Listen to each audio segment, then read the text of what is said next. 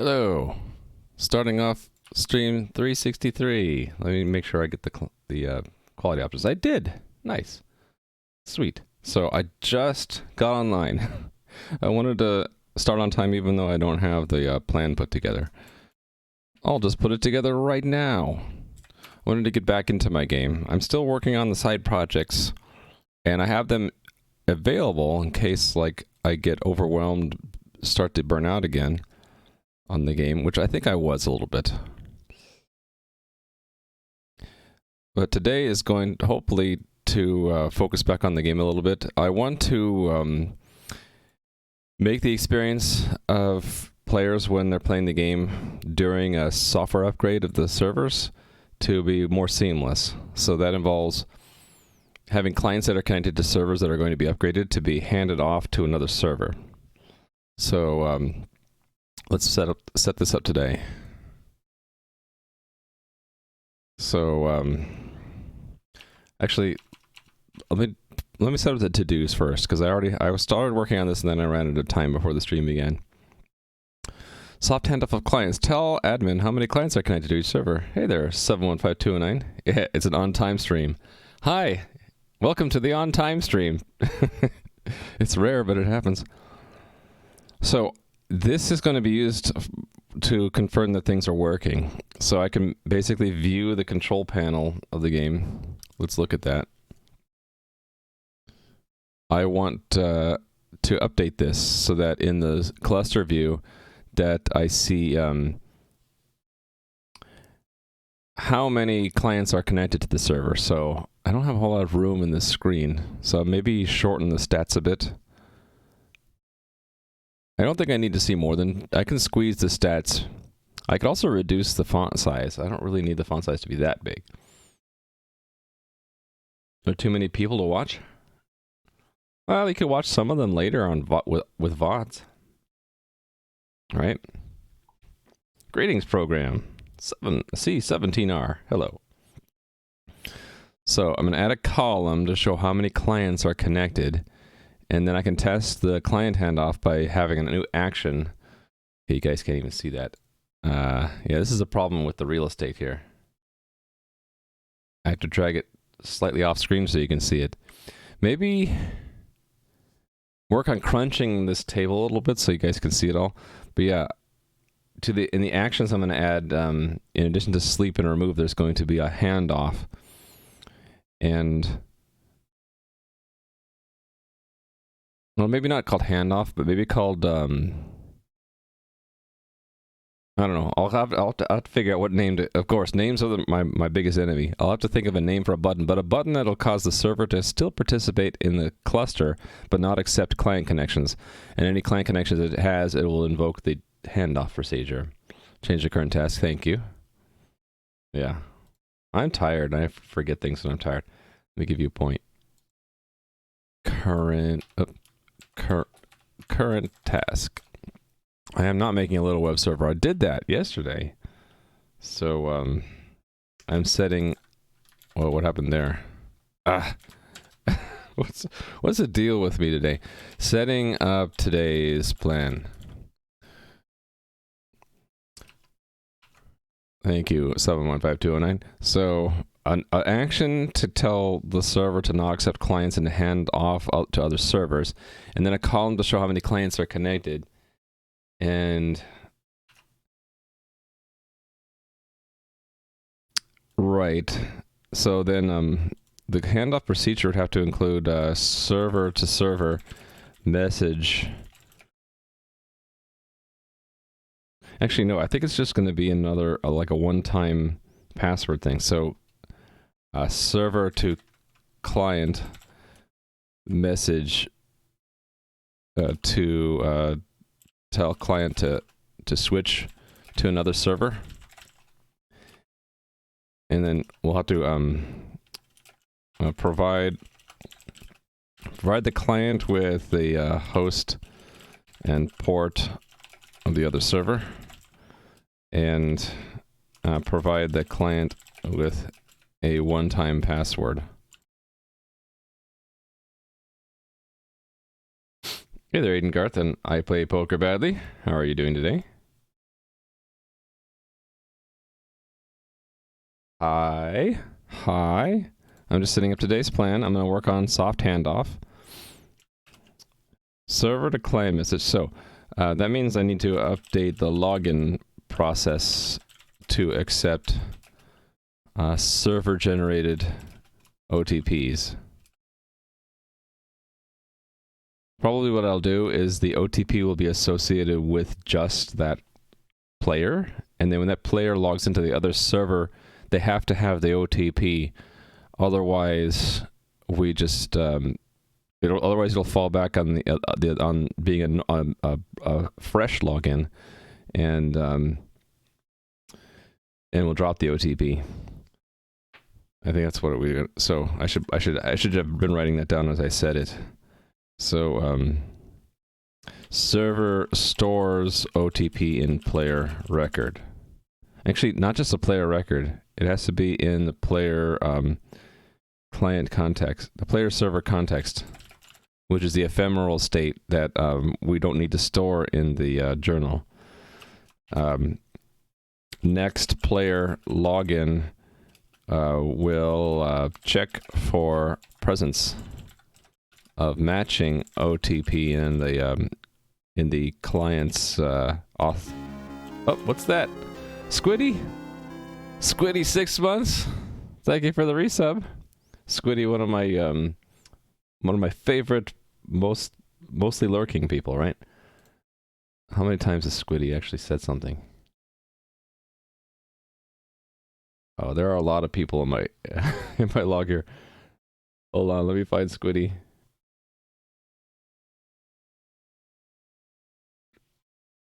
It's SQ, right? Sorry, I'm so bad at doing things today. I'm tired. 25 messages ever. Been here 6 months and only said messages 25 times. King of the lurkers, or is it leakers? Your last message was like almost, well, a month and a half ago. Hello, Squiddy.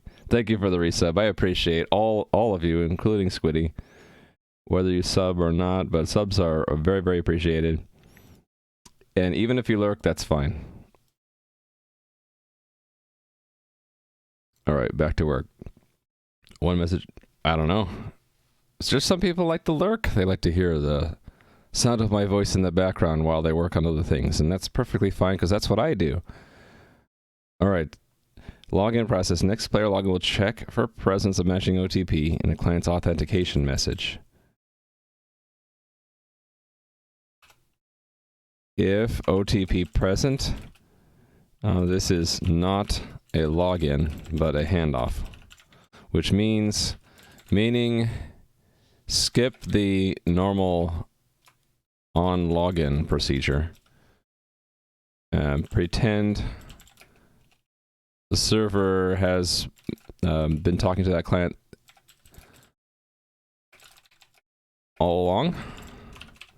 And then if OTP not present, drop OTP from player server context and fall back on the normal login procedure.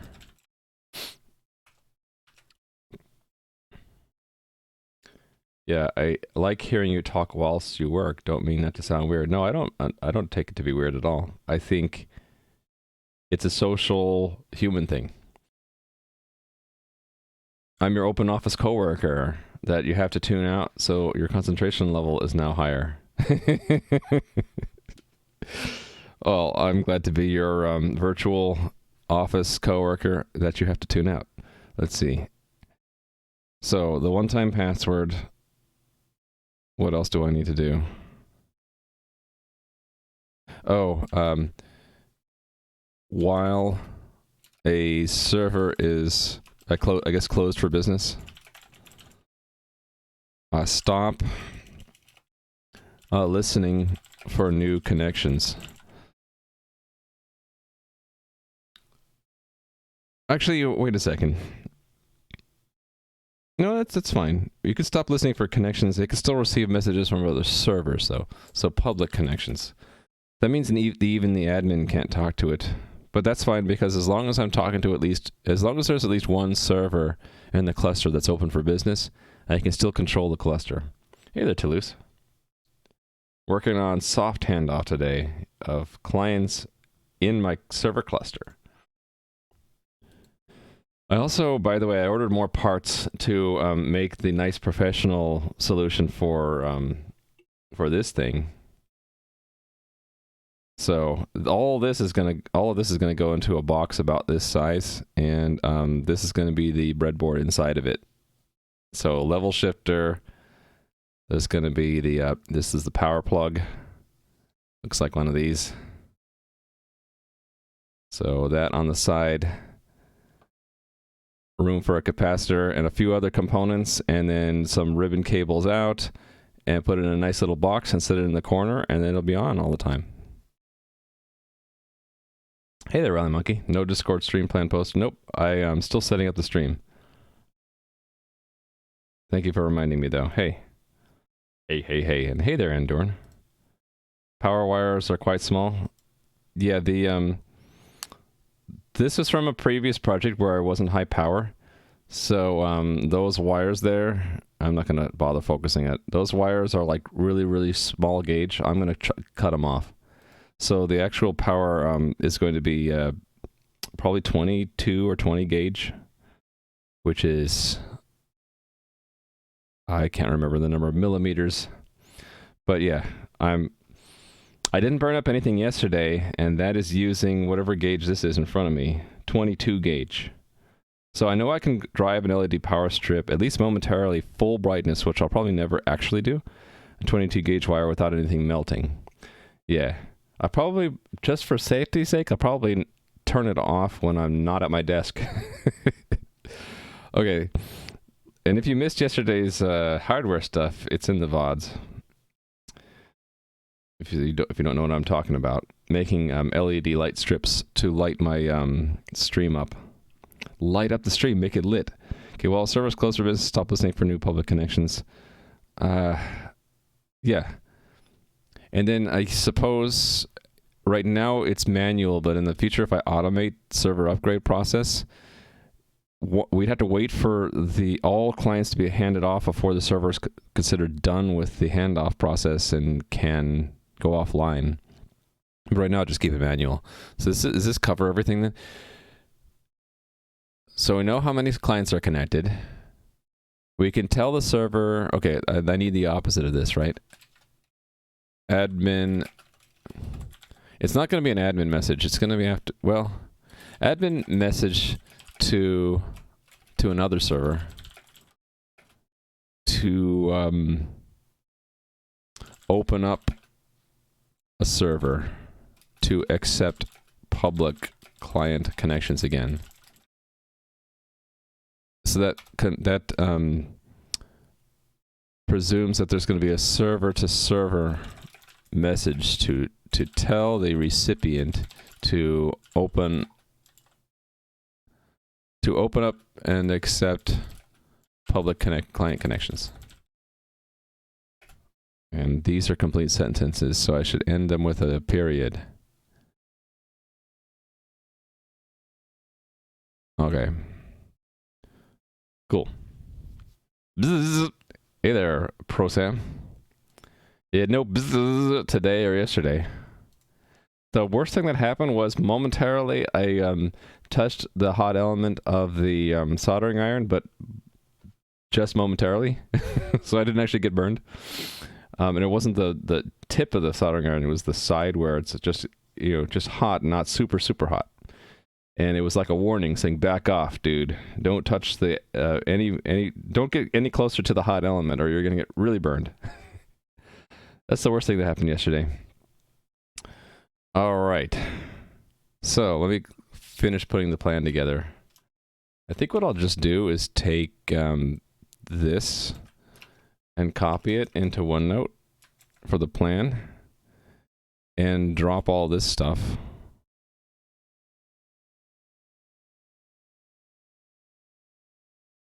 Maybe this isn't the best way to set up the plan. Because there's all this metadata stuff that I don't want anymore in here. Okay, and then, yeah. This isn't the best because of all this junk. That's a bullet. That's a sub-bullet. Another sub-bullet. This isn't too bad. Actually, these are all not sub-bullets, they're main bullets. These are all main bullets. Whoops, wrong key.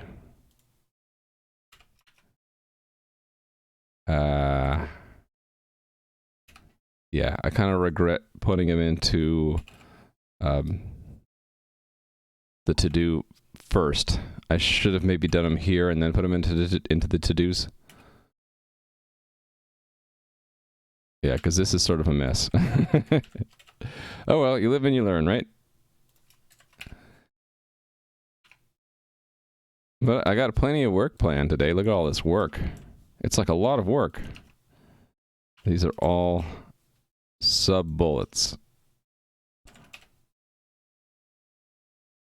And then this is a main bullet. And we're done with main bullets. So get rid of the notes. Did I not put a description up yesterday? Oh, I forgot to do that. Yesterday was a fun day, too. Let me put that up here.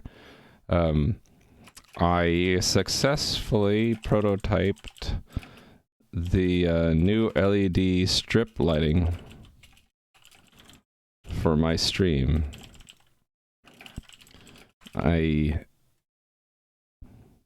did some soldering of power leads, hooking up a plus 5 volt 10 amp power supply to a breadboard prototype board. Then connected up a plus 3.3 volt plus 5 volt level shifting buffer to a Raspberry Pi. Then connected these two into an LED light strip. I did a lot of stuff yesterday, didn't I? Then wrote a small web server to drive the LED light strip based on client requests. It was a lot of fun. If you missed it yesterday, go back and look at it in the VOD. In high school electronics class, the kid was eating peanuts while working at his bench. Somebody distracted him and he picked up a soldering iron, popped it into his mouth. Heating element first? Wait a minute, isn't this soldering... Oh, maybe a small soldering iron? Wow. Yeah, I can just imagine the burning and the screaming. Are you going to be removing the green screen if you use those LEDs? Actually, the green screen is going to help keep the light on the green screen, or the blue, it's actually blue, even so that I don't have to worry about the lighting when it gets dark. I have to keep up the blue screen because otherwise you'll see behind me and you'll see the living room of the house, and Mrs. Reimer doesn't want you to see that. So Mrs. Reimer is the queen of the house and will probably be very upset if I break her rules. And hey, there is Matt. How are you doing today? It's a different stream from normal. Yeah, it was very different. The first hour was sort of embarrassing for me because I hadn't soldered in a while, and my eyesight is poorer than it was before. And so I spent a lot of time fiddling with a head-mounted magnifying glass and trying to strip the leads off of the power supply connector and solder on some pins to put onto the proto board. That took like 45 minutes, where it should have taken just like 5. Hey, there you go, man. Probably shouldn't be eating while working with lead anyway. Yeah, it's probably a good idea. Although these days, all the solder, you have options. You have lead-free solder. So I believe that's what I was working with yesterday, lead-free, although Mrs. Royman did open up the window. She's like, you're going to solder in here? I'm going to open up the window. Okay, so back to this. That's, yeah, I didn't fill that in yesterday, and I wanted to fill it in now. Okay, do I normally have a bullet for notes? I think I do. Empty bullet. Okay, so I need to get a link to this page. Wait a minute. To get the link to the page, I gotta do this. Is what I normally do before the stream, but I don't know, these days I've just been staying up too late, and so like I don't have a whole lot of time, and I'm tired, and I don't get to this in time before the stream starts. Also, OneNote has been really flaky for me. The online OneNote, it'll sit here and say loading forever, and I can't get a link. You got a soldering iron for your birthday last year? Still haven't used it? List of things to do and learn. You know what you should do, Squiddy? Here, I'll show you exactly what you should do. In fact, I gotta wait for this to load anyway. So let me go get the thing I want to show Squiddy, and I'll be right back. Just like a minute or so. It should only take me a minute. Let's say 2 minutes. I'm gonna go get the thing to show. Hold on.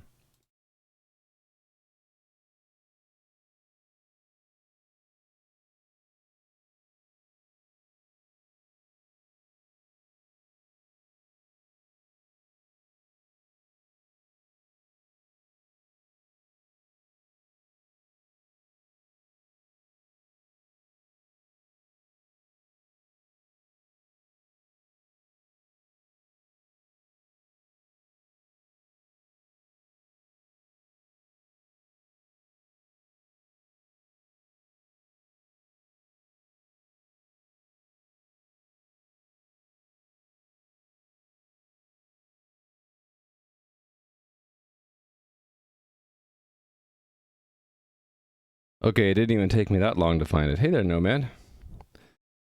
Cat, yeah, the cat is on my BRB screen right now. So, Squiddy was saying they got a soldering iron for their birthday last year. Still haven't used it. List of things to do and learn. I recommend getting one of these. Actually, let's put it on the other camera so you can see better. One of these. One of these kits. So they make these kits where they have the printed circuit board there with all the holes exactly where they need to go. And they give you all the electrical components in there. And basically it's like, and you get the instructions online, or sometimes they have it in the box. And you basically build the thing using a soldering iron and instructions. They're like, okay, solder this here, solder this thing here. And you don't have to mess with wires, because the printed circuit board in there, the red thing, already has all the traces for you. So you just solder on the parts, and then you have a crawling little micro bug thing, in this case. But there's like kits to do all kinds of things out there. So that's what I would recommend. If you've never used a soldering iron before, to start with one of these like kits where you actually make something cool, and all you had to do was solder on parts, and they tell you exactly where to solder them. And the other thing is, with these printed circuit boards, it's super easy to solder things on, because the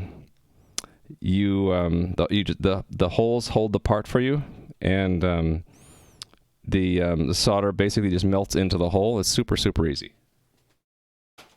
That's what I'd recommend that you do. Look for one of those kits. Yeah, you don't have to learn to read schematics. It just says, it literally says, locate this part and stick it in this hole, and then put solder in the hole. You're done. Yeah. And start with like a simple kit. Start with something that just, like, I don't know, makes a noise or lights up something. And then once you get encouraged by your own success, then you can try more ambitious projects. Today our characters will finally grow stronger as we level up. Oh, are you gonna get to level 6, Thompson? Hey there, how are you doing? I'm going back to work on the game, but it's not gonna be content oriented. It's gonna be server side stuff. Yeah, schematics aren't that bad, but they are confusing at first. And the really hard part is if you've never soldered before, and you're trying to solder wires outside of a printed circuit board. It can be really challenging. I mean, if you want proof, just look at the VOD from yesterday, where I tried to solder a wire to a post. It's really hard if you're not an expert. Okay, so I had that link. Let's see if OneNote... Yeah, okay, OneNote woke up. I don't know why. Maybe because my notebook is so big. It's taking a long time to load pages at the first load. Once it loads, then I can go between pages. Copy link to this page. Let's get a link to it. Paste. Copy. Verify that it works. Should go to 363, right? Yeah. See how long it took to load that? Intolerable. Okay, so locate today's... Wow. Yeah, I need to work on this UI compressing it somehow. Today. Raimu is... Working on improving server client connectivity during upgrades of his game today. And then paste. Update. Test. Working on improving server client connectivity during upgrades of his game. Yeah, that looks good. And then let me go back to wait a minute, not go back. What was I going to do? I was going to go to Discord and put it there. That's what I was going to do.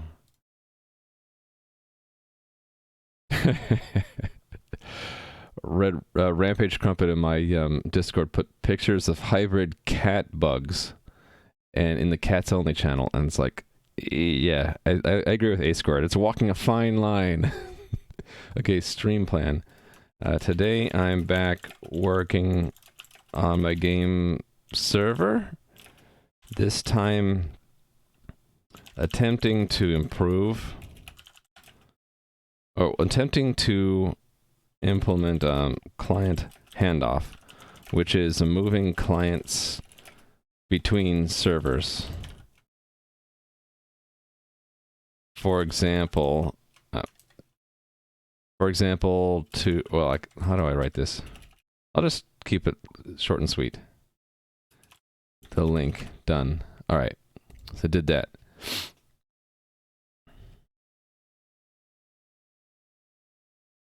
Take off your weapon and kite the orcs. Every swing gives you XP. Hits give you 10. So you figured out how to farm experience, have you? I haven't balanced the game out, so probably your technique will work. So just dance with these orcs, and every time you swing at them, you get experience. Yeah, you get 1 to 2 experience per orc. Yeah, that shouldn't be possible. So I'll definitely need to work on that. Yeah, that kiting thing where you dance with them, I need to, I don't know. We'll see how often people actually do that. Maybe I keep it in there and only Matt and a few other people know how to do that. And that's fine, you know. I'm okay with if a few people know how to cheese the game, but if everyone knows how to do it, then I might have to fix it. Wait for you to hit level 6 first. I could just change your level to 6, but then I guess that would defeat the fun of it. Your lag is too high for that? Yeah, that's the other thing I gotta work on is client-side prediction. And even with client-side prediction, that dance technique depends on server round trip because the orc has to see you do it. Hey, look, there's 715209. Let's see what he's got in his inventory. Is he gonna demonstrate the dance? Why is your inventory filled with swords? Should I ask why? Why do you have so many swords in your inventory? Don't you want to pick up the money? It's money. Pick it up. These guys will not get all the way to you. They kind of growl at you from the entrance to their area. You're a man of many swords, I see. Got an Arduino kit a while back, thought it would be start with that. But yeah, Arduinos can be a little difficult because they can be teeny tiny. If you get one of the bigger Arduinos, that's probably okay. Alright, let's return to the starter town just because I don't want to hear the sounds of combat while I'm working. Alright. Save this. Let me put the current task up there. Did I finish all the things I need to do to get a plan going? I think so. So that means I'm going to switch to the first item of work, which is telling how many clients. So update, well, adding a connected client counter. A CCC, a connected client counter to for each server in the cluster status. And someone coming to the stream is not going to have any idea what that means. But perhaps someone will say, what are you talking about with a cluster? And I'll be able to say, hey, I'm glad you asked. The game runs on 3 servers. When we have 3 servers coordinated running the same thing, we call that a cluster. And the clustering technology I'm using is a follower-leader architecture where one server is the leader. That's 2 right now, and the other 2 servers just kind of do what the leader says to do. All right. Hey there, Crumpet. Crumpet. That what is it? The cat bugs. The cat bugs are like A squared, walking a fine line. Things are going well today. I'm trying to get back into the game and implementing some features that I haven't done any work on yet, and it's going to be making it more elegant how we upgrade servers by not allowing, like basically closing the door for servers that we want to take offline. Appreciate the admin menu is green on black. Oh, this? You can't really see it so well. I can see it well enough, and I'm the only admin, so I'm okay with that. Parts for my Minesweeper? You mean the LED strips? Oh yeah, this is like an old school green terminal. I can make it amber instead, maybe. All right, so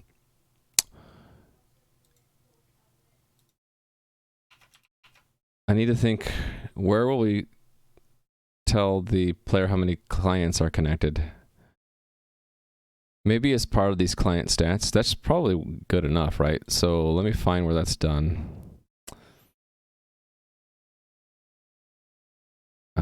We should not be looking. Actually, that's because we have the old current task open. Okay, so it's been a while. It's been like a half a week before I looked at this.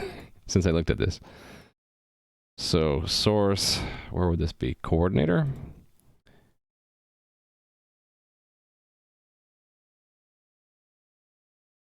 Subs, I think? Or is it Raft? It's probably Raft, actually.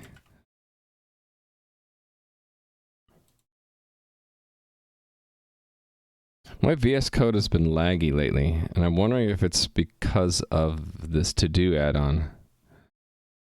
See how, like, it doesn't scroll smoothly? It's been doing that. It's been doing that ever since I installed To Do Plus. I'll see if I can tolerate it, but I might try uninstalling To Do Plus to see if that's causing it. Yeah, even the scroll bar becomes unresponsive. Wow, that's really bad. How much RAM is it using? I don't know, let's see. Try disabling it. Yeah, I could do that. It's bugging me so much that I talk about it. Maybe I should just do it. Okay, VS Code is using, I don't know. There are actually multiple processes. So it depends on which process we're talking about. The main one's only taking 92 megs working set, and then we get to 100 megs, 300, 255 for these sub-processes. So who knows how many it's total taking. Not a terrible amount. I got a lot of free RAM, so I don't think it's the RAM. I think it's something else. Okay, we're going to try disabling it. I want installed To Do Plus disable now. Please reload. Okay, fine. Reload.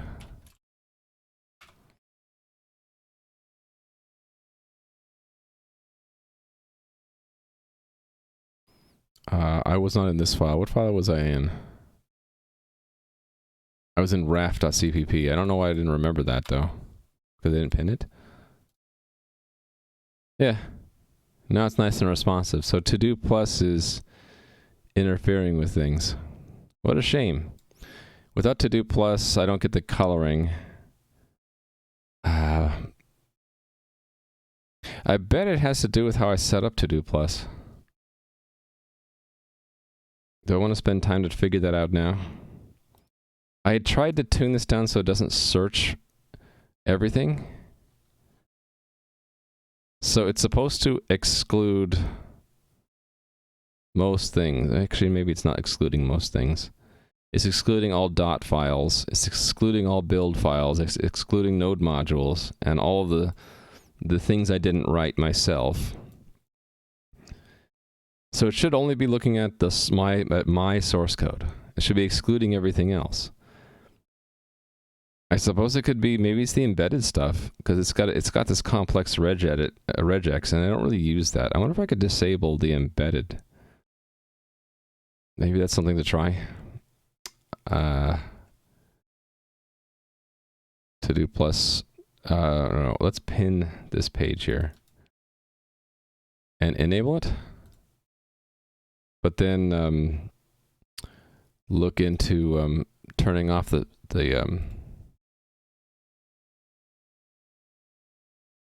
okay, I didn't pin my own settings.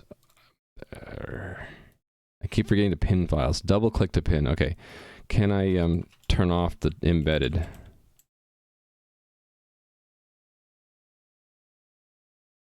I don't see how you turn it off. I guess rather than looking here, I can just look at settings, UI, and then go to extensions to do plus and see if there's a way to disable it.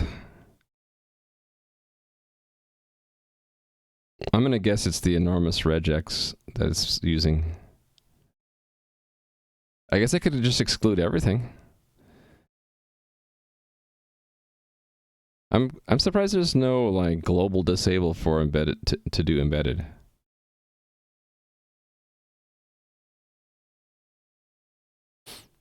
Good morning, Smack in the Box. I'm looking at what I can disable in to do plus to prevent VS Code from lagging right now. Then I'll hopefully get this done and get back to work. What if I don't want to disable, I don't want to remove the regex.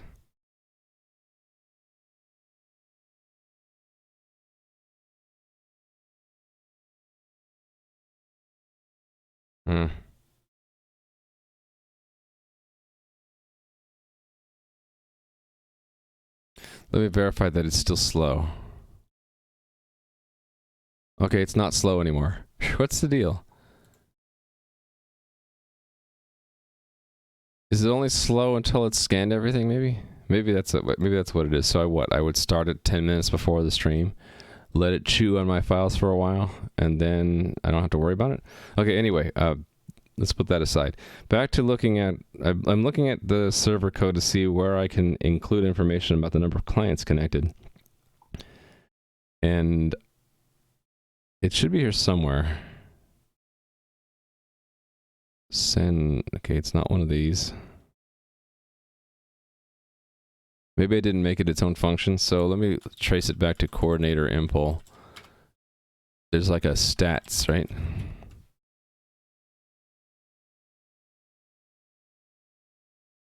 Maybe it's not stats.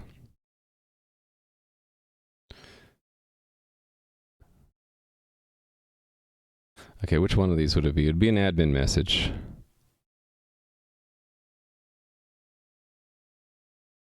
That's weird, I don't even see it. Add to blacklist, change config, temporary entity, delete chat, ECS, get entities, golem add, remove update, notice. I never finished writing that, actually. That was supposed to be where the mod can send out a global message to everybody. Like, notice, the server is about to go down. Place item, purge chat. That's like delete, this is to delete one message, this is to purge them all for one player, right? Purge mail. Yeah, I don't see it. Maybe it's part of the subsystem. So subscribe to cluster state. I guess I can look there.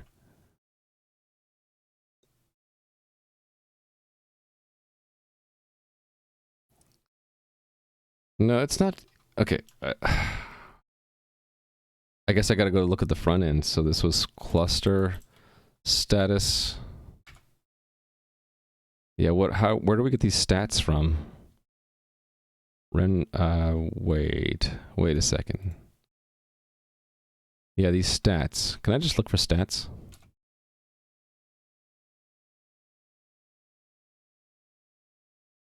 Reduced raft stats. There we go. Reflect raft state.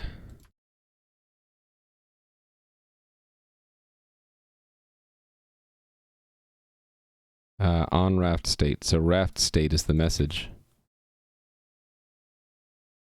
Oh, maybe not. Hold on. It's lowercase raft state. Got it. Okay. And here it is. Make election state announcement message. So it's very misleading, actually. So it includes the statistics here. All right. And when do we send this election state announcement message? What? Get cluster state. That's what it is. There it is. Get cluster state. Found it. You haven't posted the plan? Yeah, I did.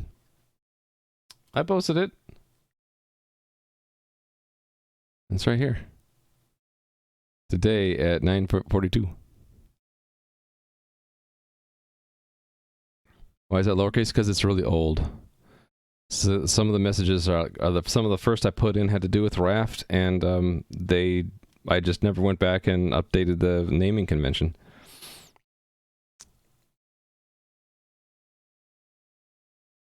School's been running you ragged, Crumpet? Maybe you need to stream some game dev to compensate. Hint, hint. All right. I guess we'll just have it tag along with this cluster state, with this election state. You have one instructor who's been putting out a bunch of work. Tell him Raimu said not to give you so much work. Okay, I'm gonna... Hopefully there's a unit test for this. Hey, look at that. Here it is. So I can update this to include the number of clients. Yeah, you try that, Crumpet, and see if it works. What's the worst thing that can happen? Give you more work? Oh, Raimu told you? Well, I'm gonna give you more work then. So just keep it simple. If there's one connection, it should just say that there's one connection. Or should I have a second connection? I think I'll just keep it simple. So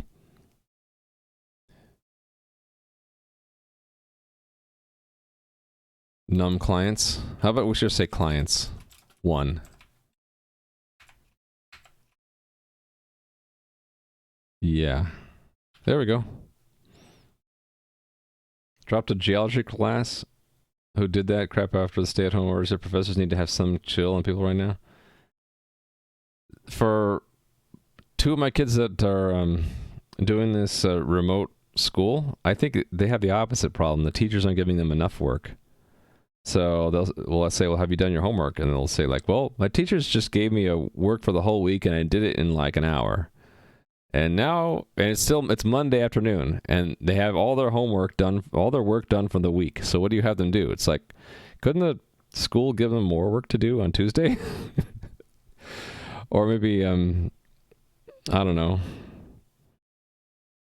enough to at least a little bit more just to keep them occupied? All right. So I would call that the opposite problem that you're having. Not enough work. Things and stuff, right? So we're not including the number of clients. So let's do that. Should be a piece of cake, right?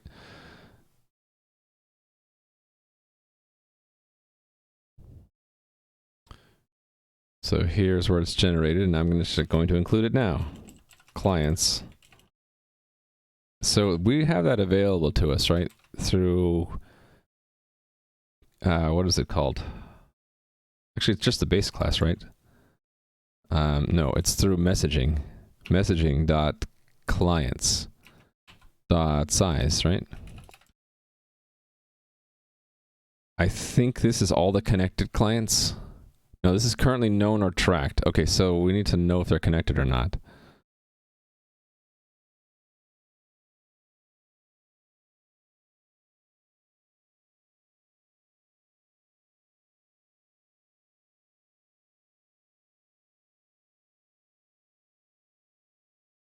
Hold on. Maybe should we count clients that haven't even logged in yet? I think so. I think we want to only count. Actually, I think we only want to count players.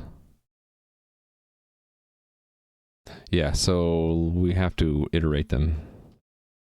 And this test should have, let's have 2 players log into the server.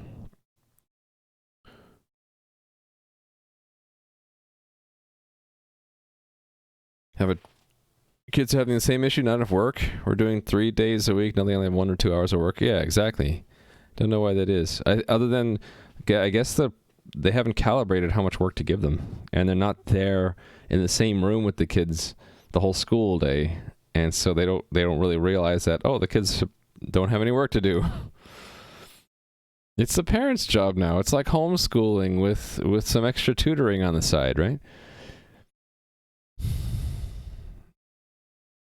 Yeah, I guess that's true. We should all lay off because we're it's all a different situation. We have to get accustomed to it, or either accustomed to it or make it through it, depending on if you think that it's going to persist or just be a temporary thing. Either way, right? They both require being a little bit more lenient.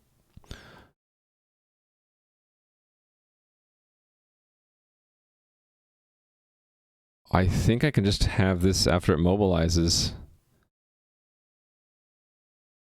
How does this, what is this working? It's an election stage, leadership.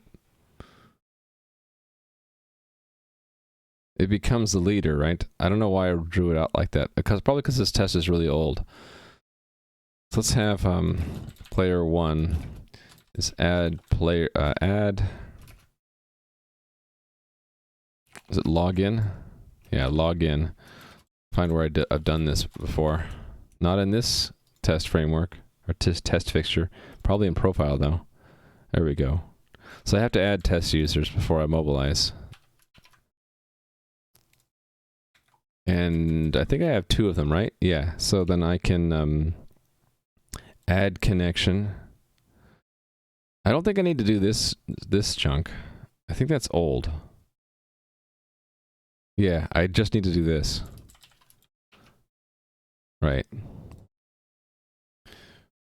Player 1 and then player 2. I forget what player 2's name usually is. Bob, okay.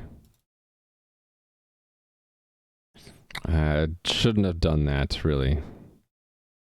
This login actually should just autofill in that name if I don't provide it.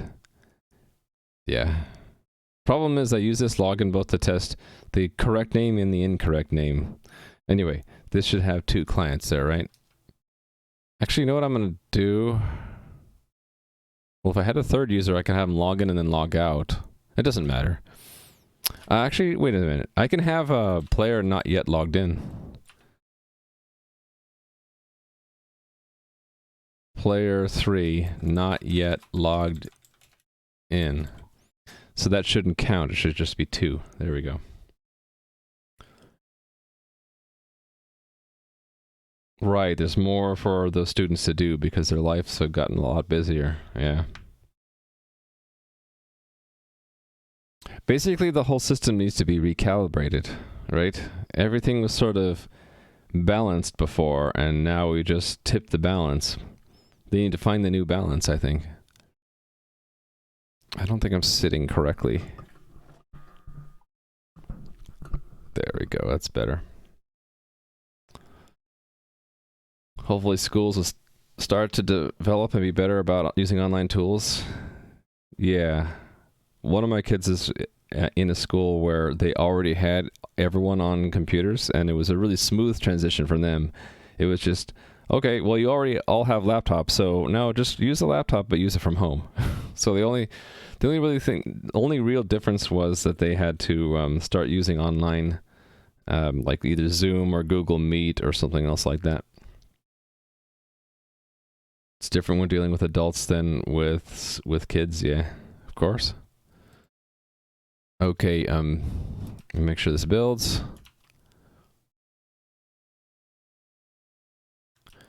And this will not work yet. Yeah, so it says 4 clients instead of 2 because it's counting the admin and the one who hasn't authenticated yet. So I got to go back to this, and we can't just say the number of clients. We have to count the number of ones that are connected. So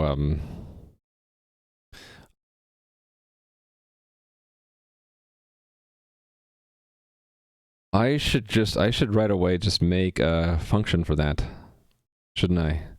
In messaging, I guess. Let's make a function that does that. That gives me a count of authenticated players. There's going to be a race condition where you start logging into a server and then the server closes its doors. But is there anything we can do about that? You know what I can do? I can have this be another. Okay, not the to do plus. We'll do it in the plan first. Or you know what I should have done is the plan doesn't need to be this complicated. Okay, from now on I'm going to just keep a simple plan and then keep the details in the to do. I think that makes more sense. Yeah, so this is count. What was I thinking here? Count every client, even those. We'll count every. Count all client. Well, count all clients except.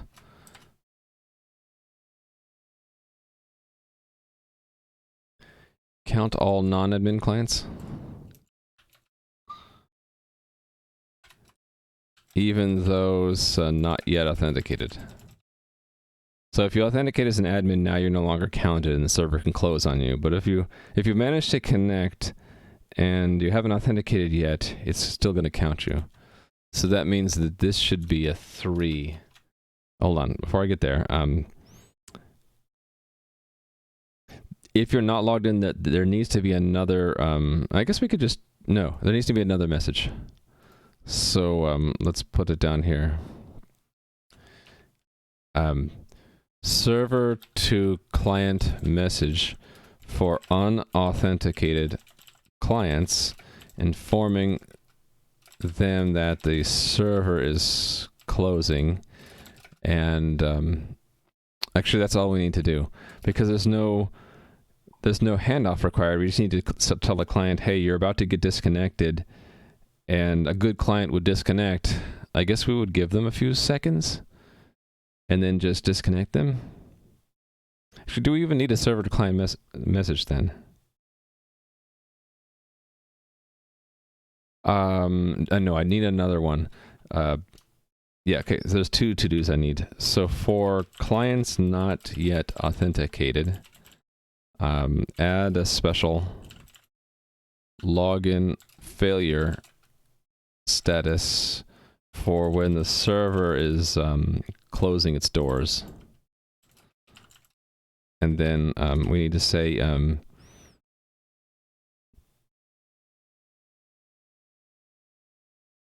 auto. Well, actually, there's already going to be an auto disconnect if a client doesn't authenticate.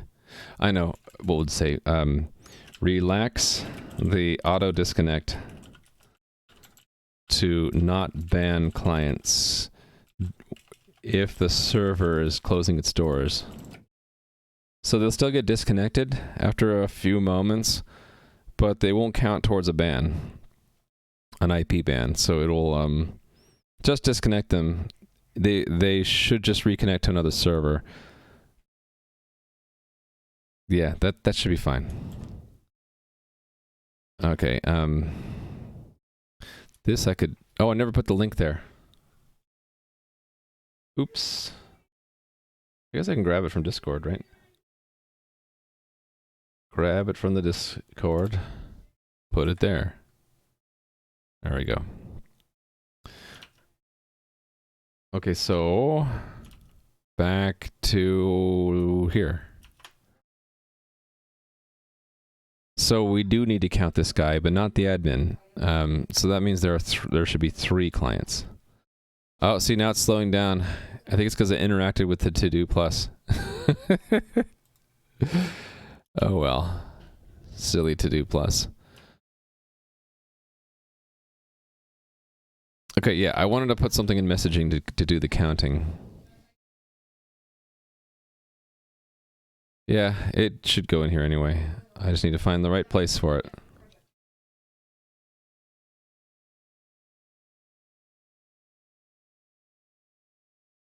Where to put it? It doesn't really matter where I put it because later I'm going to have to sort this anyway. How about we put it above the on? So like right here. So size t count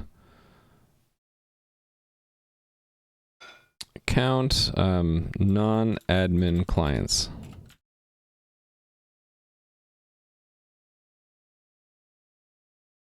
Yeah, count non-admin clients. Const. Right. Return the number of public client connections.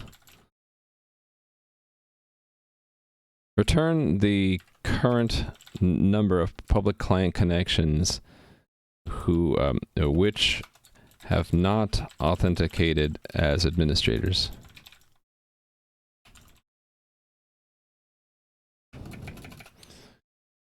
And then that is returned.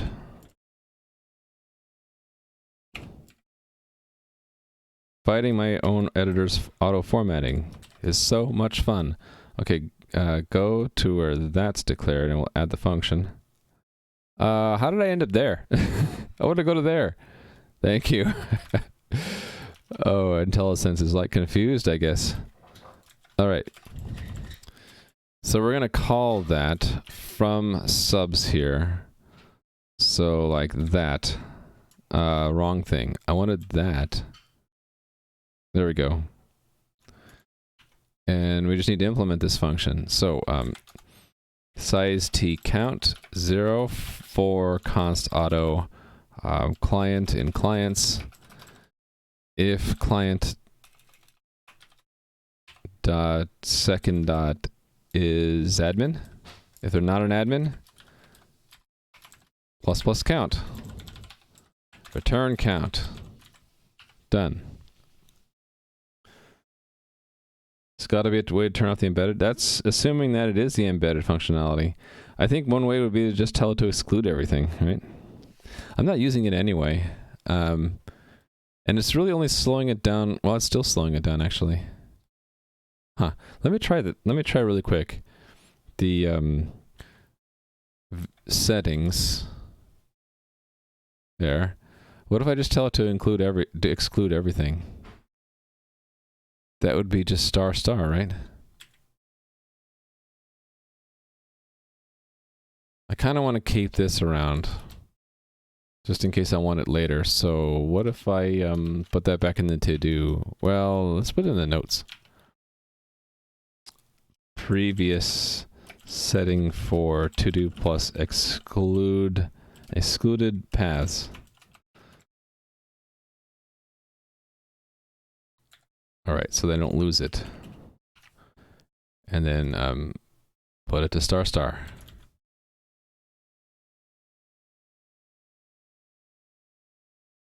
Still laggy. But I haven't reloaded, so let's try that. Hey there, Rasubaka. How are you doing today?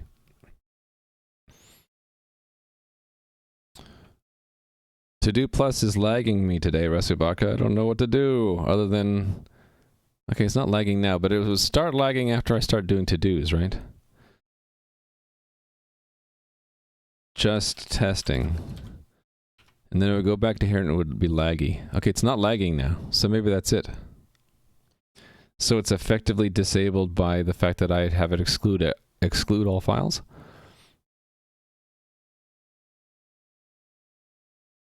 Now, what is it doing? It's thinking. What is it thinking about? No to-do files found. Did I tell it? Hold on. It should find the normal to-do files. Oh, wait a minute. this one. Shoot. I don't want it. Okay, good thing I had it in the notes. I don't want it to do the normal file exclude. I just want to do the embedded file exclude.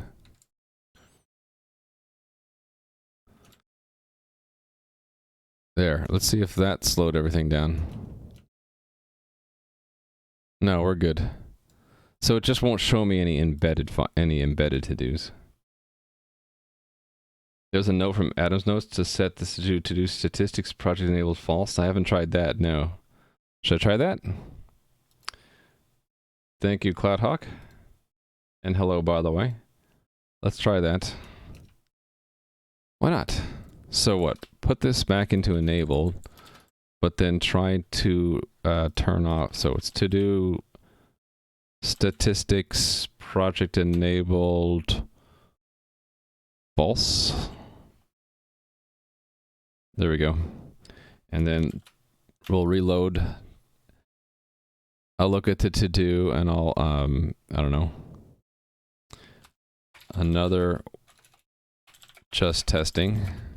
Save. The embedded works. Is it just the stats? Then I'll give you more points. And I'll give Adam more points. Okay, I think that was it. Points. CloudHawk. Let's give you 4 more points. There you go.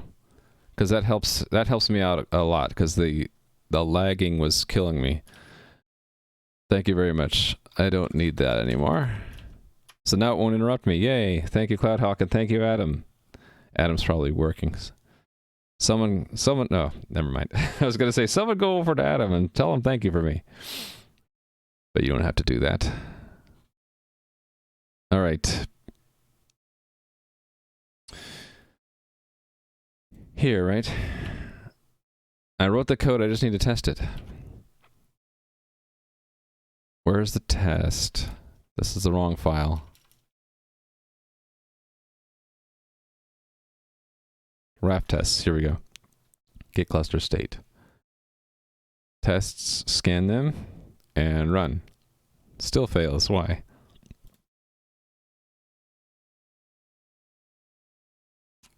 Oh, because the number of journal entries isn't correct. Okay.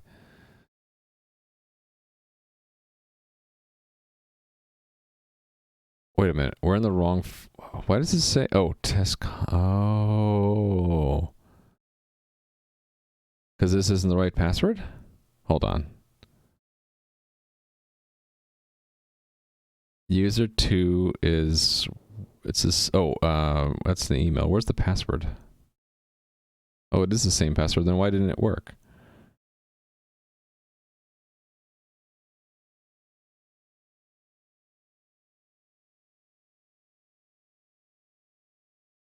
Huh. Let's debug and find that.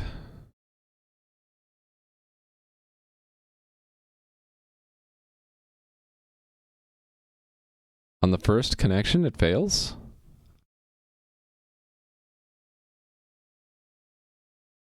Weird.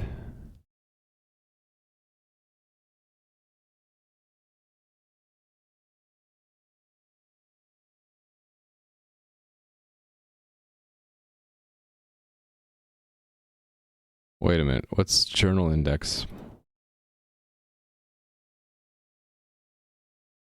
Yeah, Omnia. Omnia, hey there, Alex. Correct battery horse staple. Mock, let's go to the mock journal. Where are you, mock journal? Here you are. Pointer, entries. Let's see what those entries are. Why does it have it twice? Why does it have 2 logins? Term 1, term 0, why?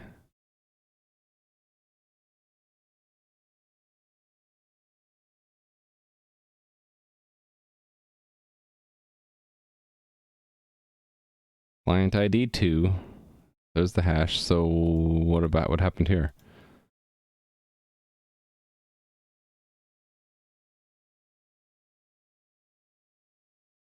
Why did it log in a second time?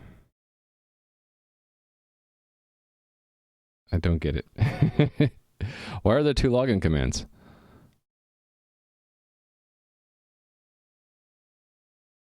Start login should have just done one of them. It should have sent one login. So when did it send a second one?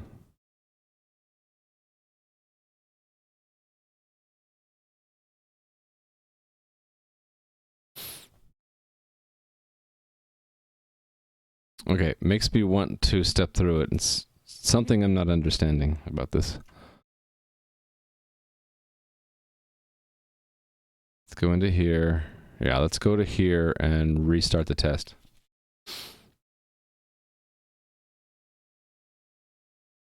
Okay, so how many journal entries are there now? Just one. And what is that one, by the way?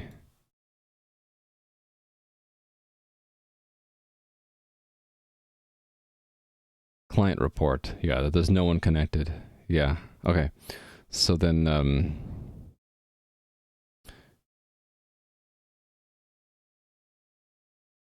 after start login, there should be... Oh, it lost where I was. Don't do that. One entry, right? Now there are two.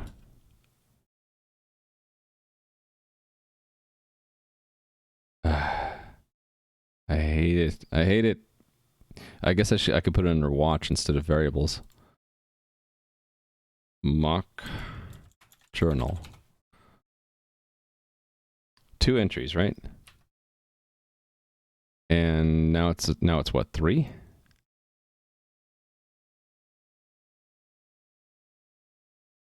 How did I get a third one? Oh, it's not leader. Oh shoot, how did that happen?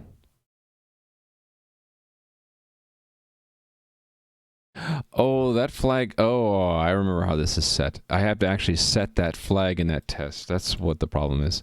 We have to tell the framework that this is a leader server. Wow, what are all these doing here? Get rid of these. I don't know why there are these old bookmarks. Okay, that one makes sense.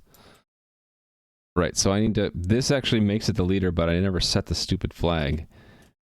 Is leader true? There we go.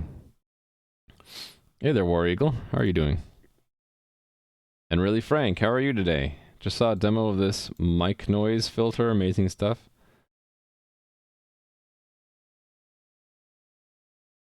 Oh, a GeForce thing? Oh. Oh, it supports OBS. Look at that. I'll have to check that out. Thank you, really, Frank. Let me put that in the notes today. The whole thing that you said. Thank you. OneNote. Just cleaning up code, nothing special on your side. That's good. It's good to clean up your code once in a while, right? All right, so run the test. It passes now. Yay. All right, so back-end work is done. Front-end work.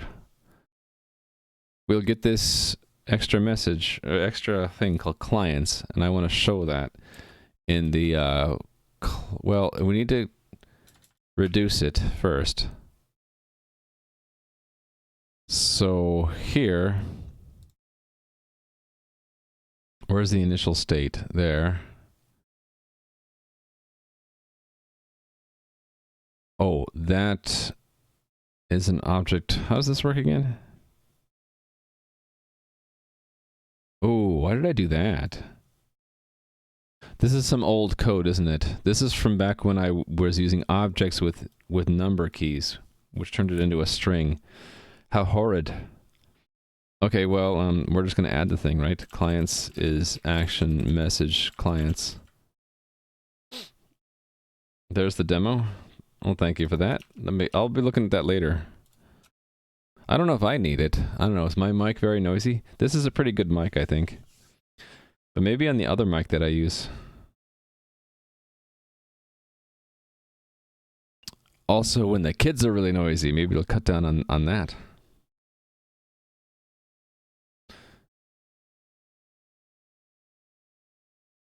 Okay, so it's going to get reduced now. Now I need to actually show it. So client cluster status. This one. Mine is fine, yeah. But when I use the gaming headset, I think this is more noisy. Also, if the kids are around making noise, then I'm sure it's worse. Okay, so for this, oh, you know what? I should have this running in the test environment anyway.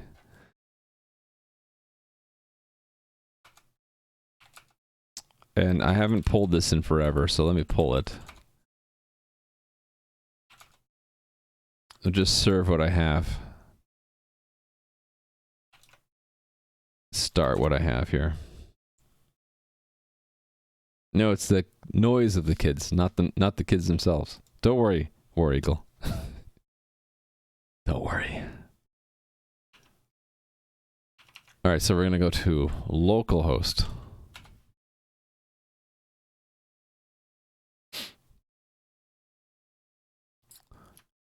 Let's not zoom in 150%. Okay, so then cluster status.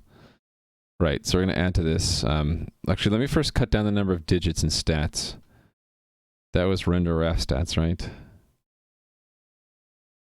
No, it's not. Or is it? Is the reducer doing that? Yes. There we go. So, here we go. I just need to change this to 2. Easy peasy. Now there's only 2 significant figures. That's fine. I don't think I need more than 2. So then I think I'll just add a column. Maybe next to ID and before raft.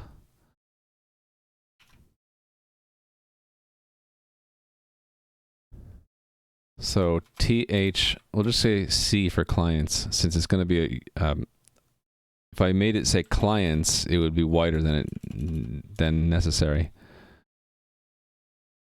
Okay, so where is the icon? Right here, TD, and this would be server. Hold on a second.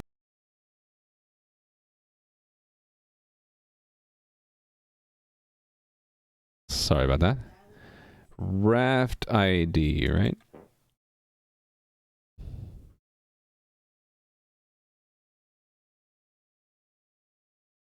Okay, I think it's Raft ID. Dot clients. See if I did it. Oh, it won't show anything now, right? Because I haven't restarted the server. Clients is undefined. Oh, there has to be this thing.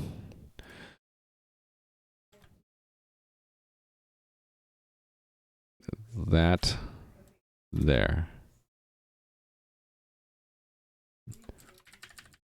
Done. Can we get harder monsters in the game? Aren't they already kind of hard? I guess I can make them move faster.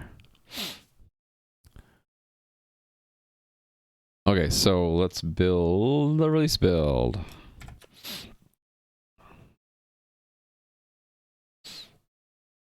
It's already been an hour and 14 minutes? Wow. Yeah.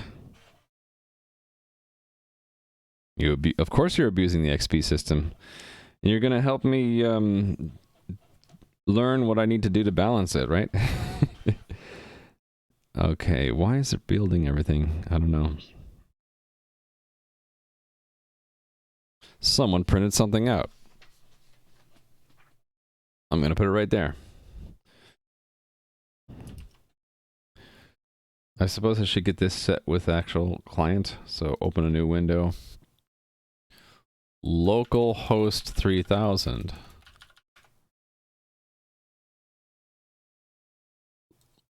Log in.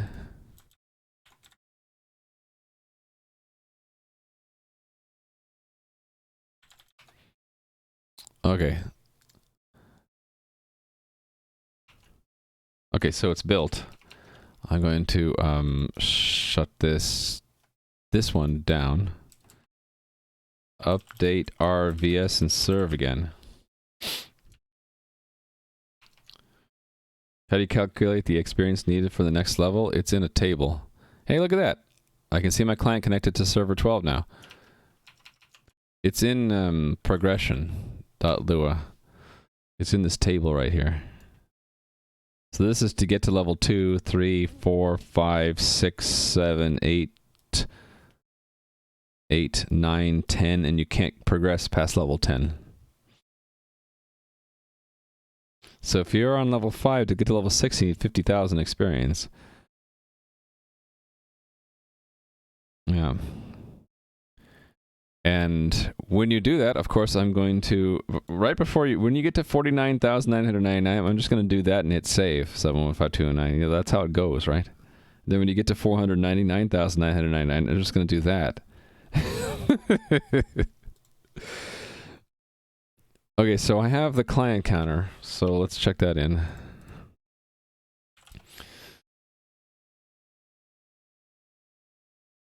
Right, counting on admin clients. There's a declaration, there's the change to the message, there's the change to the test. There's the, okay, that's unrelated. There's the reducer change, and there's the view change. And let's just check that one in separately. So this will be show client, a current client count in cluster status. Commit that.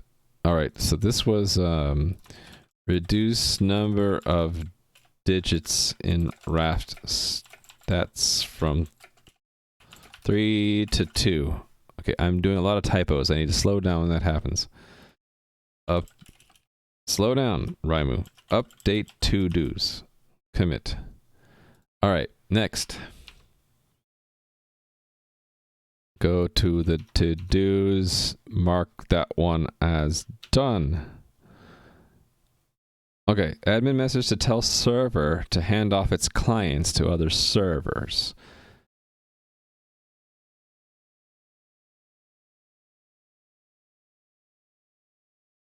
Actually, I want something in addition to that. Before I do that, in fact, no, maybe included in this would be we can do it before. So yeah, let me move it up here. This would be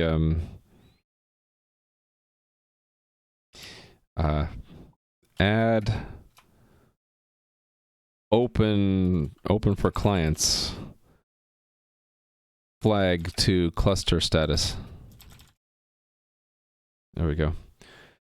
So use that get GUI tool out of habit over something like get Kraken or fork. It started out as a habit, and then I tried both get Kraken and fork at one point, and I didn't like them. But that could have been just because I was used to get GUI. I have that in here somewhere. Kraken. I tried it out on stream 343. No, I did not. Was it this one? Yes. Why don't I have it in the follow-up, though? That's interesting. How about fork? I don't want all notebooks, just this one.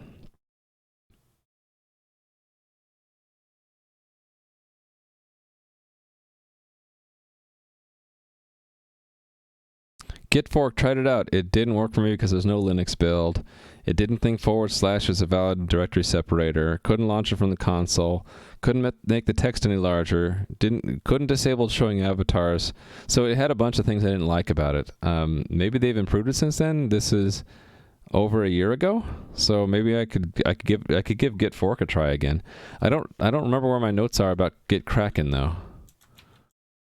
I had down here to try it like a year and a half ago, and I don't have anything here. I remember looking into it. I just don't remember what I thought about it. Ridiculously meticulous notes. Yeah, well, mostly it's because I'm streaming that I'm writing down all these notes now. That was like a really early alpha. Maybe it deserves another chance then. So, sure, we can give it another chance. Let me put it in the to-dos. I'll give you a point for suggesting it. Maybe I'll even try out Git Kraken again. So this would go under what category? Development tools? Sure.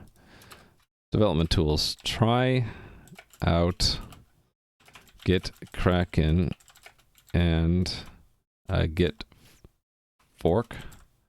I think that's the formal name of it. Again.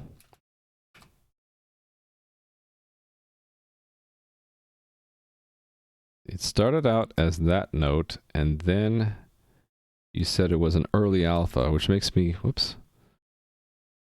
Which makes me think, why is it not selecting the line like I wanted to? There we go. Which makes me think it deserves a second chance. Or a third chance. Hey there, hee hee. 24 hours? Does that mean you're laughing for 24 hours? How are you doing? What's my current task? It's old, right? I just did that. So now I want to show whether or not a server is open to public clients in the status. There we go. Doesn't look like they have a Linux version still. Ah, oh well. Hey there, MC. Yeah, so that's one advantage that Git GUI has, is I can run it on Linux or Mac. Actually, I can't run it on Mac. At least not for default. So I'd be willing to say, okay, can't run it on Linux. Maybe I'd use Git GUI on Linux only, and then use Git Fork on Windows. Maybe. I'm not on Linux right now, but I will switch to Linux. Like I was using Linux on the Raspberry Pi yesterday, but Linux is how the server is actually running in production. So I have to switch to Linux to actually build the server side for the production system. So there, if I run into compiler errors, I like to have the ability to run VS Code and then run Git client to check in the work and all that stuff. But it's like maybe 1% of the time. So yeah, so it's maybe not that strong of a requirement to that it run on Linux, but it would be nice. Sublime Merge works on Windows, Linux, and OS X. Yeah. I used to use Araxis Merge, C17R. I liked that one quite a bit. Just believe me, bro. Might start taking notes like that. You find yourself arguing for or against some piece of tech. Right. Just writing down your reasons. At least for me, I'm very forgetful. I don't remember anything specific for like 3 months and older unless I have it written down. Sometimes just writing down a note will help you remember that you had it in your mind. Or if you don't write it down, you just can't hold on to it. CLI is completely cross-platform. Yeah, by CLI I just mean the command line interface. So that was the other thing with Git Fork. I couldn't launch Git Fork from the command line, and that bothered me. Like I would be at this command line, and I had it installed, and I would say Git Fork or fork, and there was no command registered for it. And I searched, and there was like no clean way to do it. It works well enough for me. It's just old. All right, so then I'm going back to this. Add an open for client flag. So let's go back to cluster status test. What was the test? Raft? Yeah, we'll just include it here. We'll say open, true. And then I really should have a test for when the server's closed, right? Actually, we'll do that later. We'll do that later when we test the close mechanism. But at first, it should say it's open, right? So then we'll just build that. Make sure it fails. Again, look at this bug where it just stays black, and I have to click there and then click back to see my output. That's a recent bug in VS Code, and I don't know what happened there. So then that was back in subs, right? Yeah, right here. So then we have open. And I guess we'll just, well, I guess it does belong in messaging again, right? Open? Sure, we'll add we'll add a flag called open there. So yes, let's go trace that back to where this should go. Where are my properties? Here they are. I could actually use that flag instead. That would make more sense, actually. I don't have to add a new flag then. It's if the public port is bound, it's open for business. Yeah, let's do that.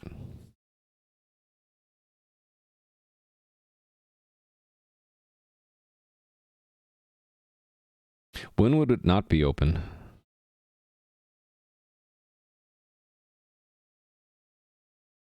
Yeah, when would it not be open? I mean, when would we see it closed? We wouldn't see it closed ever, right?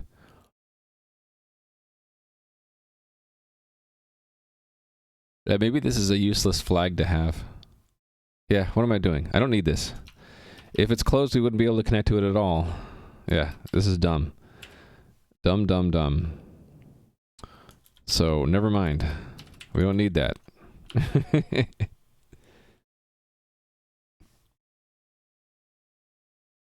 Locked to GitHub, so not for everyone? Yeah, so I can't use it for Bitbucket, right? Alright, oh, do they let you change the origin? Okay. Huh. So maybe I ought to get GitHub desktop another a third chance, or second chance. It's included in here. It's good to like reevaluate things after at least a year, right? GitHub desktop. Because, you know, why is this try? Because things might have changed, right? Okay, admin message to server to hand off its clients to other servers. So, I don't have the handoff mechanism, so let's say at first, since we don't have the handoff system, we'll just have this cause the server to close its public port immediately. And then this message will be a command in the journal which will tell this server, will tell the server that's been closed to open its port again. That's what we'll do. Bad luck with Git GUIs. People rebase, merging, and erasing other people's work. Yeah, rebase is something you got to be careful with, especially if you allow people to force push. If you just made it difficult in the GUI to let people force push, then I think that would teach them, like, don't rebase something you've already pushed. Because you're going to get an error when you try to push it again after a rebase. Yeah, I need to take a quick break. I need to use the restroom. So let me take like 3 minutes. 3 minutes break. I'll be right back.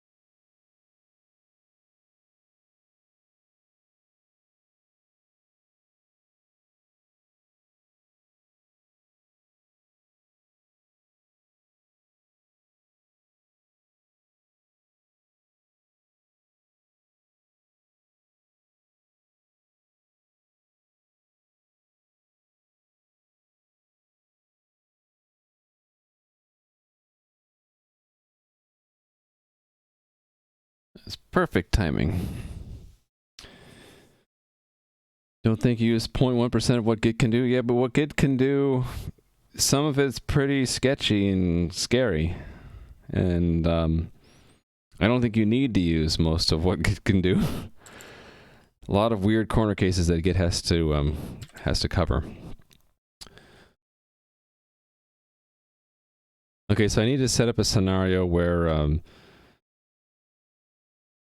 basically upon receipt of a message to handoff right now, we'll just close it immediately. How would we detect that? We would detect that by we wouldn't be able to connect. Right? The port would no longer be bound after it receives the message. Yes.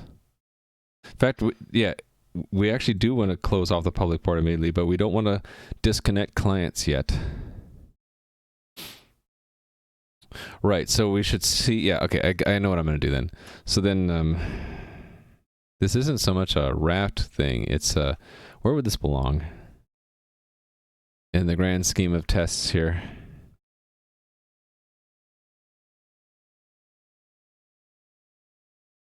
Configuration, maybe?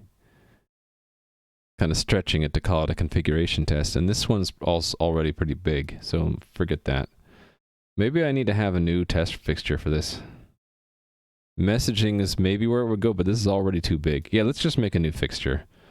Let's not add to the CRUD. Let's just make something fresh. So then I'm going to go to the make lists, find the coordinator tests.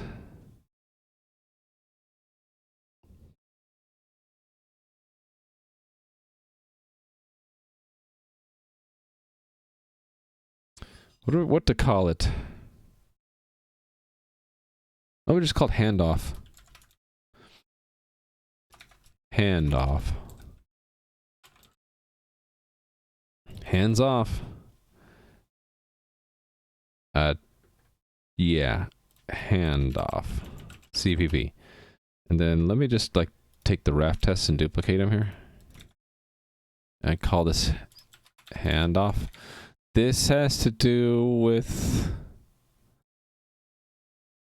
the handing off of client connections from one server to another server.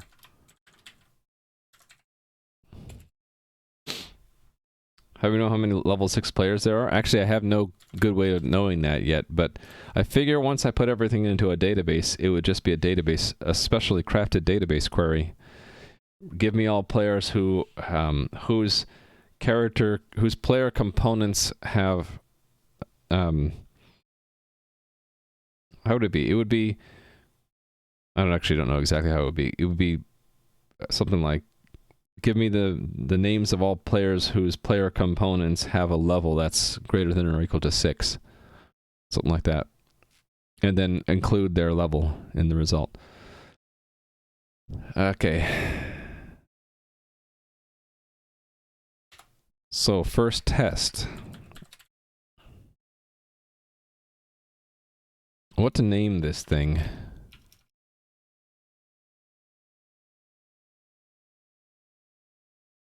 Forgot to plug my phone in. Just plug the phone in. Oh, okay. Good.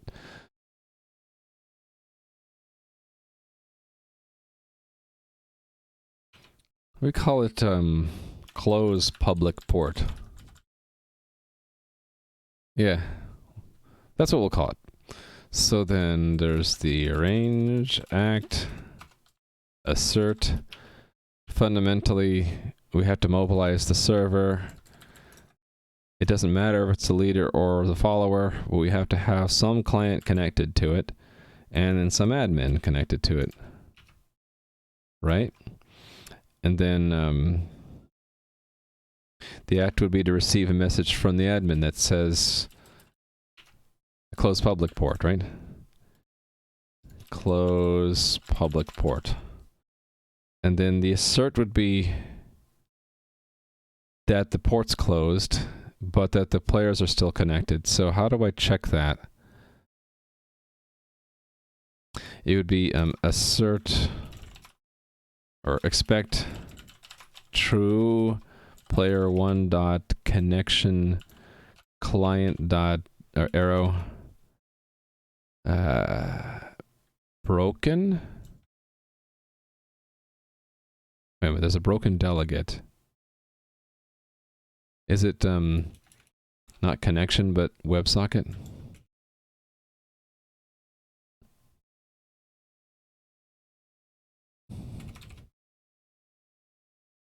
Okay, where did I put this dang thing?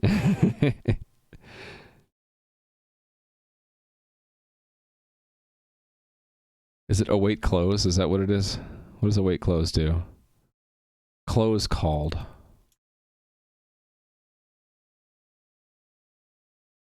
Close. Where's close called then?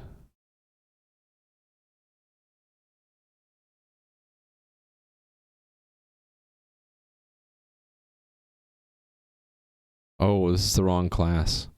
Why are we here? Mock connect. I guess it is.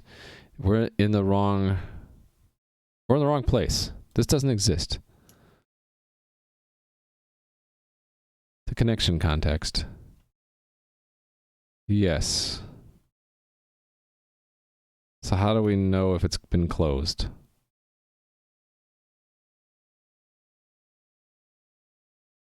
Await close. Is closed. Okay. Is that what I'm using in some of these tests?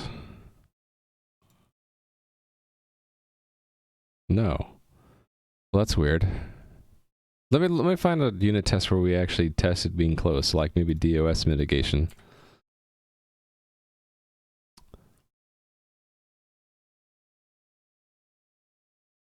Or how about authentication, like authentication timeout?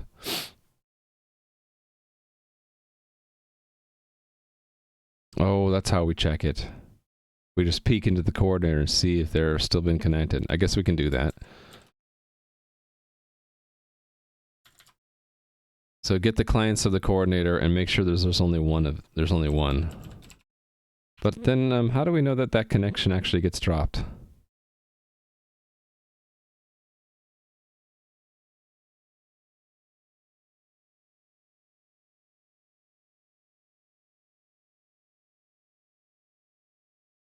I guess I can scan through the tests here to see if there's one where we actually tested if we were disconnected. Or would that be in messaging, actually? I'm not sure.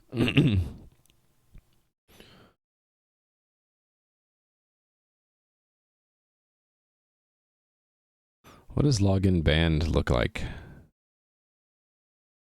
That would just get that message? Yeah. Skizzers doesn't like you. Oh, here we go. Hang up on... Yeah, here we go. I want to look at this. Oh, again, we're just looking at the client connections being emptied. Okay, so... Yeah, let me look at messaging tests. Wait, why was there a Lua-related one down here? Oh, return to admin only. Yeah, that is messaging related. Okay, never mind. All the chat stuff here, daily reports, stats. Okay, disconnected. Here we go. Again, that's looking at the client connections. Maybe I just leveraged that. Drop incoming connection. I guess it just relies on the fact that if we drop the client, it disconnects the WebSocket for us.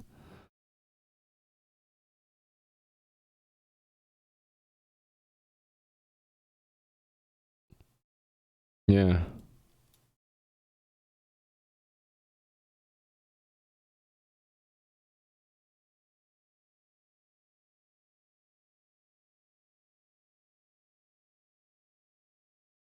Okay. So what would happen to this player one? We don't even need a player one, just player. What would happen to this connection context if it were to be closed? Okay, we could do this await close. I could do that, yeah. So where have I done this before?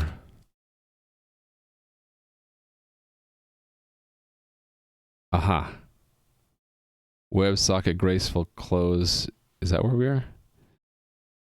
This is, if we close our end, then we receive a close back. Okay, that's the only place I used it? Okay.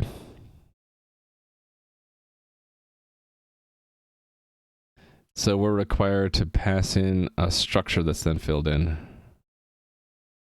All right. Let's do it. I want to actually make sure it really got closed. So we'll do that. Await a close for the player. And the code should be, it should just, where right now we want it to be an abrupt close, right? Like, so I actually don't care about the code. What would the code be though on an abrupt close? I forget. What's the WebSocket code do for an abrupt close? Close. Close.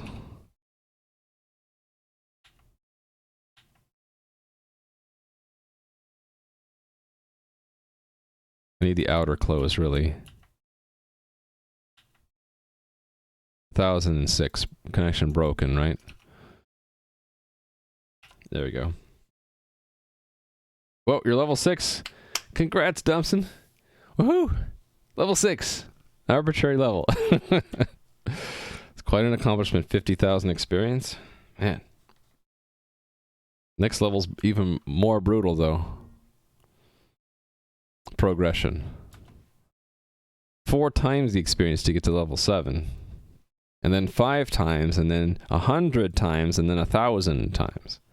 It just gets insane.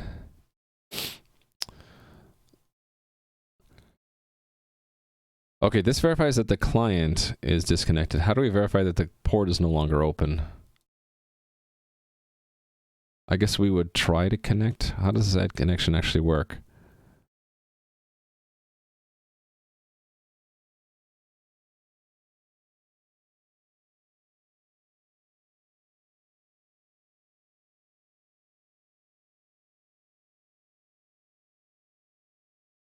Wait, where is this actually added to the coordinator? Oh, we're telling the WebGate directly. Oh, right. From the coordinator's point of view, we just need to check that it told the mock WebGate to shut down. Right, so then expect false mock WebGate dot or arrow bound public. There we go. Perfect. In fact, I can put that first. Make sure it's no longer bound and that there are no clients actually connected. So that should be expect true clients.empty.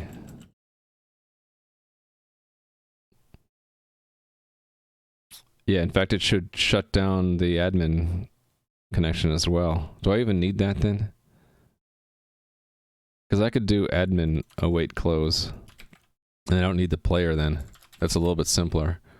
And I don't care what the server number is. I think that's fine, right? So where the grind ends. Any bugs you haven't found on the journey to level 6 probably won't encounter it also. Enough grinding. Well, thank you for Thompson. Thank you for helping me test that. I'll give you 3 points.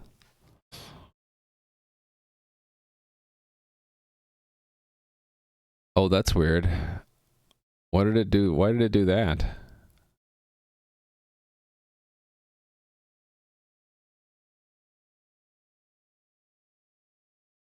Why is it giving me an option to choose between 2 things? I don't know. Show that there. Is it because there's only 1 test in the fixture? So it's like, do you want to run just the 1 test or do you want to run the whole fixture? I'm like, yes. Okay, so that's what I expected. It didn't close my connection. It didn't shut off the, it didn't release the client. It didn't close the connection. And, oh,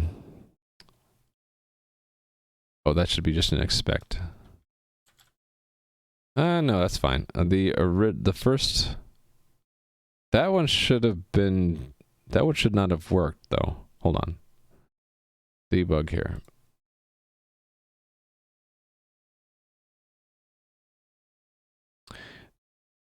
That's wrong.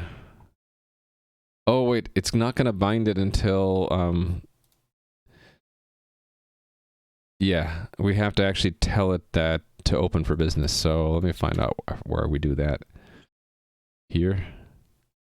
Notify server caught up. That's what it is. So mobilize server is caught up. Now it should be open and then we close it. You got 5 for a PR? Yeah, because Aiden actually did work to make a pull request. Reward of 3 is the highest. No, I've given... If someone really helps out, like I gave someone 5 points earlier today, right? For telling me about this setting. Setting. Down here. Oh, wait a minute. It's not this setting. Settings. Settings.json. This one. I gave a bunch of points because that prevents the sluggishness and the lag with to do plus. So that was worth a lot of points to me. All right. Run this test again.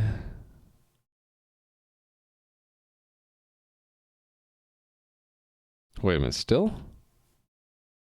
Hold on. Debug to there.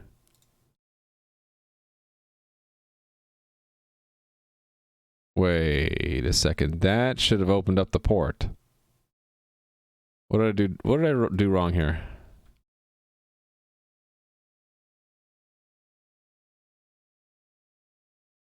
Oh, I gotta wait a loop. My bad. Wait a loop. Then it'll open the port. Then we add a connection. Then we tell it to close it, and it should close it. Yes. Okay, so it doesn't do any of that yet. Now we're gonna add that. So, hold on. This message needs to be added to the messages the server understands, right? So that's this list. And put it in alphabetical order here. We're going to make a client message handler that goes to messaging on closed public port. So then go to where that's declared. So right around here, right? We're going to do the same boilerplate as any other client message. And say this is called when we receive this message, right? And then I'm going to go to where that is. And then paste. Put the class prefix in front. And this is where we're going to handle it.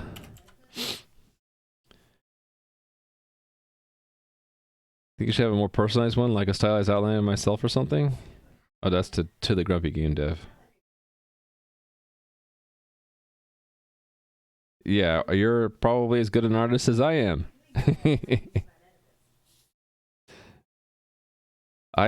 One of my kids is actually a good enough artist to draw stylized outlines of people. But she's in school right now, so I can't bug her. Okay, close public port. Yeah, printouts. The printouts were just retrieved. Okay, so close public port. I think it's just we tell the web gate to close, right? Unbind public. Oh, I don't have an unbind public. I have an unbind, but okay. So we need to add this, right? Because unbind unbinds private as well as public ports. So that needs to be public. And then right now it's going, so let's say to do remove this once client handoff is implemented. Close the public facing port to prevent further connections.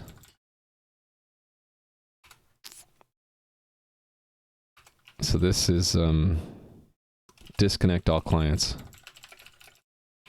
to do. Remove this once client handoff is implemented. So to disconnect all clients, don't I just say clients dot clear? Monka shake. How do we disconnect a client now? Hang up client.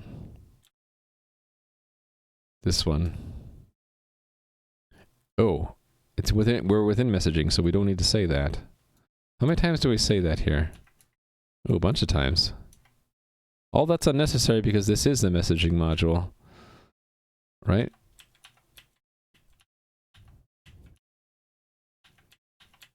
Oh, look at all this wasted code I can get rid of.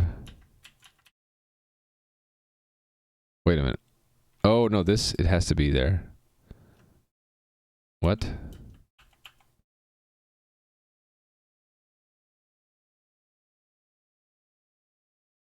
Hold on, what? How come it undid a whole bunch of things? That's weird.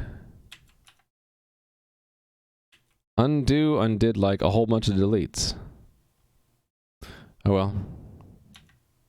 I can't remove the ones that are inside delegates. I can't delete. These ones I can. This one I can't. Right. So oh, was there one I deleted and I couldn't before? No, that's just one we don't have defined yet. Hey there, Mark. How you doing? What stupid game? What do you mean, how is now with stupid game? You refactor game. No, I'm not refactoring. I'm adding a feature for client handoff today. Hello.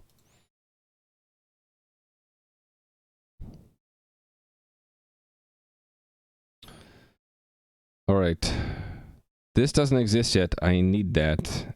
And I also want... I don't think I can just clear the clients. Hang up. What does this entail? Hang up client. What does that do? Maybe I need to do hang up client for all clients.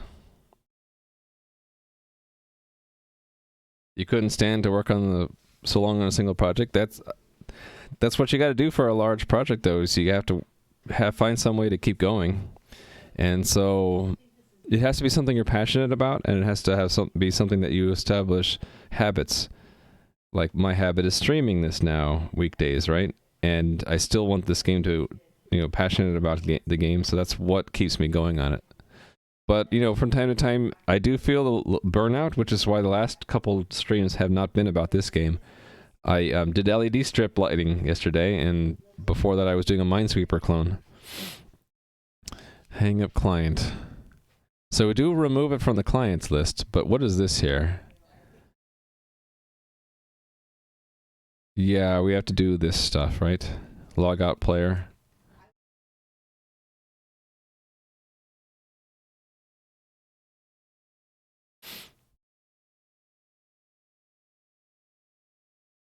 Yeah, we have to do all this stuff. Okay, so I can't just disconnect the clients. I have to collect all of their it's iterator. Oh, wait a second. Okay, I've used this before in a loop. Let me find where this is done. Is it right here? Why is the scroll bar all weird? No, not here. Might be streaming some Android development. Nice. Okay. I'm looking for where I actually use the return value.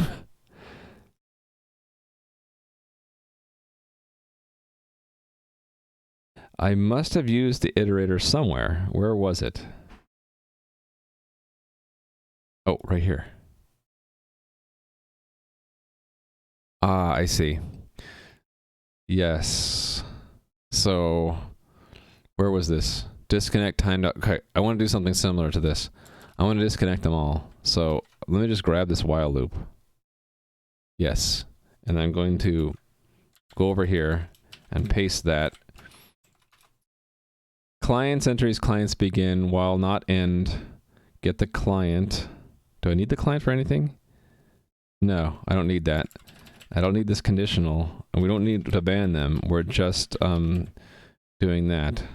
Client entry is hang up client entry, and the reason will be closing public port. There we go. That should get some of the test to pass, but I need to get this unbind public in there. The test is here. Run it. Okay, so it still fails this line, which is expected. This line also failed. Why? It didn't close the connection. Why is that?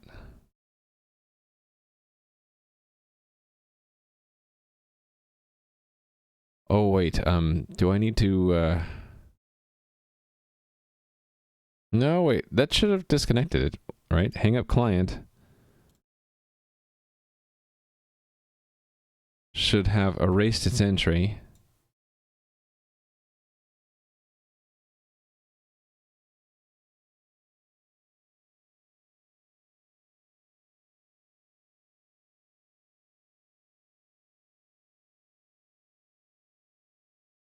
Okay. I don't understand. It should have dropped the WebSocket. Oh, wait a second. It won't drop the WebSocket completely because we're sharing a reference to it. So I have to actually drop our copy of it then, don't I? Yeah, so I have to do this. WS server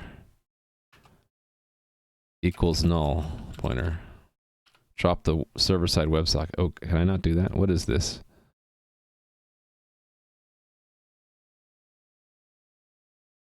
It's a const shared pointer. Why did I do that?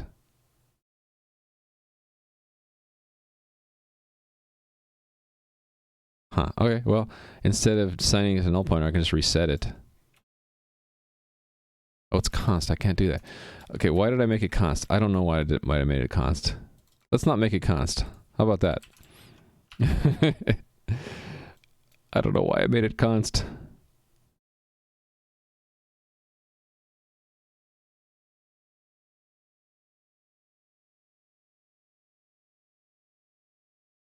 Yeah, we need to release our shared reference to the server side of the WebSocket, otherwise it won't get dropped.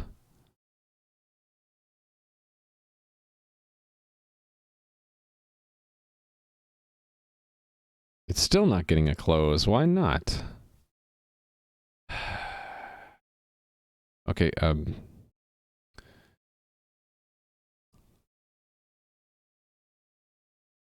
is there another reference hanging around to that WebSocket?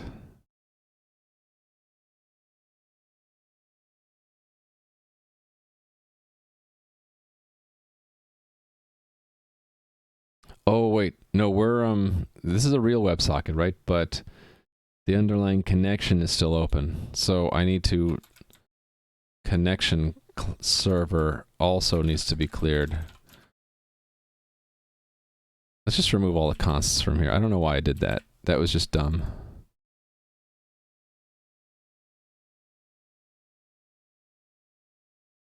Hey there, A squared. How are you doing today? Trying to do client handoff or server public port open close kind of stuff today.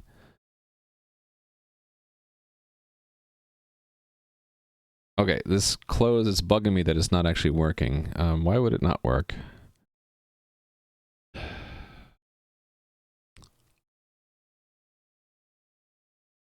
Add connection.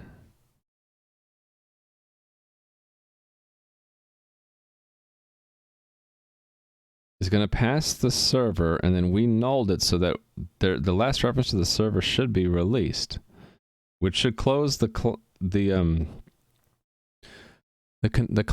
the server connection, right? Because this WS server is opening the connection server, and we've nulled that too.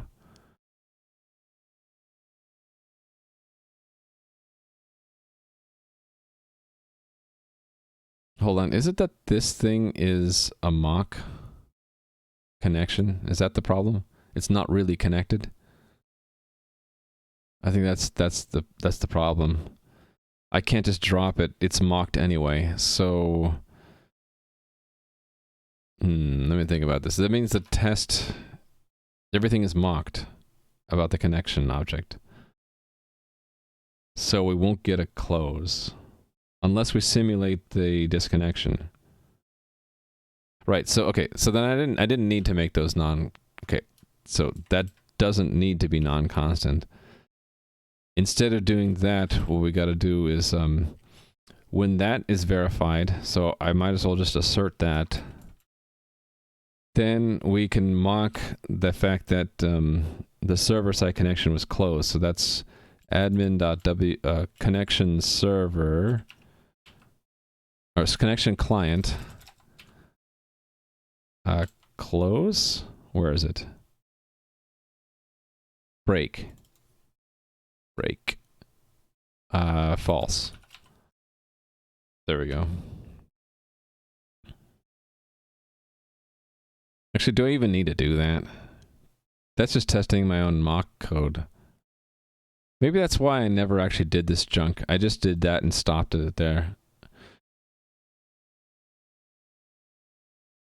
Yeah, so that fixed it, but then this is all just testing my own test code. I don't need this. Just skip that. Okay, so keep it simple. We know that the server has dropped its into the WebSocket, and so it should just naturally fall away, right? Okay. So then the only thing missing is that it still has the port bound. So then I need to go to the WebGate tests and add a test for this new function, unbind public. So there should be one for unbind. There we go. Unbind when fully bound, unbind when not bound. So I guess I want to copy those two tests.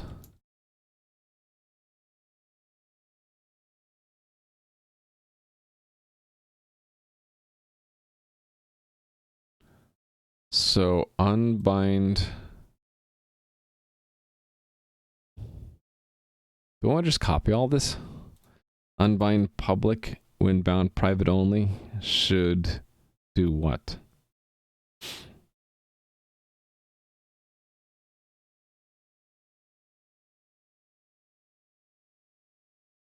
Yeah, I guess so. It's all simple stuff.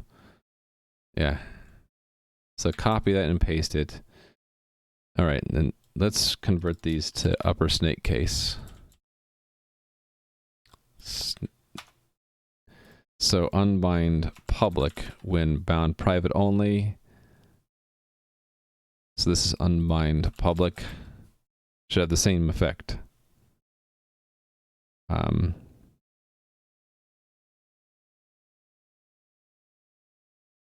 Actually, this isn't looking at the public port, is it?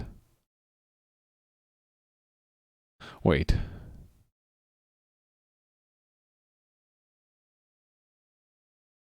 Why is this only setting up the private port?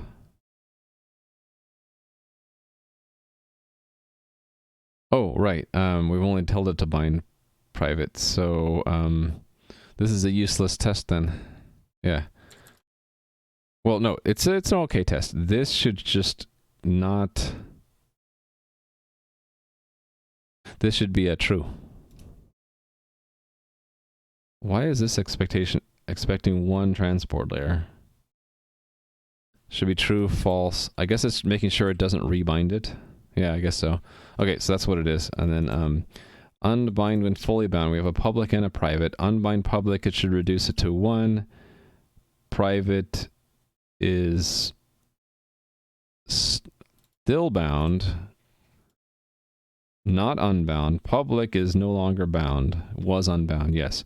Okay, so then unbind. I need to change this name here.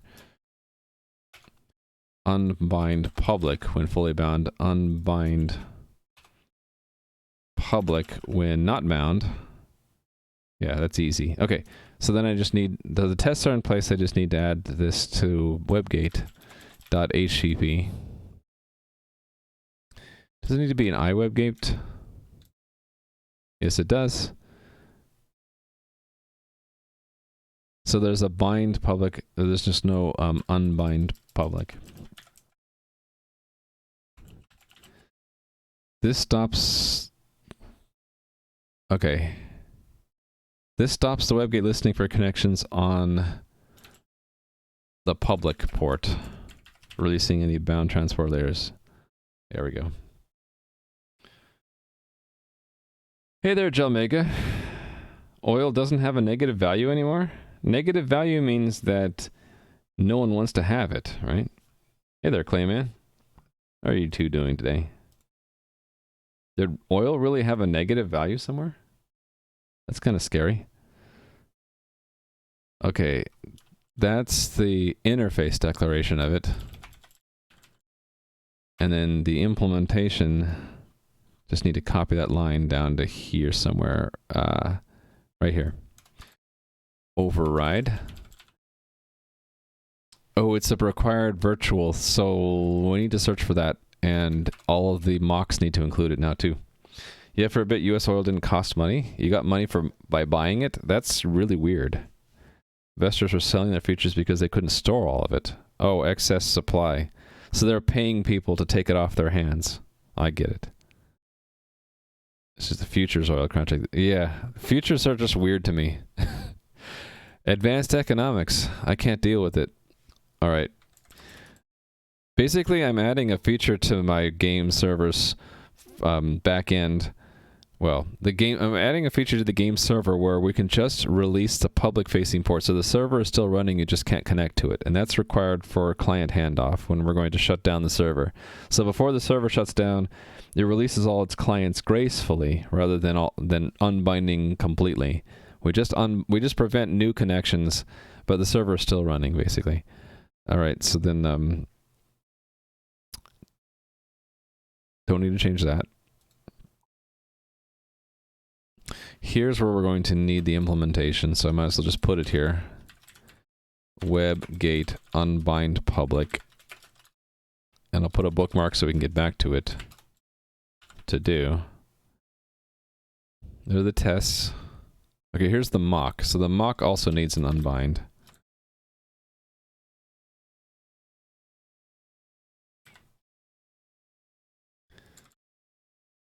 Okay, and don't need to do anything, do I? No, I need to say, I don't have a flag for it? Interesting. I guess because none of the tests really care. So I'll just do nothing. And then the declaration.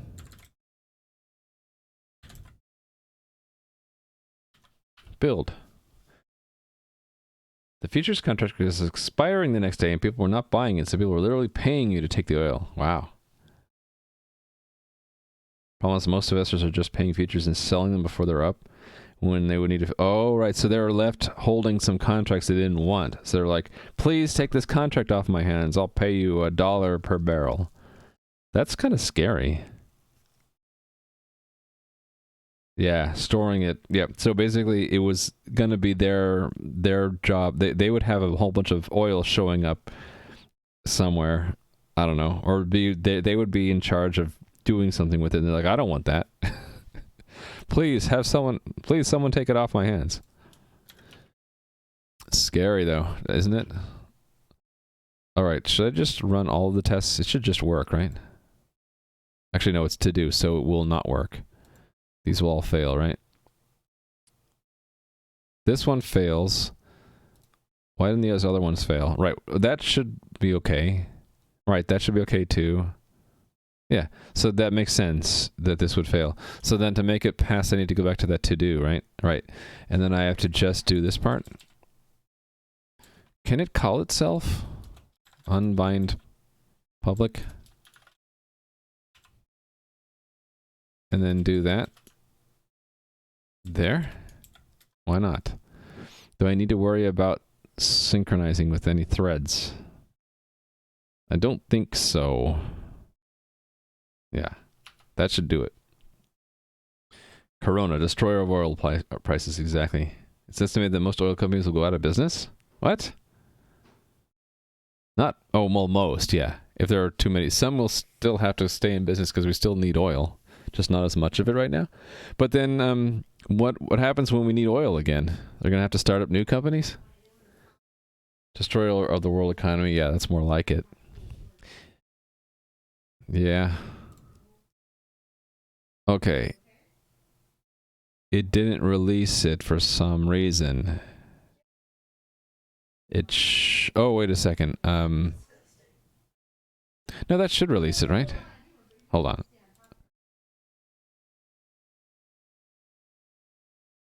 It's just this line that's failing right now. Oh, right. That should stay at 2. That means no new ones were allocated. Yeah. Okay. The big ones will buy up the little ones. Yeah. So we'll be back to monopoly oil companies. And then when the economy recovers, the governments will break up the monopolies again. We can have hyperinflation too if you want. It's more festive that way. Okay, cool. So I have this feature in there so then I can go back to testing the handoff again. Run that. And it doesn't work because I had to comment it out, right? So in messaging,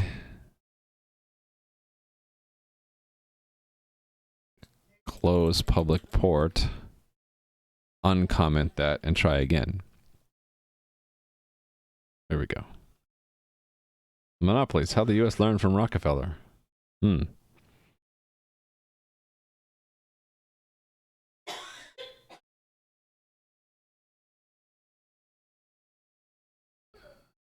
Oh, shoot. I didn't do the mock correctly. This has to turn off bound public. Well, no. The test is just wrong. The test is expecting that to be false, but it should be expect true unbound public.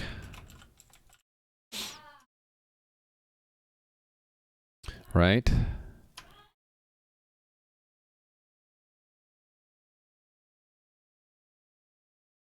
Because we record that when it was unbound. So let's add this unbound public is true. So I guess I'll just turn it unbound private. And go to where this is declared. Private. Public. And then search for unbound as a keyword and replace it with private, I guess. And include the clause for public. So now they're completely independent of each other. So that's again false. And then true.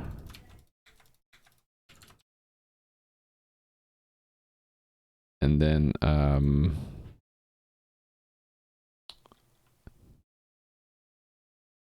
right, so it's resetting those flags, so we need to reset both of those flags. And then again, that goes there, and then also assert the other flag stayed false. Okay. I'm probably going to want to run all my tests then. Where was this? In the common?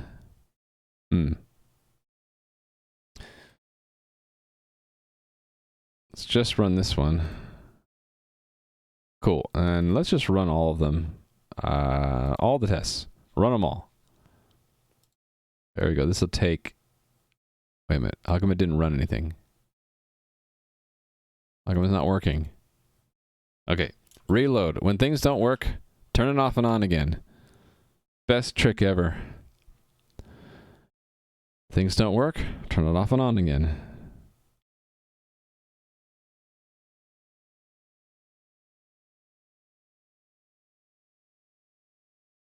Okay, why you know run?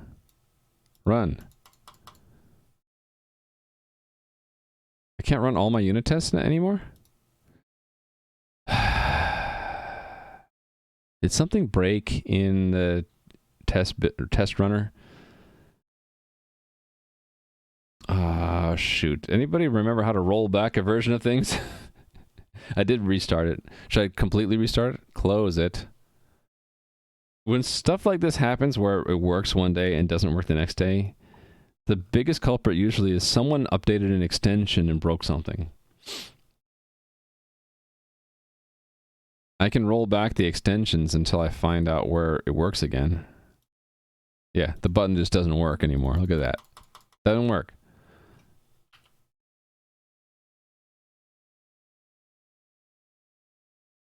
So which extension do you think it was? I guess we can look at the extensions I have installed and see which one's updated recently. How about this one? What's its changelog? Pesky bug fixes and tons of improvement. How about no thank you to that? Let's roll back to an added... Yeah, let's roll back to 2.8.13. How about we do that? How do we do that? How do I... There's a way to do this. I don't remember how it was. Was it...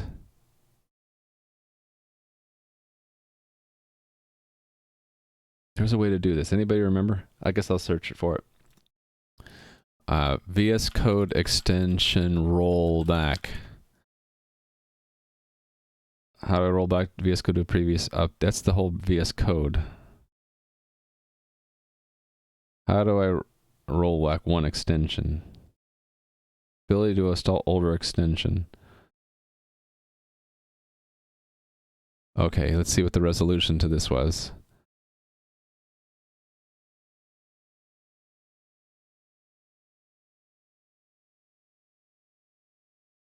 Okay, when you install... Oh, I see. I think I see. So I would do it from here. Install another version. There we go. What version do we want? Where did it go? It didn't run any... It didn't open anything. I don't know what it's doing.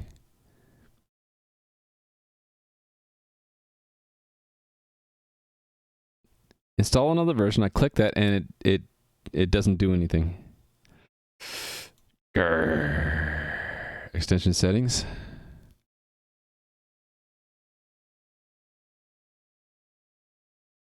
Our solution is always added to release 5 years ago. Okay, when I click this and say install another version. Oh, there it worked. Okay, let's go back to 2.8.13. Reload.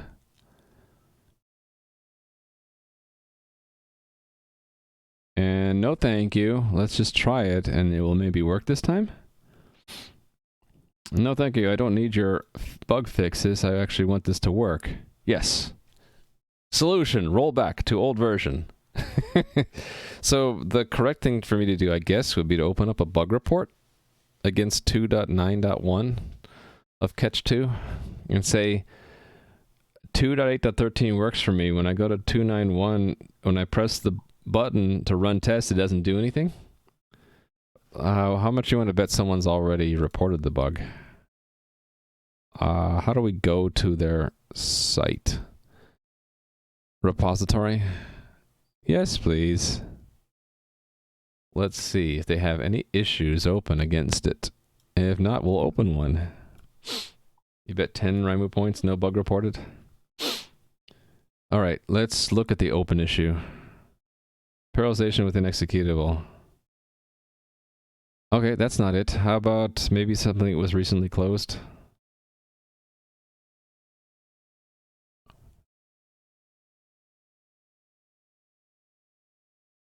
Maybe this one? That's 13 days ago, though.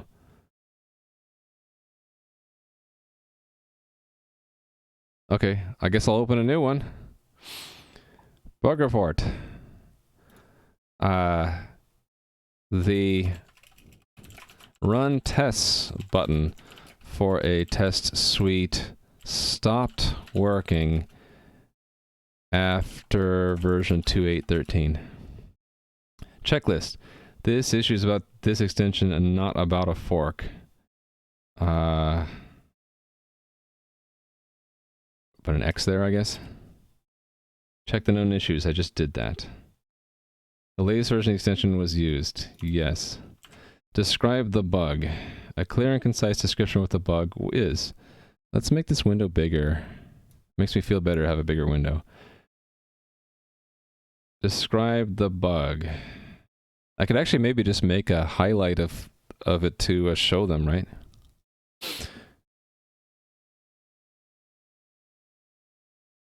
So right here, description, describe the bug. The run tests button for a suite of tests no longer does anything when pressed. To reproduce. Steps to reproduce behavior. Set up a test runner with multiple test suites of fixtures, each having tests.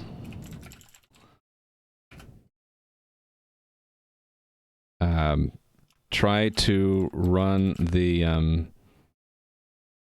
try to use the top level run tests button in Test Explorer. I mean, it could be a bug in Test Explorer, who knows. 3. Nothing happens. Screenshots optional. I could say the following highlight. Can you highlight a video that you're still recording? The following highlight illustrates the problem and how I fixed it by rolling back to 2.8.13. All right, let's see if I can get a highlight, because the clip would be too long, right? Unless you manage to get a clip. Does the clip let's see if the clip captures everything. Let me see.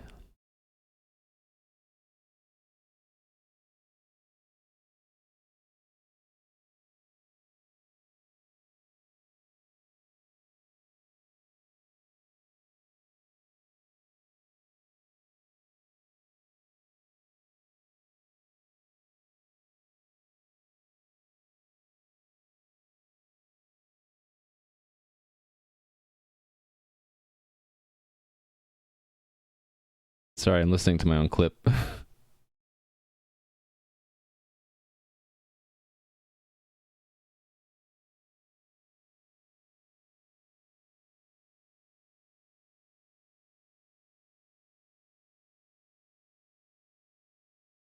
Okay, that was illustrating the problem, but not the how I fixed it by rolling back. Okay, so that's okay. We'll get that clip. Following Twitch clip illustrates the problem. The following Twitch clip illustrates how I fix it by rolling back to 2.8.13. And we'll make that there. All right, so thank you for that one clip. A squared. Let's get another clip to the VOD for let me know now if someone's already making a clip for the solution part. Otherwise, I gotta go do it. Video producer. I guess I just have to refresh my video producer. Yeah, and then it says I'm broadcasting, so I can watch my own broadcast. This will be fun. And then they find out where I actually fixed it.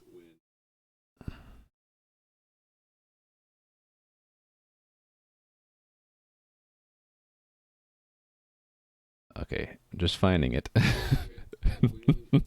You're not going to hear me. Okay, here we go. This is actually a good point right here, right?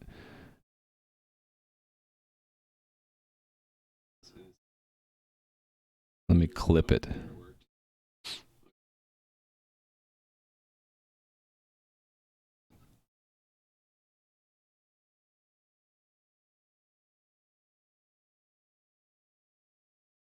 I didn't say anything bad about them, did I?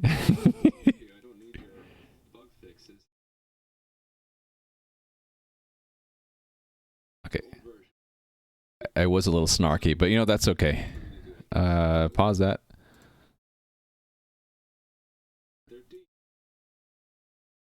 Let's roll back a little bit.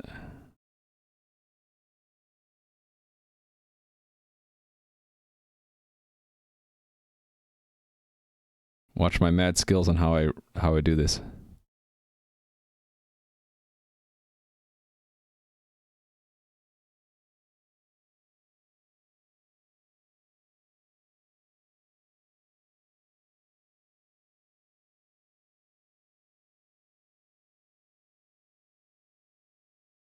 This is me being a little snarky. That's okay.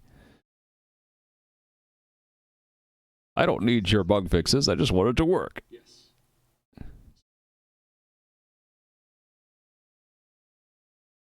Okay. Get rid of my laughing at the end. Okay, there we go. I like that. So this is the title. What was the title of the first one? Run test not working. Run test fixed by rolling catch to extension. Or just what's the name of the extension? This one, right? Can I get a copy of that? I can't get the whole name, apparently. What if I hide that? Now I can get the whole name. Yay. Back to version 2813, right? Publish. Making a clip of my own VOD. It's very meta. You can sometimes hear it when you're talking. It's the feedback. Alright, so I got a copy of it, and that, where was the other window? Here. Don't you love these names? Drab, nimble, tortoise, ceiling cat, icy, considerate, octopus, chef Frank. Okay, desktop, fill in the colons. Got it. Extension version 291, VS Code version. There's a way to get that, right? Help about, it's 1.43.0. Catch 2 and Google test. Wait a minute, what's the difference?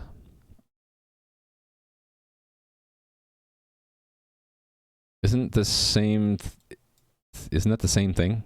That is the extension.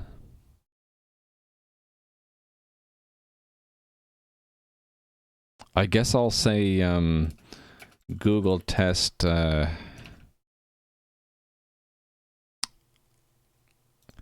just give them the commit that I'm on. The Google test get status. That one. Commit. OS type and version. Windows 10. That was in the about 2, wasn't it?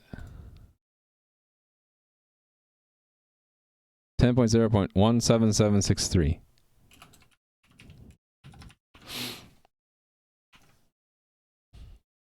Okay, done with the clip, done with looking at my own VOD. Video producer can stay. Okay.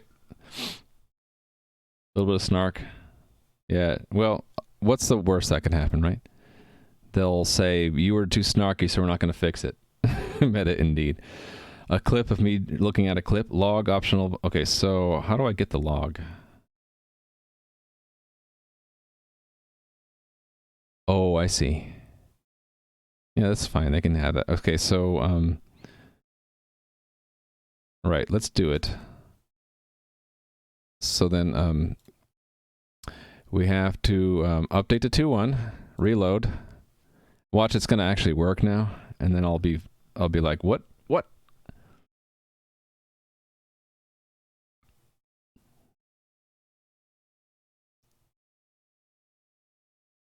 Yeah, so it doesn't do anything, right? So then we're going to enable the log. So I believe what they meant by that was to go to my settings and then add it here. Catch to test explorer log file. Catch to test explorer log file.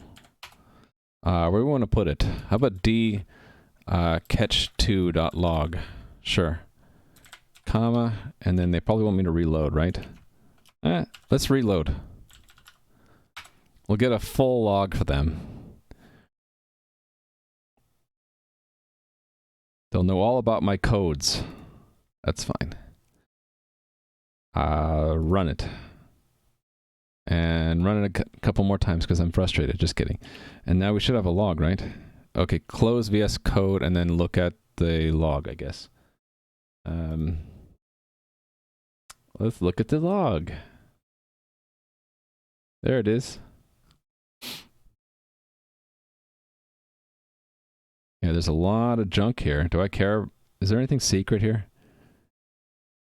Oh, look at that. There's an error. Name too long. Maybe that's it. Who knows? I'll let them look at it. It's their job, right? Error, not a native extension. On 132.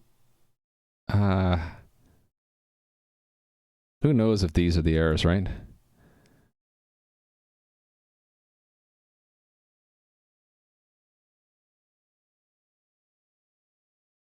So I couldn't add.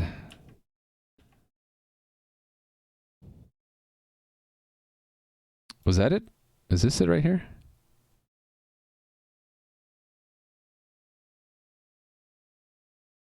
It's really long. Maybe it has to do with the fact that I have a whole lot of tests.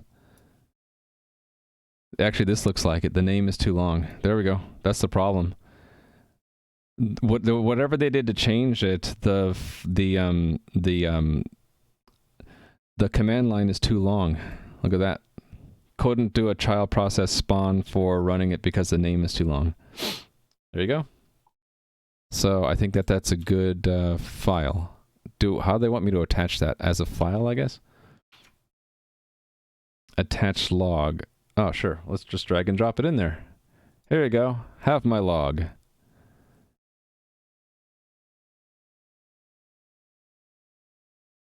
I attached it right in there. Right there. Cool. I think that actually did demonstrate the problem because it was an E name too long. Should I put that in the bug here? Looking at the log, I think it has to do with some change made in how the test runner is launched. I have a lot of tests, so it looks like now with version 291, the command line is too long.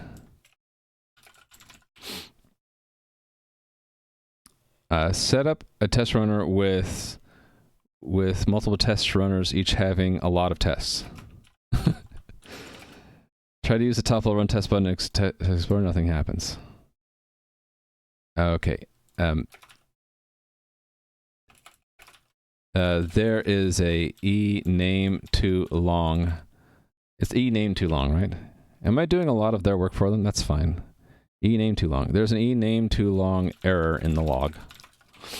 Screenshot, so I gave them some clips. I told them what version I'm on. I gave them the log. The run test button for a test suite stopped working after version... Okay, let's be more specific. The run test button broke around version... broke sometime after version 283 when test runner has a lot of tests in it. There we go. Submit new issue. Oh, I should have clicked the similar to 4 other issues. I always click it before I see that there are similar issues. But hey, I'm willing to bet that I have the best reproduction and log that there is, right? Let me get back up and running now. I need to turn off that log first thing. So that can go. And then I'll actually be safe and I'll close that and I will, I can leave the log there, right? Hold on. You meant the second checklist item. Check the known issues. Oh, yeah, you're right. I did that, yes. Update document. There we go. Did it. Thank you, Toulouse. The one, what I thought she meant was right before you had submit this, it said like, there are 4 similar issues. Do you want to look at them? And I didn't look at that. I probably should have. I did go look through the... there's only one open issue, and it had nothing to do with this, right? It had to do with parallelization within an executable 23 days ago, right? So it's possible that they thought they fixed it and they closed it, but I looked through the recent close and I didn't see it. So I was guessing no, but really I should have looked at, before I hit submit, I should have looked at the... they said there were 4 that looked similar.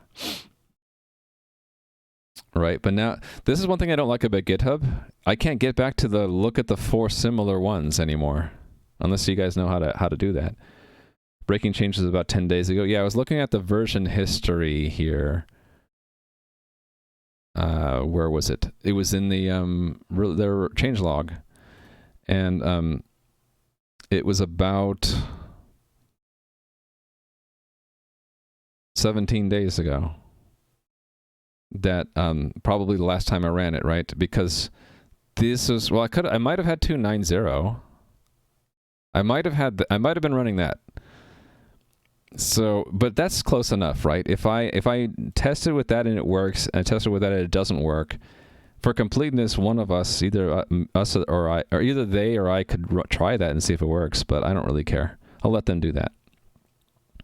I figure that if they're using semver correctly, this is a feature update, and this is the latest patch, so why not test on the latest patch of the current release? And if I tell them the latest patch of the last release worked, then it's probably it probably broke it here, but who knows? People always want you to test on the latest, so we'll test on the latest, right? All right, I've worked this bug to death, and we're going to stick to the latest patch of the last version. That's what I want. And that thing pops up and disappears. Okay, what's the trick to get that to pop up again? Is it to not be on that page, maybe? Yeah, that's it. Look at that. Do you see that bug? If I'm on their extension page, I can't update to another version. The pop-up disappears. Look at that. I have to go to another file, then click here, install another version, and then I get the pop-up. That's probably a bug in VS Code. I don't really care about that one. The known issues page is a different page? So it's not in GitHub? Because they had the known... I thought known issues was the issues in GitHub.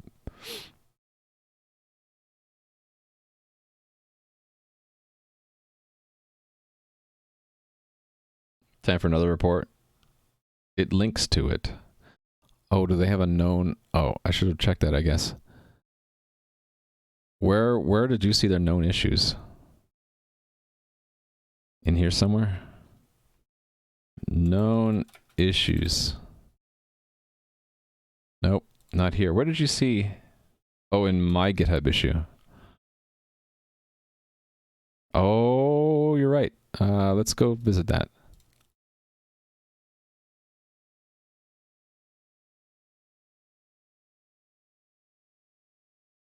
Okay, it's not in any of these, right? It's not a long file name, it's not a long test name, it's not a long description.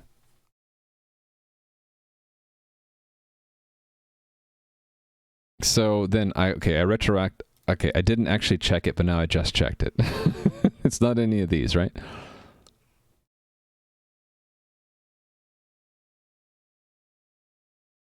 Yeah, it's not any of these. Cool. Cool, we did our due diligence. We reported it. We gave them a lot of info to go by. We even gave them a log. Nice, let's move on. So, I mostly went through that pedantically to illustrate to anybody who's watching that if you do find a bug in something in open source, the polite thing to do is to see if it's been reported, and if not, to report it. You don't have to be that exhaustive, but just turn the tables around and consider if you had an open source project and there's a bug in it that you didn't know about, you would want to be told, right? And it would be really sweet. You would feel nice if the person who reported the bug actually gave you a lot of information, like the log files, what versions they're running. The worst thing that you can get is no report at all. The next to worst is someone tells you that it's broken, and then you're like, How did it break? What did you do? The best is if someone said, I found a problem with your software. This is what I did. Here's some extra log files. And also I looked into the log and it looks like it's this error message at this point. That's probably the best. That always makes you feel good when someone takes the time to do that. So that's why I was trying to do it for them. Is it so bad when someone just says it's broken? It feels really bad because you're like, now I know something's flawed in my work, but I have no nothing to go on other than like, it's like if someone tells you there's a problem with your parents. So, well, how would you feel if the doctor walked out and said, there's a problem with your father? You would be like Monka Shake, right? But if the doctor came out and said, there's a problem with your father, there's blah, blah, blah, and they explained it a bit to kind of to tell you how things are going, you'd still probably feel bad that there's a problem, but you'd have information to go on and you would have something maybe to do. Like maybe the doctor says what you can do to help. I don't know. Same kind of thing. It's like the worst feeling when someone tells you there's a problem but doesn't explain what it is. Because you start to worry. Not everyone that uses every software product is technically skilled enough to even produce a level of analysis. Yeah, but if you wanted to learn how to do it, I'm here to try to teach you at least a little bit. Let me wave to some people. Hey, Blue Archer, I noticed I haven't said hi to you. And Frizzle, time for another report, exactly. And Pig, hello. Thought briefly on your PC because your name's Richard also. Nice one. Stroth J, how are you doing? Don't forget, I ran into this problem, never mind, figured it out. Oh, that's the worst. That's even worse. Stroth J, you're right. It's like, I ran into the problem. Oh, never mind, I fixed it. It's like, wait. It was my code. What did you run into? And Romania, hate, hello. Haven't said hello to you. And Ezekiel, hello. And Jackamus, how are you doing today? Hi. All right, back to my work. Now that my tests are running, I can run them. So that little excursion took, what, half an hour at least? Now I can run all my tests. And basically they should all work.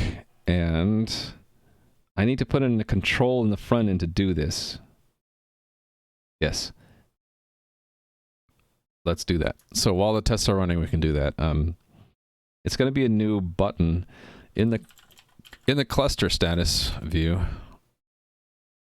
A new button. So there's a wake and a sleep, right? And a remove. Let's add another button. Let's say close.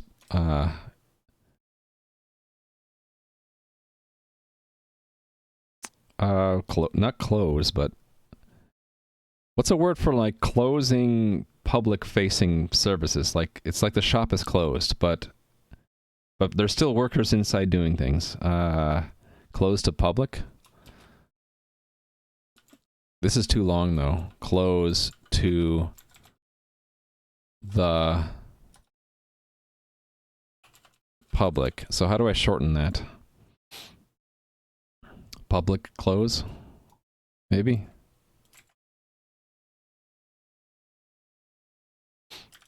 Private event? How about go private? No. I really don't want it to mean go private. It's really just to stop. What we just call it handoff? Because that's the whole subject of what we're working on today, right? Handoff. There we go. I like it. Close to public equals private. I eventually want it to be, I want to tell a server, hand off all your clients to other servers. And that implies to shut the public port, because if you didn't, you'd get more clients. Ooh, I have a broken test. I need to fix that. Okay, on server handoff clients. It is not dangerous. Although I have no way to open it again. Actually, I do want to be able to open it later, so maybe you guys are right. I should call it go public. Private public. There we go. We'll call it private. Hey there, JT. How are you doing? Let me give a point to Jackamus and Thompson and A squared for helping me come to that conclusion. We're going to call it private, and I'll have a button later for public. Should I just add it now? How will we know if the server is public or private? It will be if it's not even on, if it's not connected. So how do we know if it's connected or not?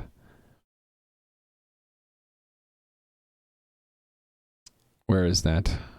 It's the status, right? No, it's the color. Right, is offline. There we go. So if it's offline, then it could be offline because it's private. So we'll say, if it's offline, make a public button. Otherwise, make it a private button. That's what I'm going to do. So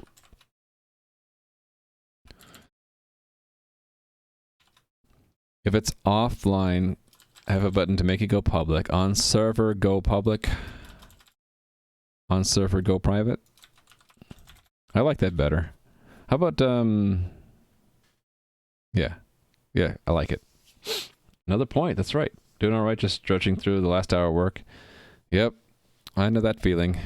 Try to stay motivated. Establish habits. Work on things you're passionate about. Any other tricks you can to get back on track.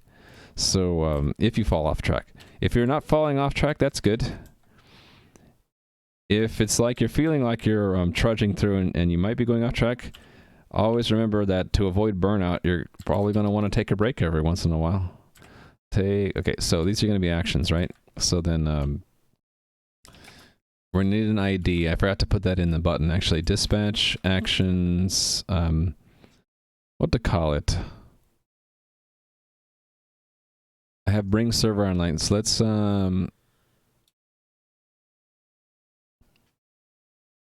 tell, okay, this one will be tell server to go private ID. And this one should say tell cluster to make server public. Because that's different. We have to go to a different server to tell this one, which is offline, to please go public. So I need these to be actions. T-E. There we go. Tell server to go private. Tell cluster to make server public. And then let me pause for a second and fix the broken test here. It was, oh, there's two of them. Raft. Oh, it's probably that there's just extra data there. Yes, it includes a client counter. We didn't anticipate, no, we did anticipate that. What's the difference then? Open is true. I didn't mean to actually add that. Oh, no, right. So that shouldn't be there. And then what was the other test failure caused by? Oh, this is extra data. This has a zero client counter added. Okay, so we need to add that to all of these places. Clients 0. Yeah, so these all have the extra information in it. So really, instead of checking the entire object, we could just check that the role is correct, but I'm feeling lazy. I'm just going to add it and say, just add it to them all. Okay, see you, Jalmega. Hopefully oil stays positive in value in your country. Run this again. That, oh, still one of them is broken. Is that because we actually have a client? Nope. So what's the deal with this one?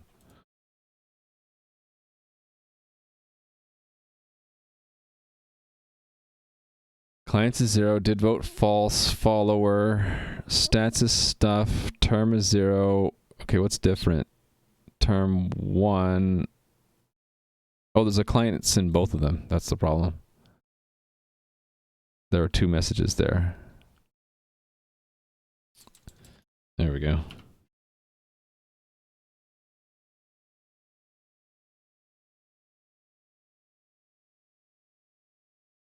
All right, and then get cluster state fixed. So let's run the command that I can only run because I'm not running the latest version of the extension. Time to log on and do some grinding. Haven't been on since levels. So A squared, Domson just got to level 6. Just to let you know. No pressure.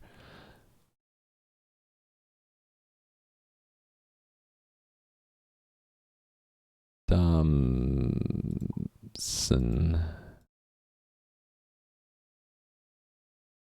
Look at that, level 6. Level 6. New UI for the death screen. It's clickable? Yeah, it's clickable now. A squared. Where did A squared go? Oh, clear. Online only. You're only level 1? What? I thought by now you'd be level 5.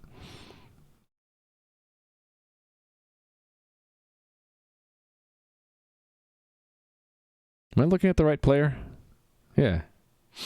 Should create and expect JSON equals function and show what the difference is?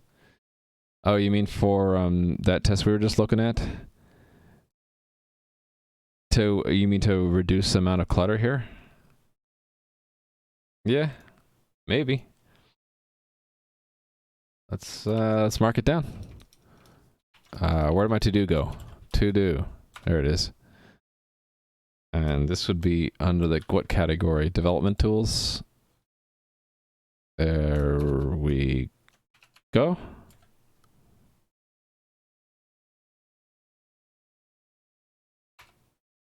It's a thing now. Just show the diff also.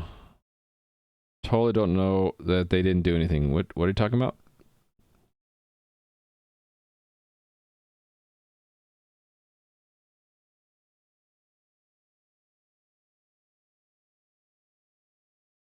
Oh, the stats. Yeah, not all the stats are done yet.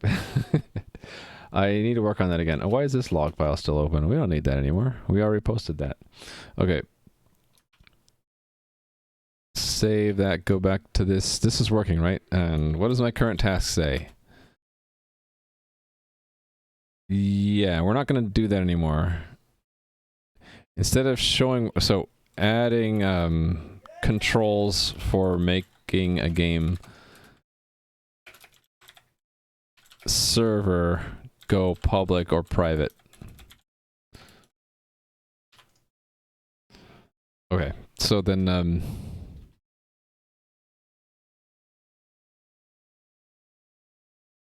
right. The front end was done for at least one of those buttons. So let me build the release build and continue on the front end stuff, which was back here, right? We have these. So I want the private just to, I want that to go to game, no, server messages? No. Is it server messages? I can't remember. No, not this one. The other direction. Game connection, I think. Oh no, there's a special admin.js.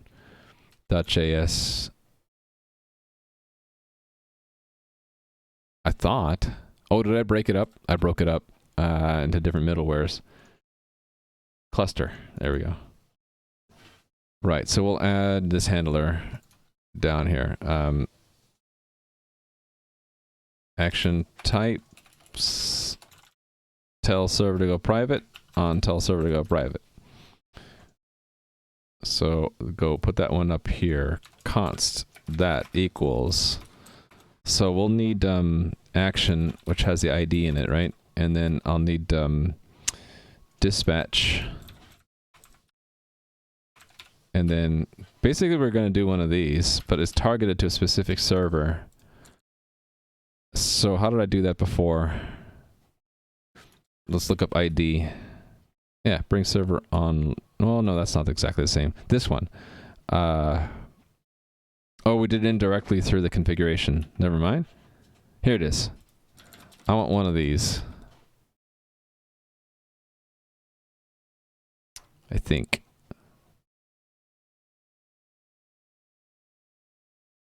Yeah, actually never before have I made a middleware action handler to go straight to one server. Whoops. Never before in the history of this app have we directed a message specifically to one server. Oh, we're out of paper in the printer. Beep, beep, beep, out of paper. Kids are printing out stuff. The printer is right under my, right in front of my shins. Behind the shins? In front of my legs? You got paper refill? Paper refill. That's not a whole lot. That's not gonna last long. It'll last probably long enough for how many pages are you guys printing out? Hold on a second. I gotta mute this to refill paper.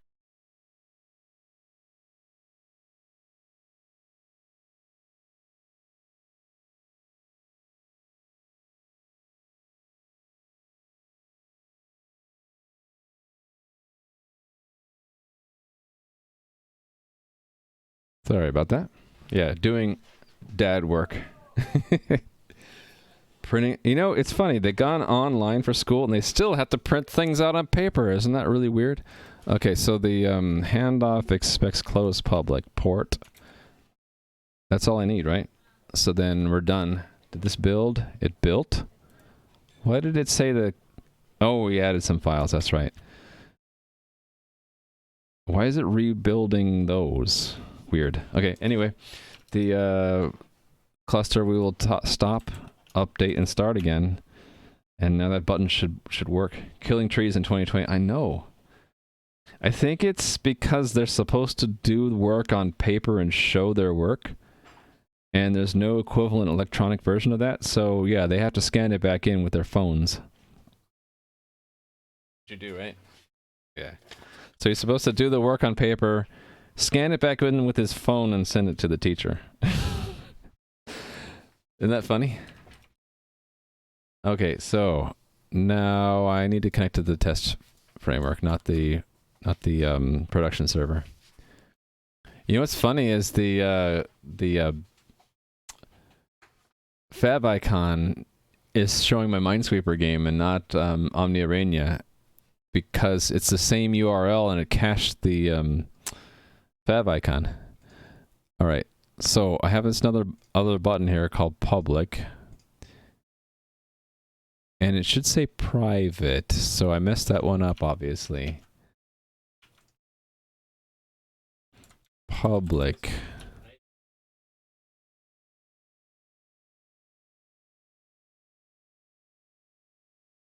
Oh, this is offline as a function. Yeah, so that should say ID. Exactly. Okay. Now they say private, but okay, so it doesn't know if this one's offline or not. Actually, no, it knows it's out of line. It shouldn't, this button shouldn't be there. So I need to remove that. That's another status thing. Offline. No, not offline.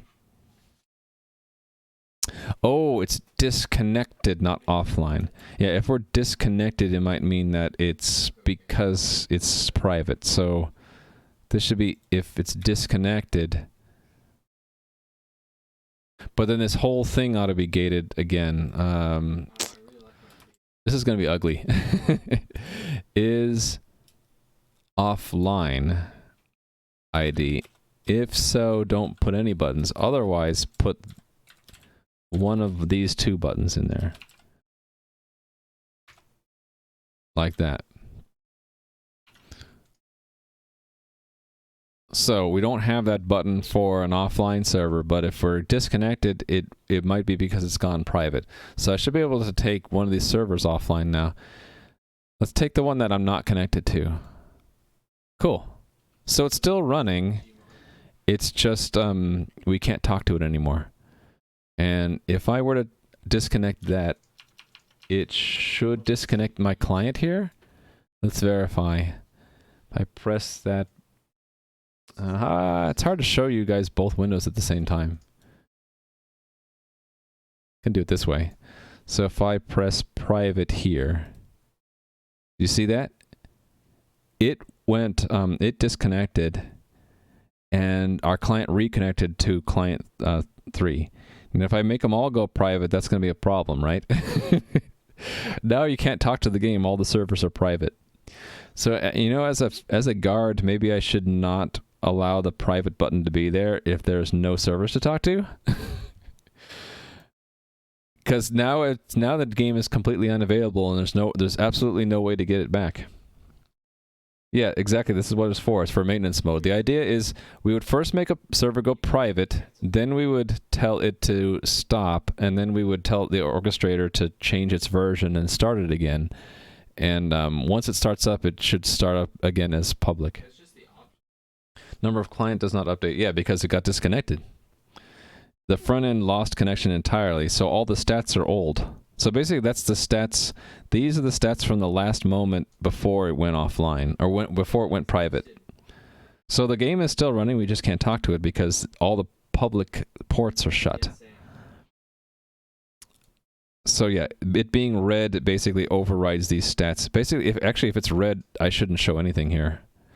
Well, unless I wanted to know what it was right before it disconnected. Yellow server means it's asleep, meaning it's not set up to run, but we still hold the configuration for it. And nothing will work because we can't actually talk to the game right now. The game is still running, but we can't talk to it. I have to stop and start it manually, and then we should reconnect to all of them. There we go.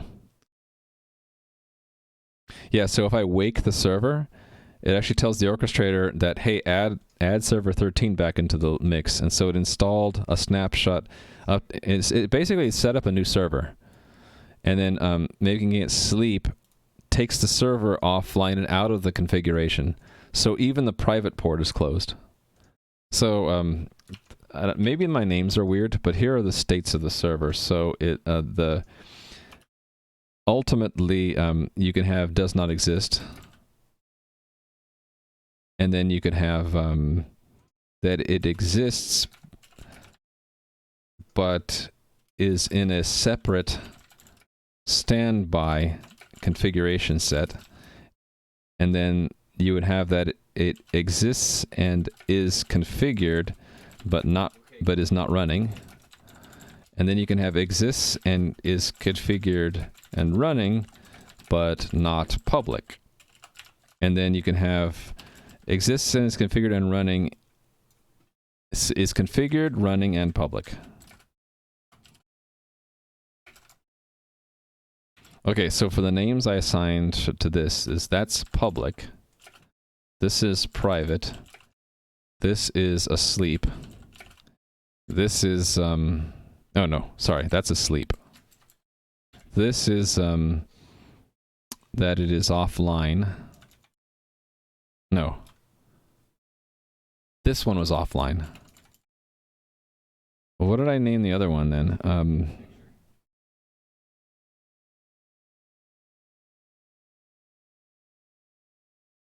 Disconnected. And I have no name for this one. So in increasing order of connectivity, either the server doesn't exist, or it's offline, or it's online but disconnected, or it's private, meaning it's connected privately to the cluster, but you can't talk to it publicly. And then public is everything can talk to it. So we have 5 different states the server can be in, essentially. And so the yellow is offline. Red is disconnected, which from our point of view, the server can't tell the difference between disconnected and private because we know it's configured, but we just can't connect to it. Why can't we connect to it? It might be because we told it to go private, or it could just be not running yet. So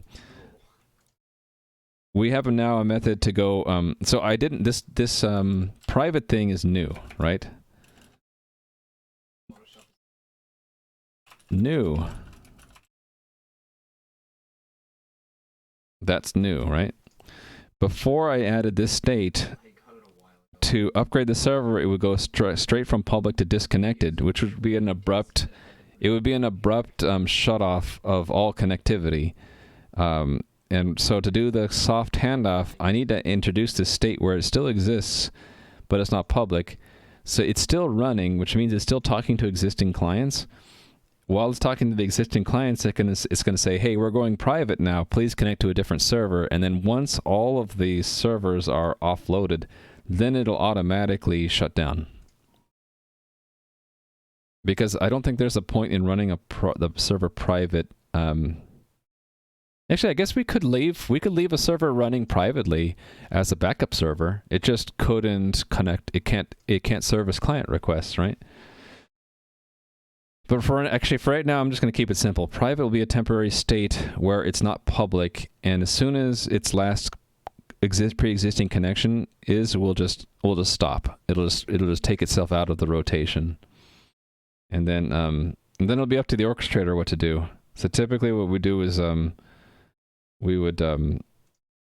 would first move it to offline, and then change its version, and then put in the configuration set when that causes the orchestrator to start it running again, which will make it go public when it's done.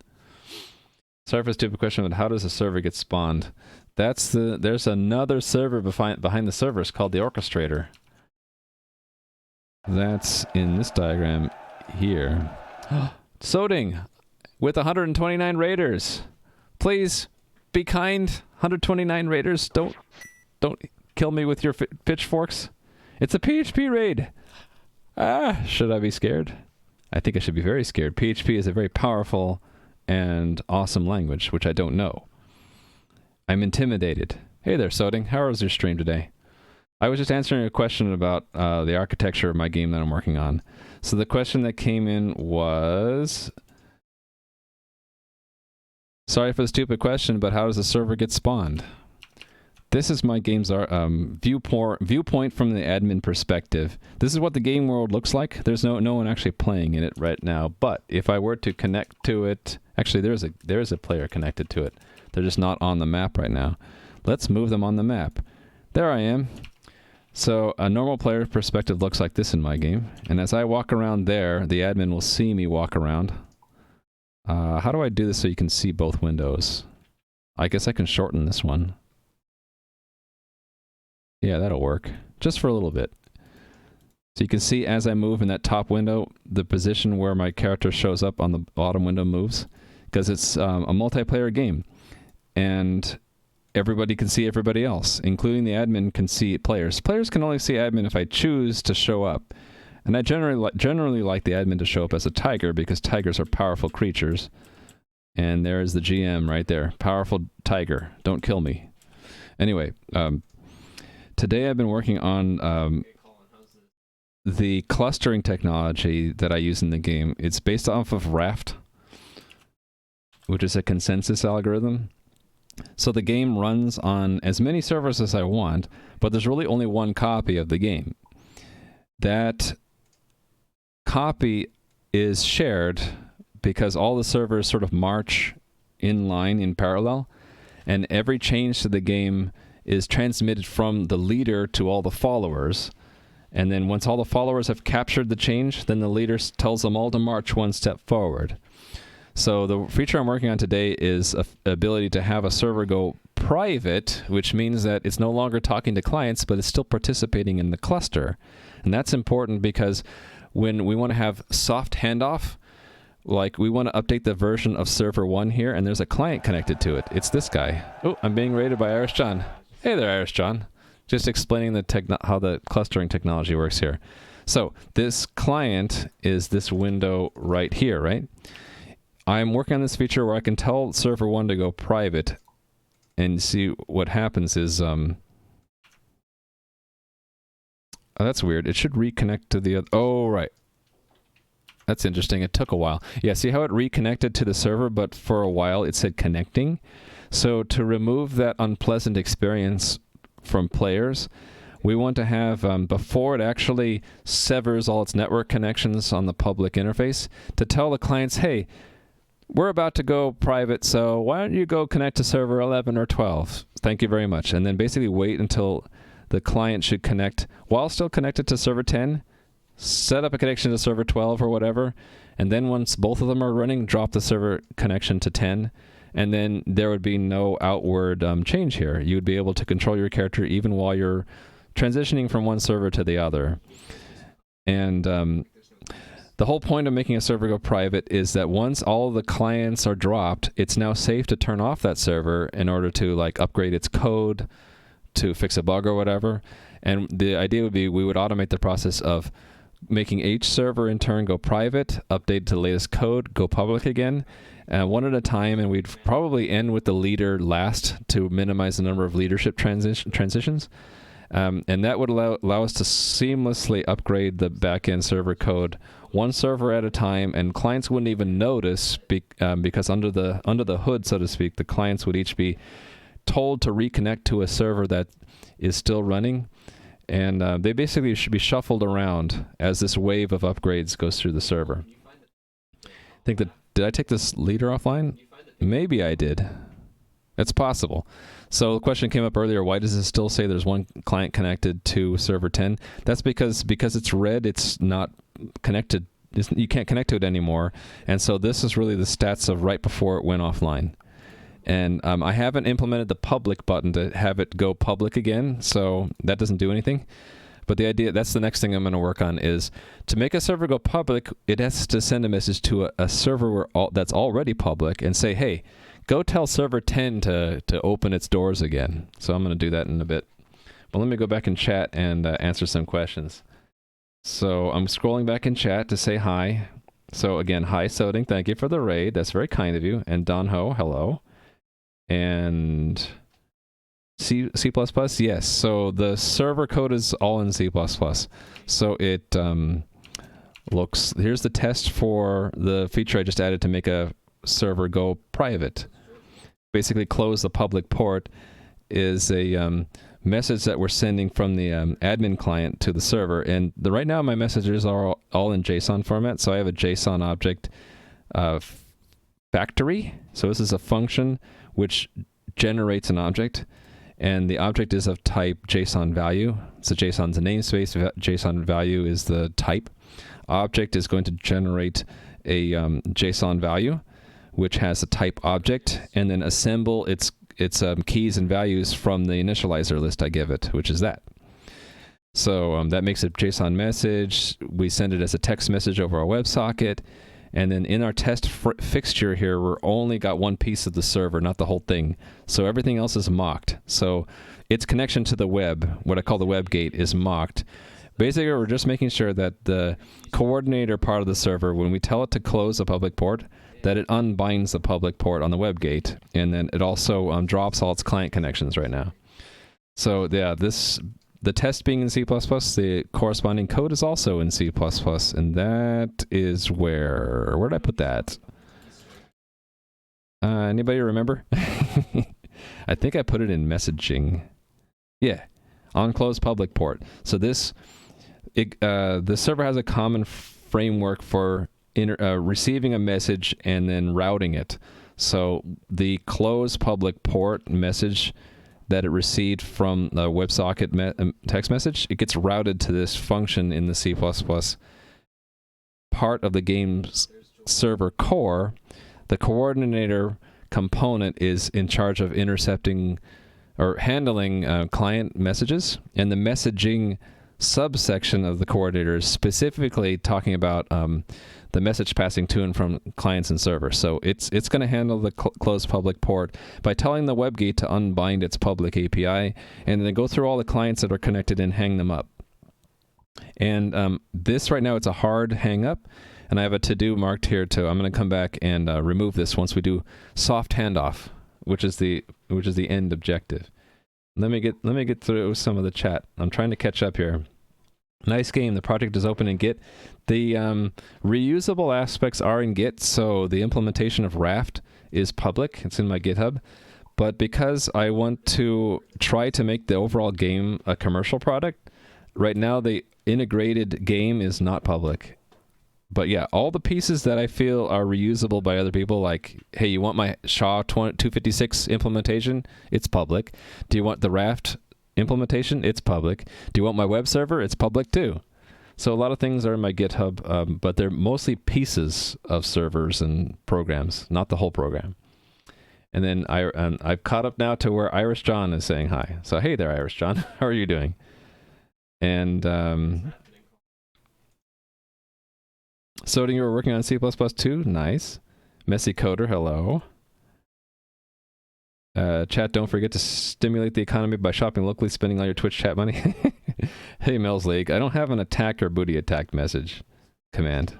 Should I add one? And live coding, how are you today? And I missed a few people. I missed Mob TSS. Oh, there you are. Oh yeah, right. You're asking if the project is open in Git. Sorry, it's only the pieces are. And Raven Master came in with the raid message. And so did I, a good doog. Are you a good doog? All right, I think I've caught up.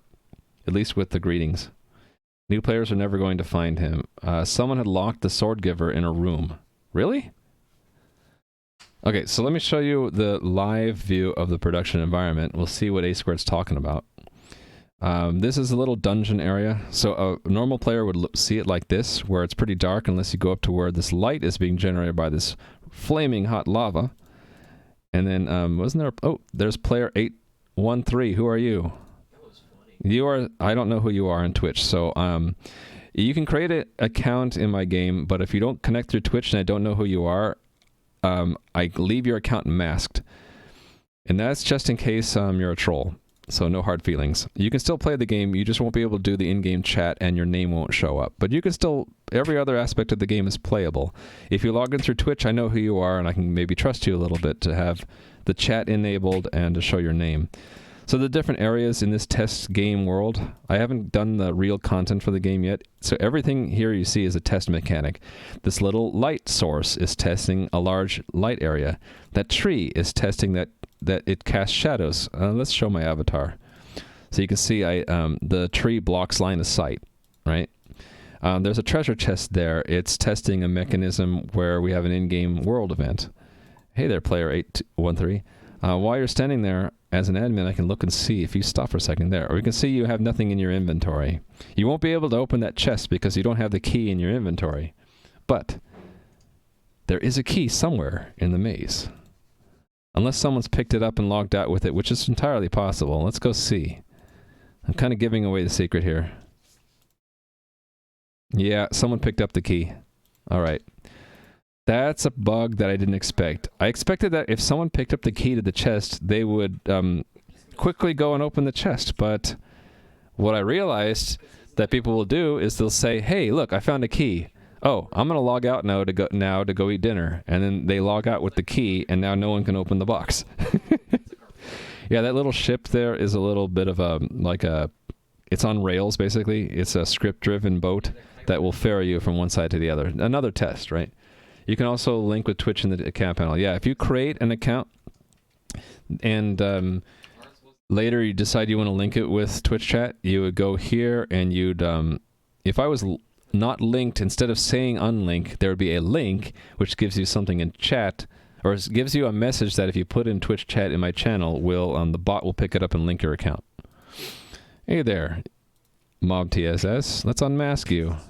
Where are you? You are in between worlds. This is where you start in the game. This hallway system will come up later in the lore, but it's supposed to be mysterious to players starting the game, and basically you can't open any of these doors, so the only one you'll be able to go through is the obviously open one, which is a teleporter to a different world.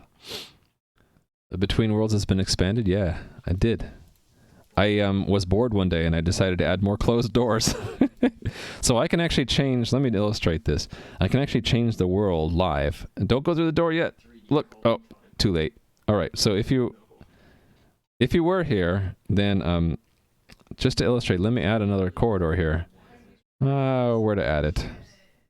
How about we add it down here? So I usually start by adding the walls first. And then the floor. So if you were actually playing in the game world, you wouldn't see this because there's a wall in the way.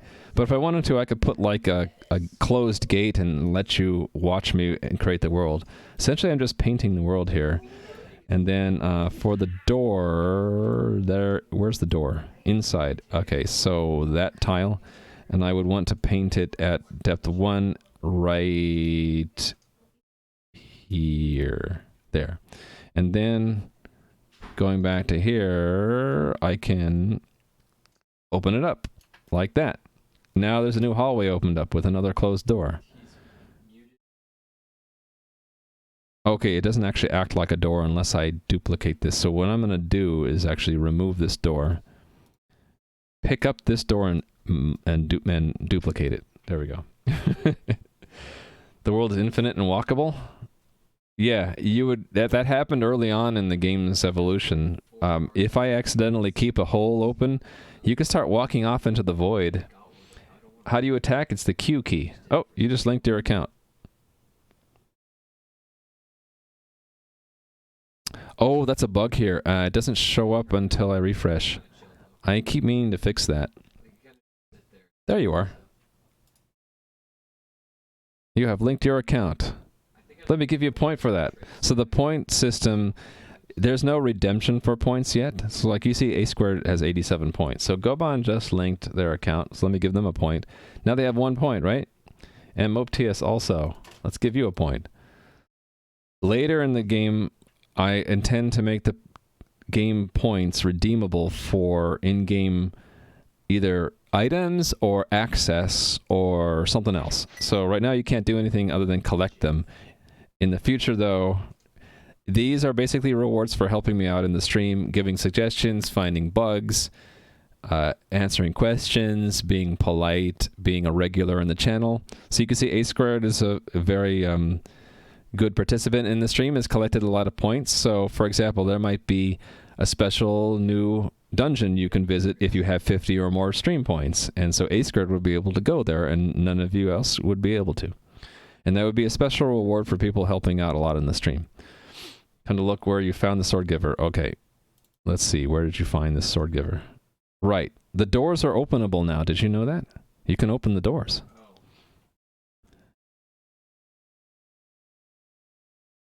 I need to make it a little bit more user-friendly. We made it so that you can open and close doors, but new players don't know actually how to do that.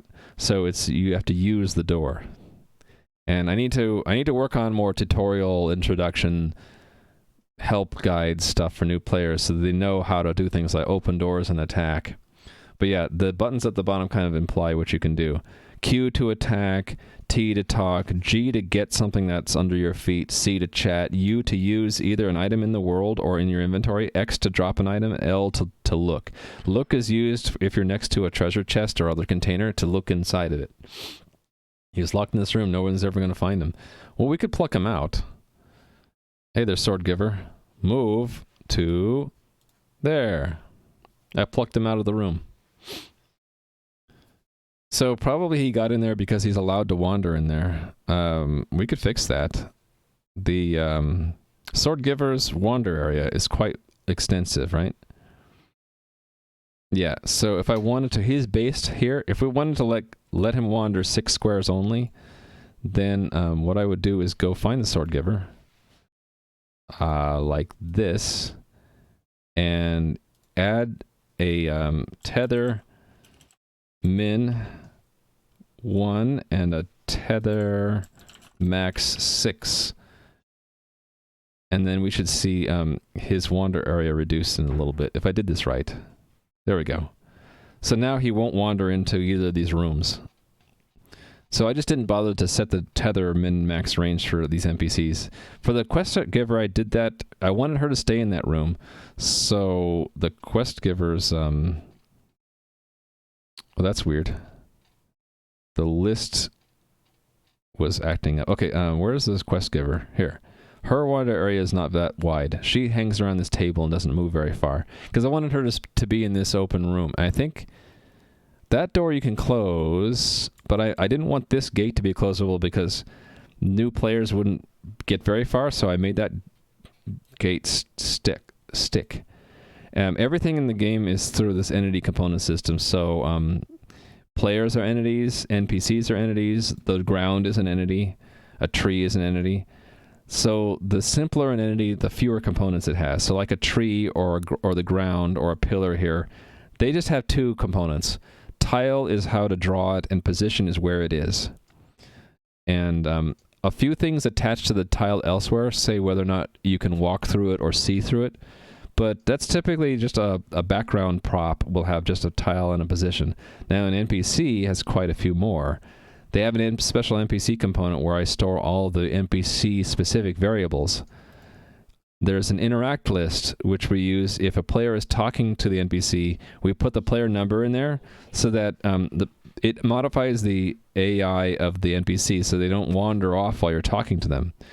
Caps is for players and NPCs.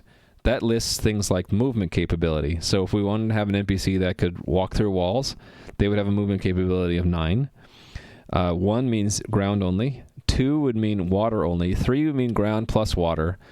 You get the idea, right? It's a bit mask. This gate, we added the concept of doors recently, where there's a door component and a use. Door is where we hold on to whether it is open or stuck or locked. And if you can't open or close it, what message should it say? And then how should its tile and other components be modified if you open and close it? The use is what Lua script to run when you use the entity. So that's right, it's not just C++ and JavaScript. We also use Lua. So there is a door.lua, which is always evaluated if you use a door. That's the wrong window.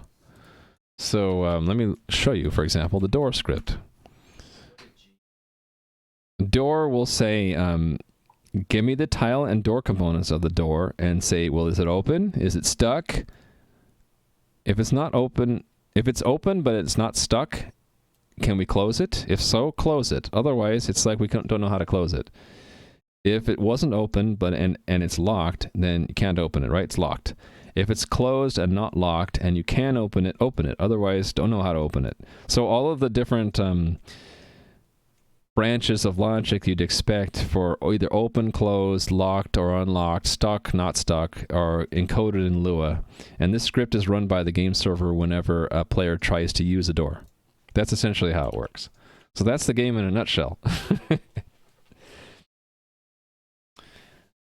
The buttons in the bottom of the chat doesn't appear. There might be a bug with the chat, depending on how big the window is. If you made it too, if you made it too short, the buttons won't appear. Also, the chat button won't appear if you are masked. But these buttons on the bottom should appear, and if they don't, that's a bug. This is a known problem where if the window is too short, I really don't know where to put the buttons. But that should be the only problem that's the only problem I know of. So, Mob, if you know how you got the buttons to not appear, let me know. Hey there, Develop It. How are you doing?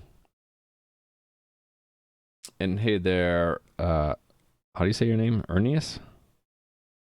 Is it edit online? You mean you can edit in real time? Yes, I can edit in real time. I can indeed. So I can even toy with other players. Is anyone playing right now? How about we toy with Goban?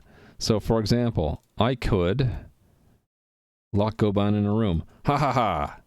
You are locked in, my friend. You cannot escape. So to Goban, it looks like this, where there's like suddenly a wall there and you can't escape, right? And I could be a merciful god and put the ground back by doing this. And I really should not have replaced the ground. I should have painted over it, but I didn't do that. So I'll have to fix the grass here. There we go. You imagine it's a bug? Okay, if we could figure out how to reproduce that bug, I'll put it on my to-do list and look into it. You managed to hit for 6 damage with a 3d6 plus 5? Uh-oh. Oh, whatever you're hitting might have had damage reduction, A squared. If you're fighting one of the more powerful enemies, it'll be 3d6 plus 5 minus their damage reduction. 128 by 720. Okay, let me record this down here. I have a to-do. I'm using the to-do plus plugin now, and I'm trying to record everything I need to do here. So, didn't I have a section for things that need looking into? Triage. We'll put it here. So, the buttons aren't appearing, and you're including the screen dimensions. And I think that's all we need, right? So I'll basically look into that when I get a chance. I try to reproduce the bug, and if I can, I fix it. If I can't, then I'm a little bit of a bind where if I don't know how to reproduce the bug, it's going to be hard for me to fix it. I think getting hit shouldn't give you experience. I put that in there because I felt like you should learn from your mistakes, 715209, but I could take it out just by simply going to the what I call the NPC class. For example, the slime here, and I could say XP monster, is it player hit? Set that to 0. So if I set that to 0, you won't get any experience for being hit. Right, your screen is 128 by 720. Yeah, I got it. Yep. So if you would like me to, I can update this. There we go. Yep. Thank you for the input there. I'll try to reproduce the problem by changing the resolution of my screen, see if I can reproduce that. Just make a bot and stand AFK. Yeah, but you'll eventually get killed, 715209. And you will get experience when you get killed by an enemy, but not that much. I haven't balanced any of these numbers yet, basically. But I want you to get some minimal experience. Let's say you're going up against a monster that you just have no chance of defeating. You'll at least get some experience for trying, especially if you manage to hit them back. You can just respawn. Oh, what's the question? Yeah, but the respawn in place has a gold penalty, so you'll lose money. So sure. What I probably need to do is have it not let you respawn in place, but maybe just respawn in town or something. But you're right, yeah. If you could maybe farm a little bit of experience. You have no money. Ah, you've tricked me. Browser is Chrome, okay. I'm using Chrome as well, so that's good. Yeah, let's just record all your messages.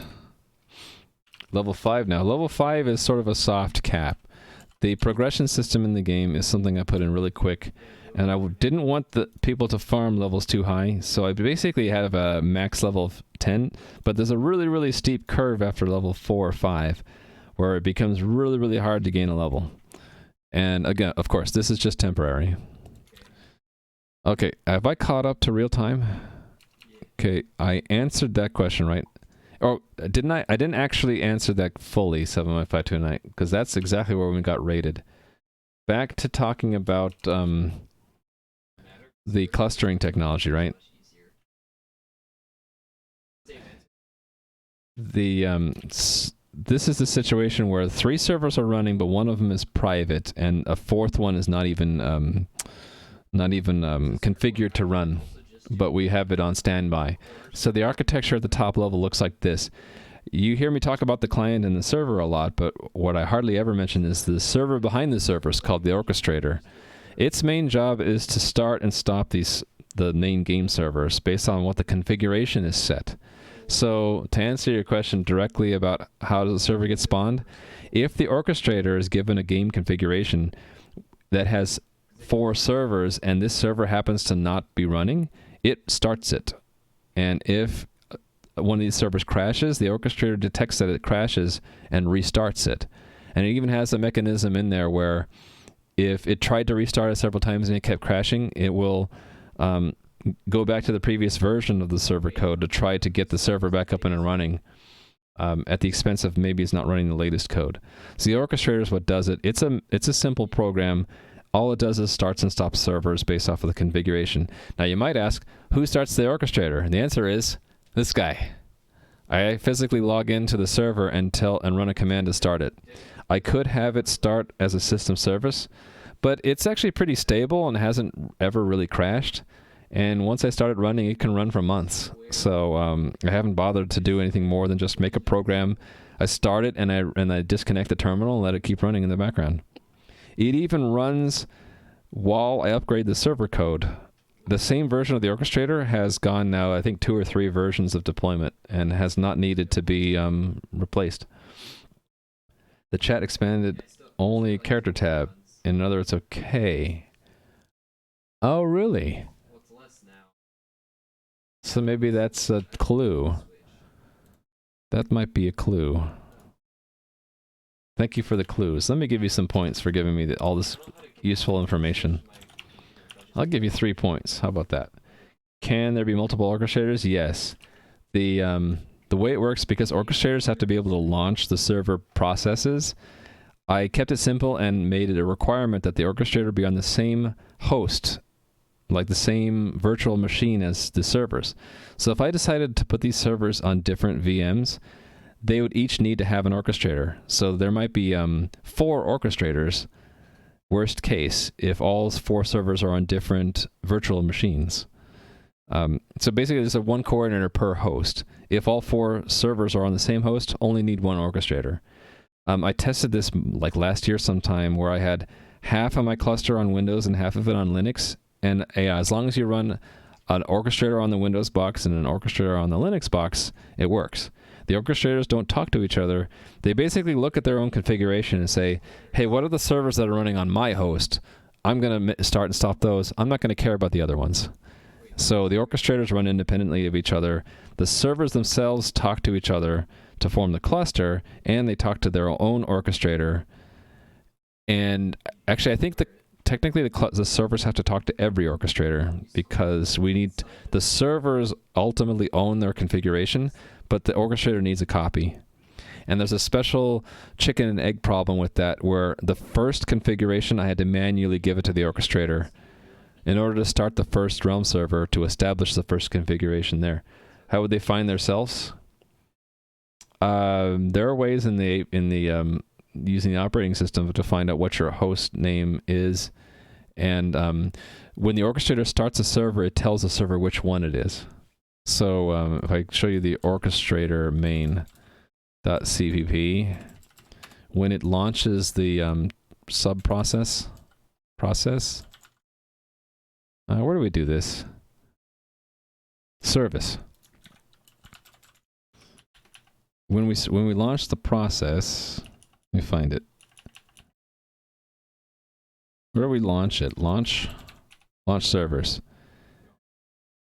We tell it what realm it's in and in which instance, what ID it is. So the orchestrator tells the server what its identity is. The way the orchestrator detects the realm server is through the private port number. Who orchestrates the orchestrators? Me. I orchestrate the orchestrators. I am the master orchestrator. I have not needed to automate the orchestrators yet. But at some point, ultimately, you have to have a human in the loop at some point, right? Because this is not Skynet yet. It's not self-driven. But I try to reduce the problem to where the orchestrator is a very simple thing. It only cares about configuration, starting and stopping servers, and as much complexity as I can goes into the actual cluster, so that the orchestrator is simple and doesn't have as many bugs. All right. So yeah, orchestrators find servers through their port number, and to launch them, they tell the server what their instance is, and then it reads the configuration to figure out who it is. 2K plus line simple. Almost 3,000. Okay, maybe not that simple, but a lot of it's just code that needs to be refactored, and it's never bothered to do it because the orchestrator I wrote it once, and then it just does it does what I need it to do, and I don't need to update it. There's a lot of copy pasted stuff I could reduce here. Yeah. I could reduce this quite a bit. I just never bothered. Rewrite it in Rust. Hey, maybe. I shouldn't use the word simple. What I should have said is simpler. This is much simpler than these Realm servers. I think these Realm servers are probably 50,000 lines of code, and this is only 3. So it's less than a tenth the size of the main server. Okay, so I'm gonna go back to I'll look at this later. Then thank you, Mob, for the information. That we don't actually. I'm gonna save this as a stream note. Doc stream notes. These are server states. .text. Okay, I'm gonna go back to the handoff stuff, right? So we got this to work where it's in a state where the server is still running, but it's running private. And if I wanted this public to work, basically I needed to send a message to another server that we are connected to and tell it, hey, go tell server 10 to go back online public again. So that's going to be the next task here. And I have to be mindful of the time too. I actually have a hard stop today. I have some meetings, online meetings with school to do for my kids' school, and I need to be done in time to get set up for that. So current task. So I'm going to break this down into adding game command to tell a server to go public. Let's do that first. In fact, I should probably break it down in the to-do list here for where were we? Clustering, soft handoff of clients, right? Tell a server to hand off. So I haven't done that. Well, I sort of did that yet. Well, I'm gonna say that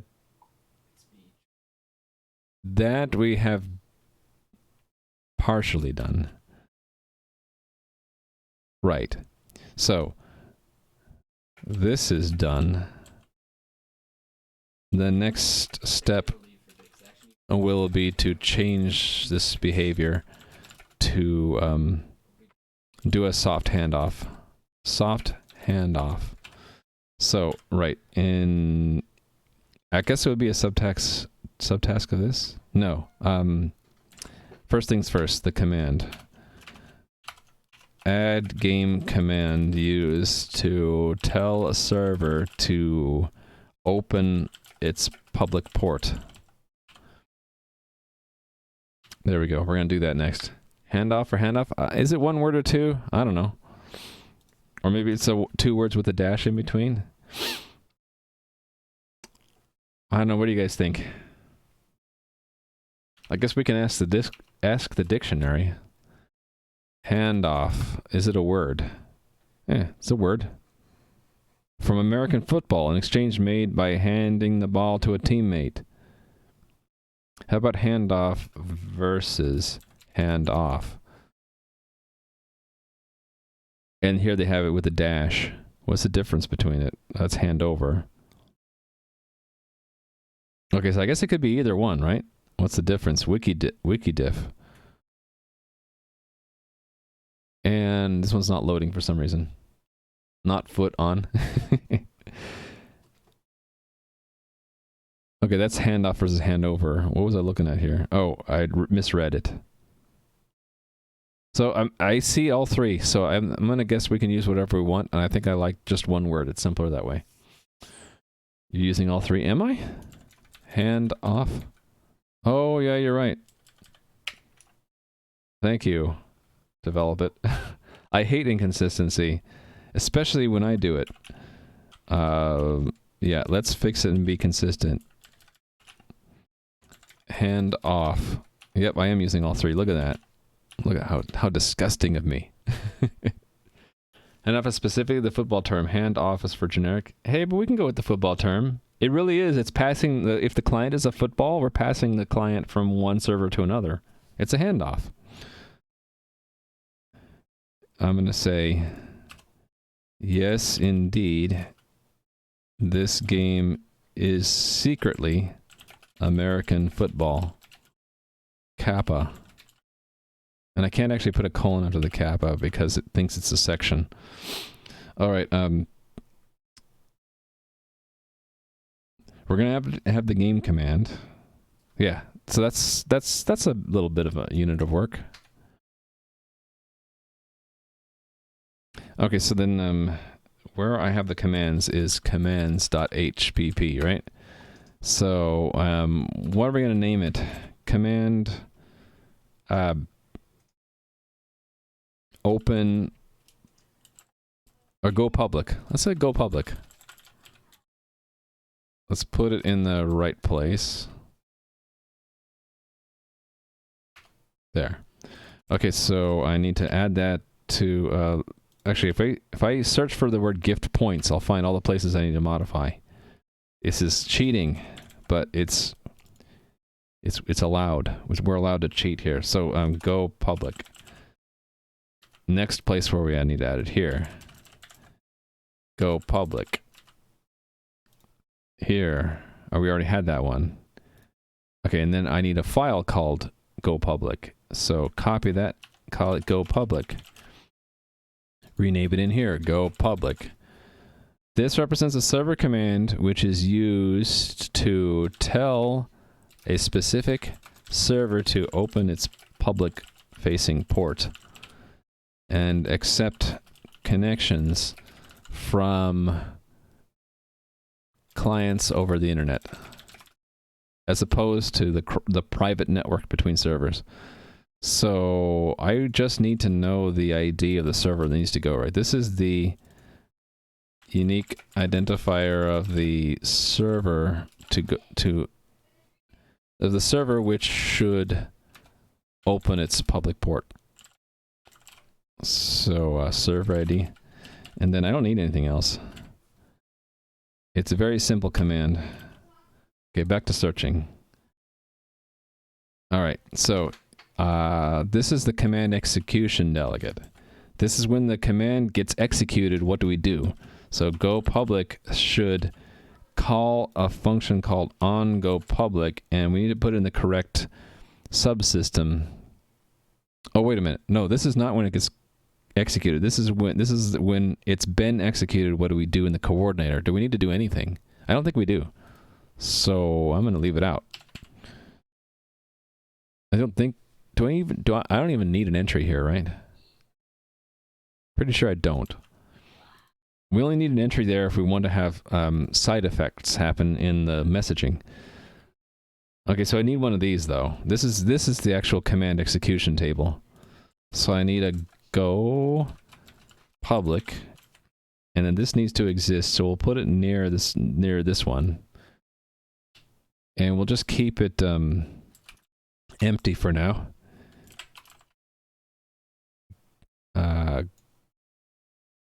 Go public. Execute the go public command by opening the public, or by oh, wait a minute. Hold on. The executor doesn't talk to the WebGate, so we don't actually need to execute anything. We just need to tell the coordinator that it happened, and then the coordinator will do it. Okay, so execute the go public command by doing nothing.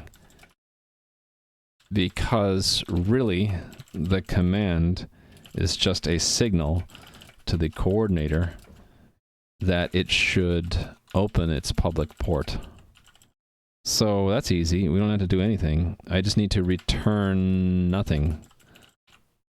And then let the coordinator deal with it, which means I need to go back. This one actually does need an entry.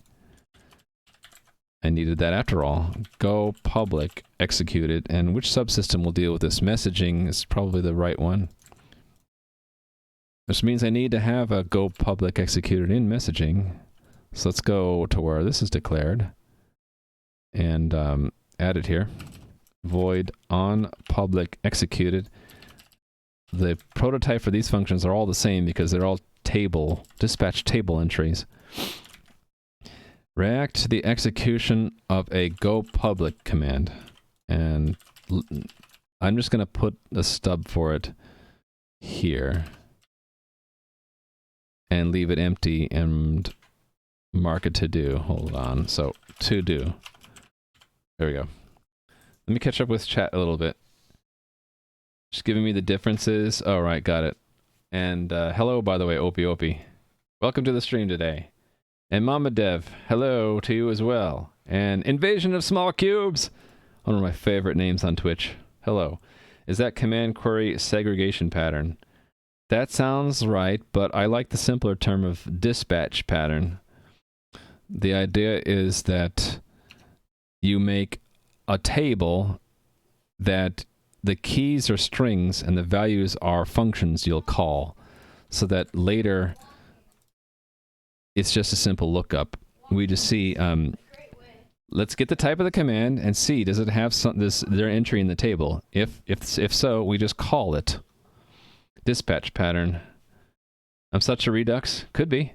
I like simpler terms. I consider this thing a dispatch table. Or a lookup table is another term that you might see. Lookup, dispatch, same thing. We're looking up what function to call when we receive a command of a given type. So, command query segregation pattern. Well, that command query segregation pattern sounds more like it's specific to commands and queries, but this is a more general pattern where we're just calling a function. And the function happens to be handling a command, but it would work with non-command lookup tables too. Just do something in response to a message or a task or an object of some kind. How do your read then? I'm not sure what that means. This is not CQS or CQRS. I guess, yeah, let's just say it's just a simpler dispatch lookup table pattern and not that specific one, probably. So there are 3 dispatch tables, 3 main ones. When a message comes into the server, there's a lookup table here. There's a whole bunch of them depending on the context. So it could be from a normal client, it could be from an admin, it could be from another server. And but these eventually register in one table called the client message. I guess there are 3 tables. There's admin message handlers, there's server message handlers, and I think there are client server handlers. Where do we use this? I suppose I just search for it, find where we use it. And here we use it, right here. Right. So it's the same kind of pattern, right? You're given a string and you look it up in a table, and if you find it, you call the thing. And that was for server-to-server messages. Where was the other one? Oh, that's because this is when we receive message from a server. So if I collapse that, here's from a client. Right, so if it's an admin, we look and see... oh, no, that's if we... This is the authentication mechanism for admin, so scratch that. Here, client message, and if you're an admin, there's an admin message. But you can see the same pattern, right?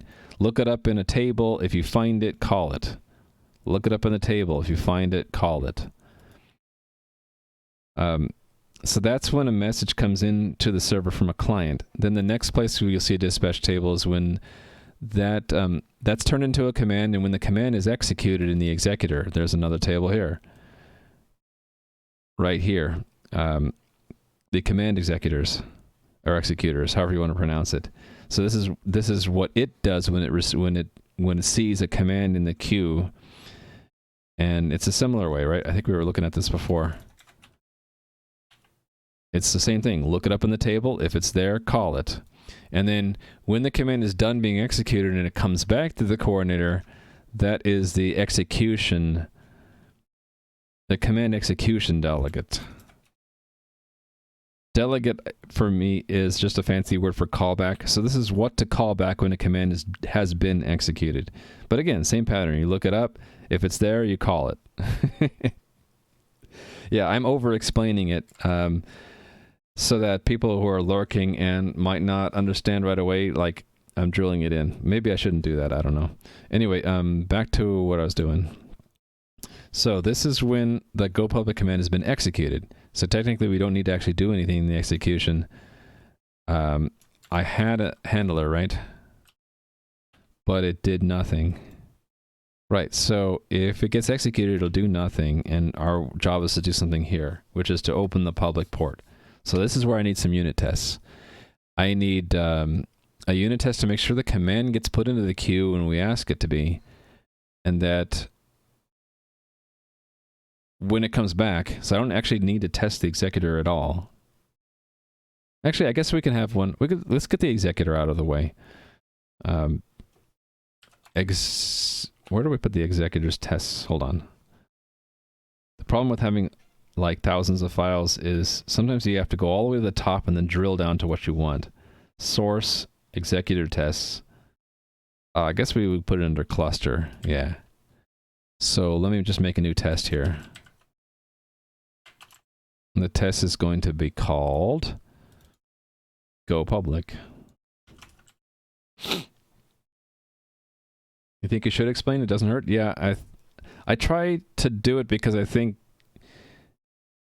the majority of people would want to hear me just explain it. It's called rubber ducking anyway. It's like if you explain what you're doing to a rubber duck.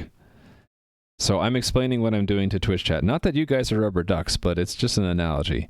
It's if you can explain what you're doing to someone, or even an inanimate object, if you just talk out loud about what you're doing, it helps you yourself understand what you're doing and kind of like you're challenging yourself to explain what you're doing, so to make sure you know what you're doing.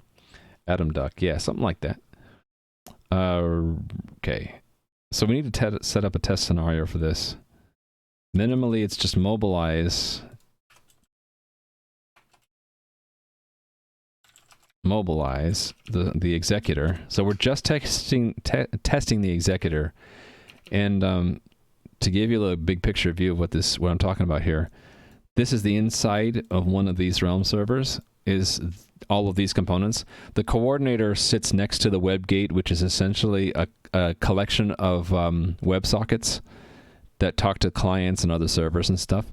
And so it processes, its main job is to process messages and send back responses to other entities in the universe, like clients, other servers, the orchestrator, that kind of thing. The executor sits deeper in the server, so to speak. It's taking commands that were put in by the coordinator and actually executing them by changing the entity component system, changing the configuration, changing player records, that kind of thing. So anything that actually changes in the game is done by the executor.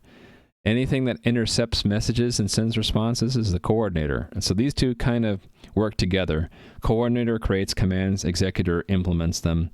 Coordinator receives feedback about them. That's the loop, basically. So we're in the executor where, what are we supposed to do? What do we change in the game for this command? It's nothing, right? So we just need to make sure that it actually doesn't crash and we get a response back. Or we get a empty response back, right? So looking for, right, we're going to just steal from another test and just change it a little bit. So this will be go public. And it doesn't matter what server ID we put there.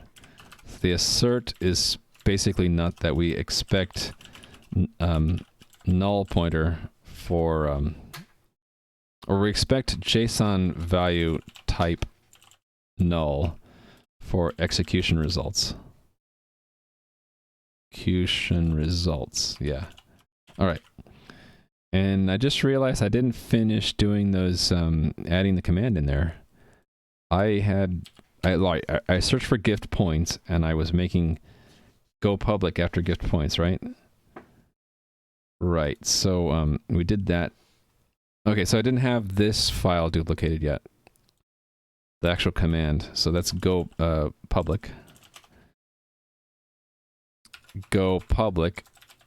Let's put the current year in there while we're at it. All right, so then there's not much to the command. It just needs to record a server ID, right? And that is just an integer. And the name in the encoding will just be server ID.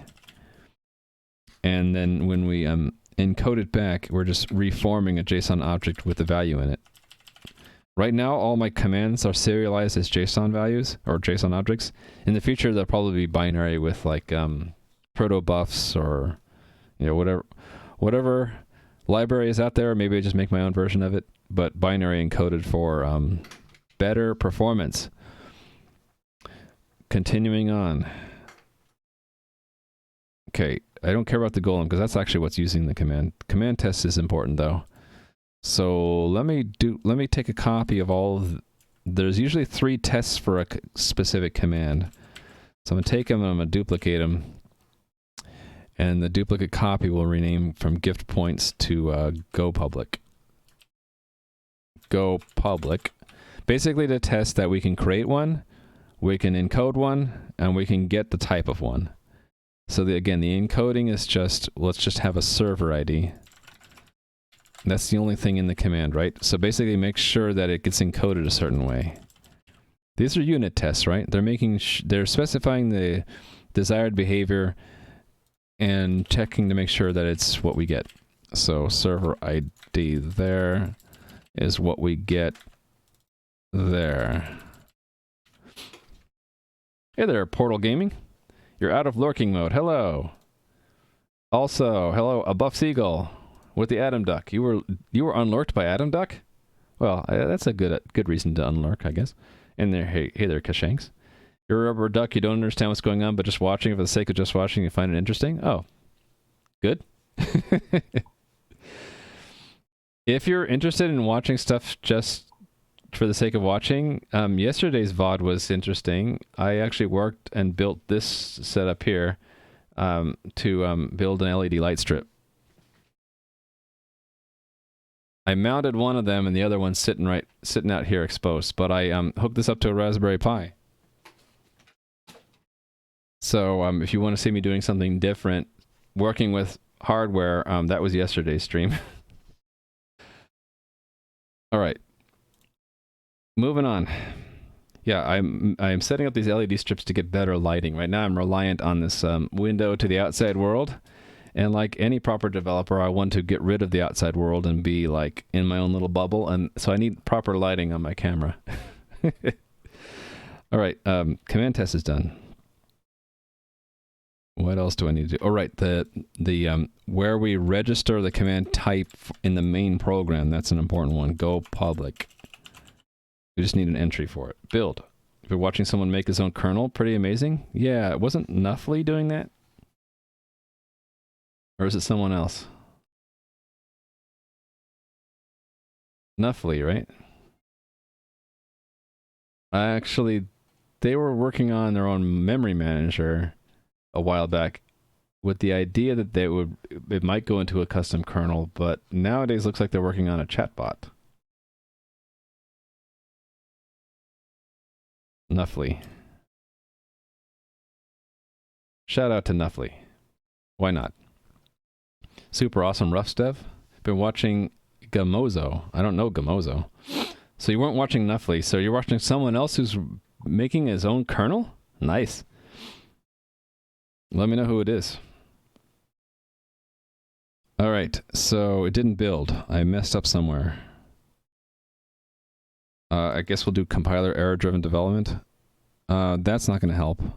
That's not going to help either. Okay, so this isn't going to work. I'm going to have to look at the compiler thing. Oh, his name is Gamozo. Ah, okay. Right, okay. Now I understand my brain disconnect. I read your two messages and didn't think they were connected. Now I know they're connected. Okay, sorry about that, 715-209. I want to make a entry for that so I can wow, this was day 22. What were we doing there? 363. I wanted to watch that later maybe. Super Madman, love his streams. Cool. Someone else to add to my follower list, or to my list of people I'm following. All right, find the bug. Okay, this is where the C++ sucks, right? You get this error message, and it's in header files of Google Test. So obviously, there's no problem with Google Test. It's how I'm using Google Test, and you have to like look really carefully for the actual place where there's a problem. It's cluster 169. So we're going to go to cluster 169. Oh, yeah. So that's a type, and this is a JSON value. I have to call get type on it. There we go. Now, if the compiler said, hey, you probably want to start with line 169, and then the actual error for it was in a header file that was defines something that I used here, and then I'd understand it. But yeah, sometimes C++ can be a real pain. Bad vector creation again. It was mismatch in types, and the fact that this macro ends up... It's the macro that actually expanded to the code that had a problem, but it was my arguments to the macro that were wrong. Why are your speech bubbles just a box? That's the Stream Parrot, made by CM Griffing, who is an awesome streamer here on Twitch. He made this overlay for chat, and VIPs show up in slightly bluish, the way I've set it up, with a little prefix, and then mods show up, I think, in green, and then everyone else shows up with a speech bubble. And it's the Golden Age comics theme. And actually, he has made Stream Parrot open beta now. I think you can actually use it in your own streams if you want. Uh-oh, I just dropped a whole bunch of frames. I dropped 300... Oh, dropping frames. I am dropping frames. Sorry. It went orange and then red for a while, and I dropped another 50 frames. Anyway, yeah, the chat thing over my head was made by Chris Griffing, and you should check out his stream sometime. And if you're a streamer, it's a pretty cool chat overlay. Give it a chance, maybe. Every stream is dropping frames, so it's not just me. So maybe it's Twitch. Okay, go public. All right, so let's just run all the tests to make sure I caught everything. All I had here was that it doesn't need to do anything, and that's correct.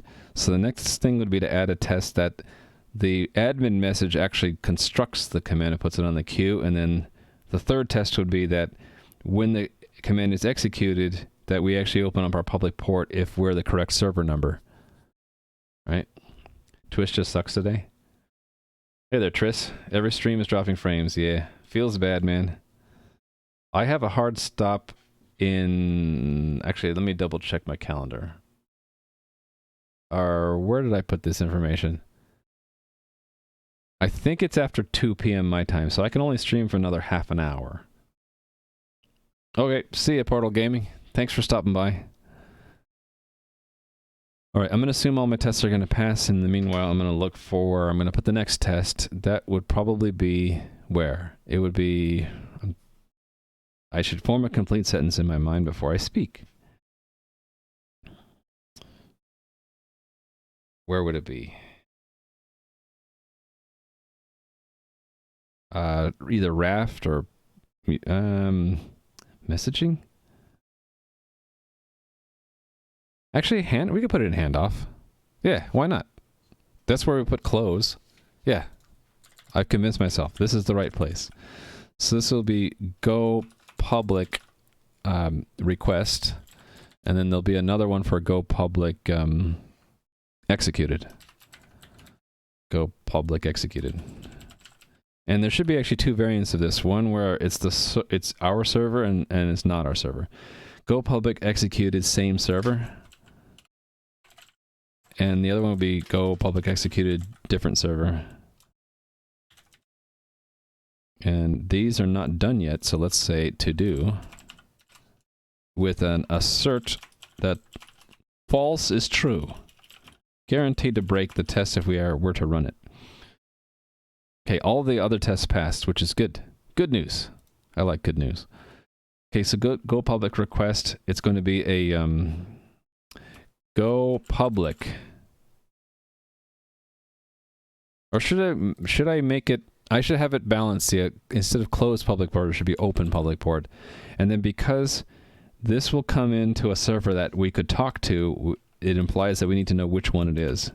So we'll have ID 42.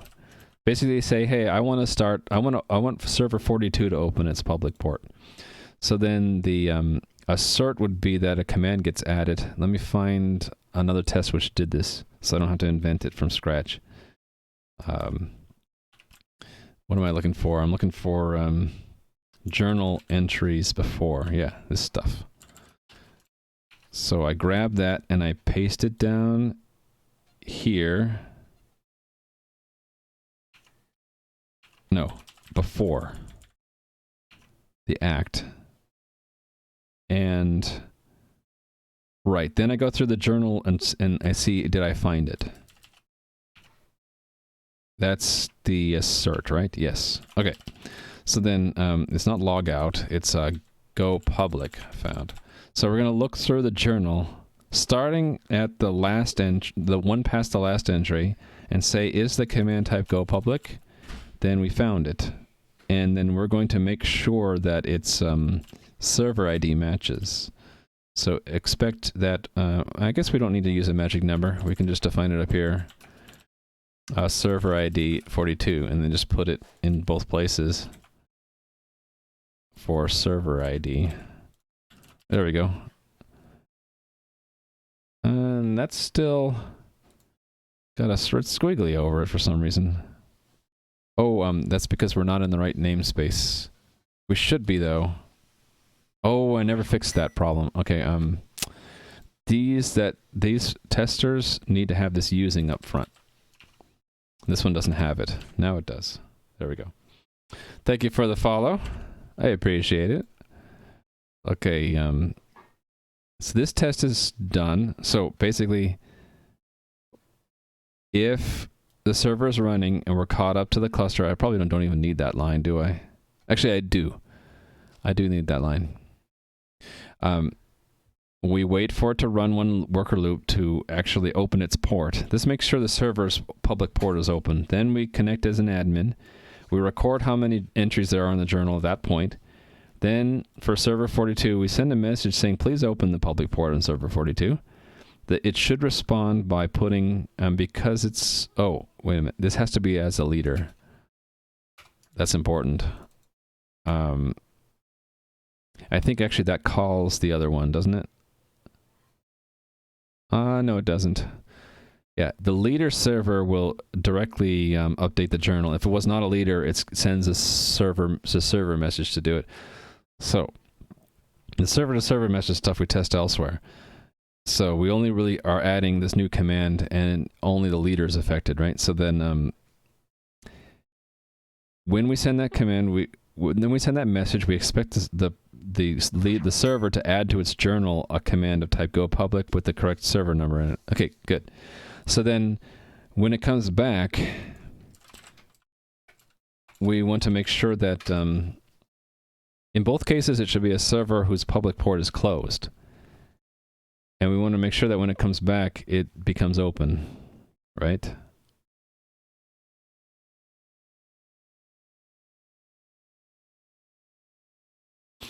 What if it's an old command from a previous run?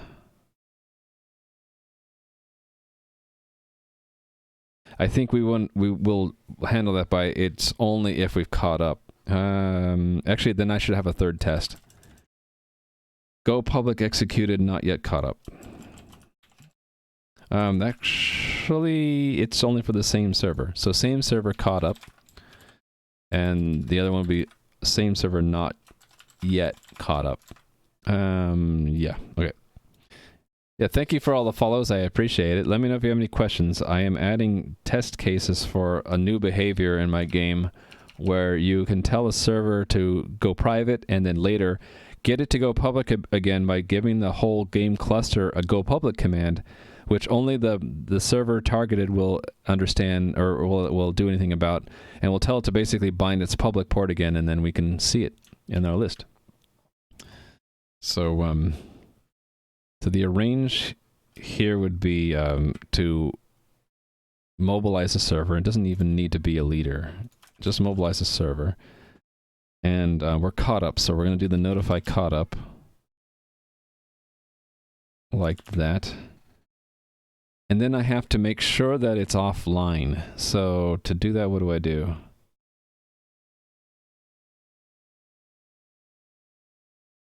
I guess I would just go directly to its to the mock web gate and tell it to unbind public. No, the coordinator needs to know it's not bound right now, right?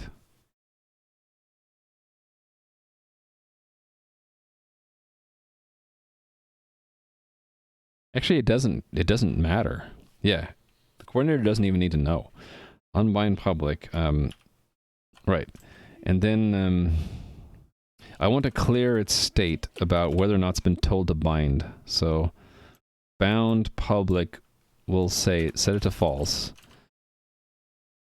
Right. And then the act will be to simulate the command coming through. So let me copy that from somewhere else. It doesn't really matter where. Pick one. Commands. I want to look where we do one of these in an act. There we go. This is how it's done. Not that complicated, but should be a lot simpler. So, record what journal index we're at. Make a command go public. The command only needs to have a server ID, so this matters. It has to be the same number. Const expr server ID int is 42, right? Same server ID. There. So put it into an entry, publish it, publish that it got committed to the cluster, then and then go back, simulate the callback to the coordinator. That's the actual, that's the point where it should respond and bind the public port. So the assert would be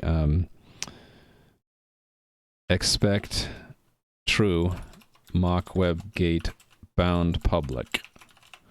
So we set it back to false here. This should cause it, because of this and these two, should cause it to go back to true again. Now the other alternative would be it's not caught up yet. And that would be it's not caught up yet, so I don't need to unbind it because it's not bound in the first place. It should not do it there. And then the third alternative is it's bound and all that, but it's the wrong server. So that goes here. So let's say other server ID is 19 or something. So put that in there. Whoops. Put that in there, and then this should be false instead of true now. Okay, I think I've got my test set up. You thought it was your connection from Argentina? Who knows? It might be Twitch wide, it might be my stream. It's hard to say. Don't you need to pass that server ID to mobilize server? Yes, I do. Thank you, Jackamus. I would have found that later and been embarrassed. Yes, we need that there. And there. And there. Thank you very much. I feel like giving you a second point. Actually, there were 3 tests, right? So I should give you like 2 more points. All right. So let's just run them all from this suite here. So yeah, these pass just because nothing should happen, right? Different server, not yet caught up. Okay, let's do the request first. That's the easier one. Let's put a bookmark here and clear my old bookmarks. Okay, where we need to handle this is one of the dispatch tables, right? It's going to be an admin message called go pub or open public port, right? We have close. Where's close public port? Right here. Why don't I have it separate? Oh, because these don't generate commands, but this one does. Yeah. Open public port. LMNO. Open public port goes to messaging. And then the other half of that pair is in messaging.hpp. There will be a declare up here somewhere. Declare client message. Here we go. So I need to put declare the same message. Open public port. Open public port, and that should then go away. And then I just need to implement that. So it's kind of like one of these other things. This macro says there's a check function and a make command. And so we're going to do that for open public port. Messaging.cpp. Why do you want to put him in the sewer? Wait a minute. Well, it doesn't look like NPCs can go through the door portals. Bummer, I was going to take the trainer into the sewer. No. No, they won't go. They won't teleport. Thank you for trying, though. The teleporters only work on players right now. Did you force them into the corner to see if they would go down the stairs?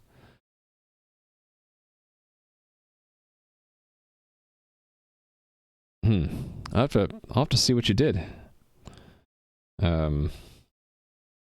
Starting to lose steam. You know that feeling where you're like, I'm running out of energy? Right, I need a make command and a check, and I need to put it near player input. So there'll be a player input check. There it is. So I'm just going to take the next command, copy it to form the one we want. So this is open public port. Check. And then, I actually don't think I need a check here. Because if it gets this far, then that means they must be an admin, and then just let them do it. So open public port make command. It's only from an admin, so we won't care. Also, it doesn't really, I don't really care which player server or client it came for. Or the IP address, right? So I'm going to comment all these out, because why not? I only care about the message. And we're just going to form the command, right? So this will be, let's just call it command for simplicity. It's going to be a go public command. And the command's server ID will be message ID. Easy peasy, right? Done. So that should make this test pass now. Did I ignore you? I'm sorry. Hi, Backcraft. Your hi came in right when I saw the messages from Matt and Jacquemus, that's why. Sorry, did not mean to ignore you. How are you doing, Backcraft? I don't have this yet, but Backcraft, you know how you like to do a sound effect when you join Failed to Survive channel?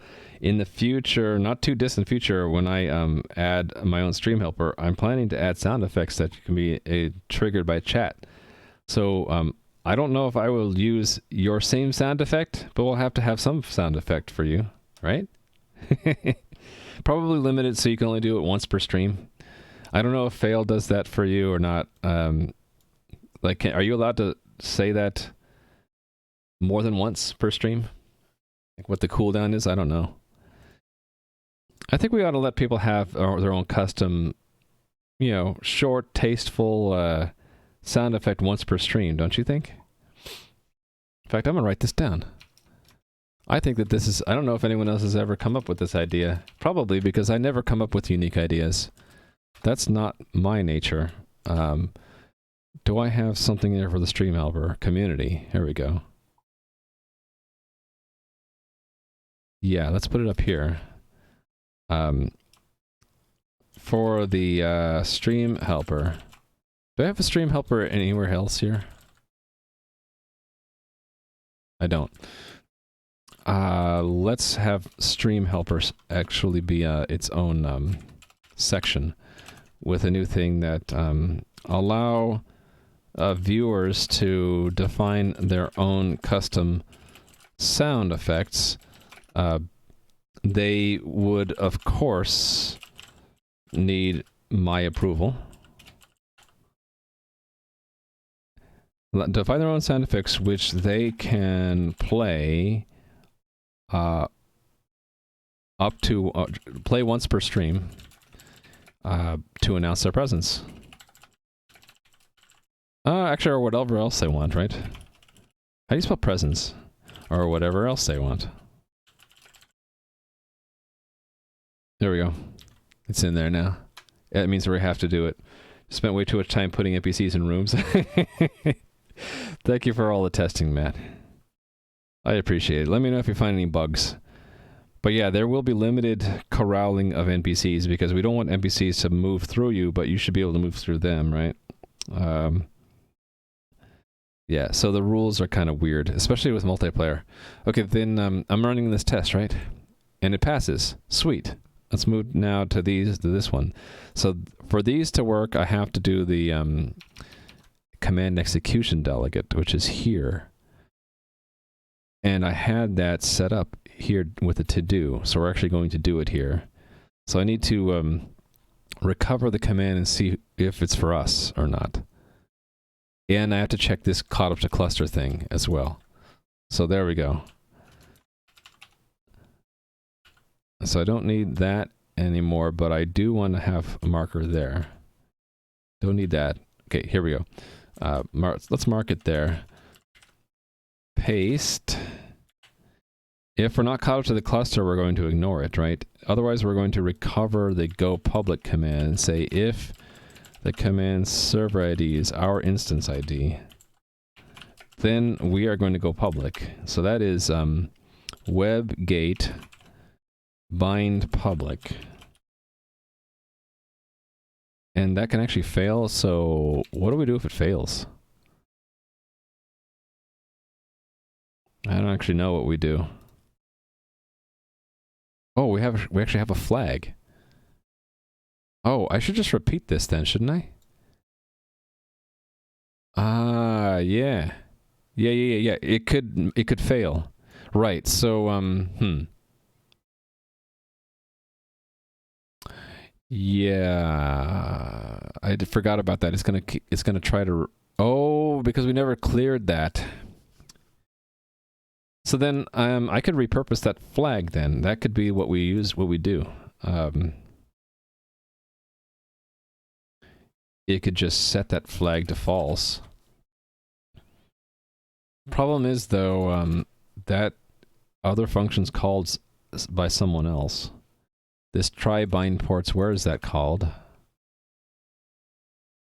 It's called in the worker thread.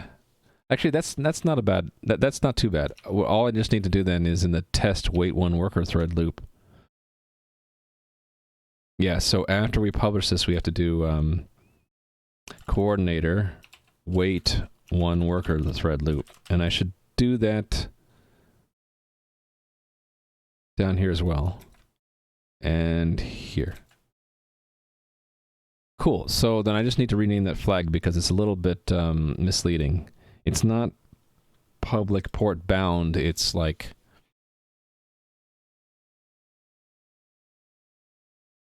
public port should be bound and is bound.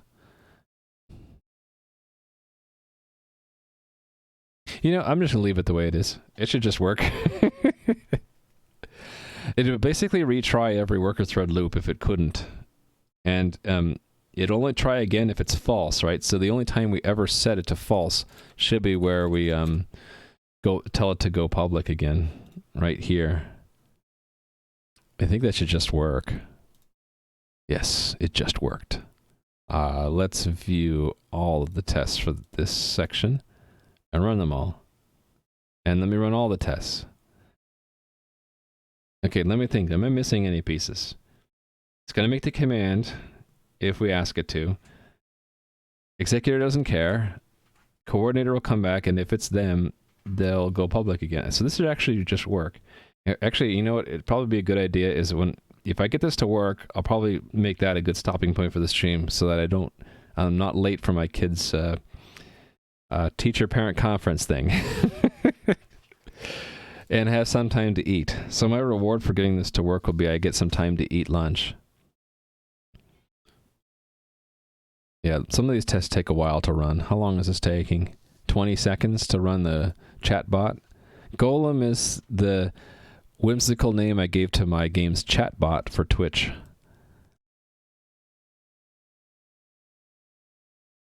Okay, I'm going to assume that's going to work, so I'm going to get a head start on making the release build.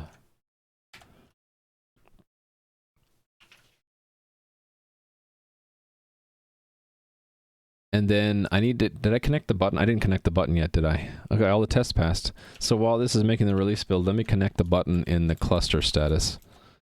What did I call it? Tell cluster to make server public. Yeah, so that doesn't go anywhere. Where did this go? It went here, so let's just add it here.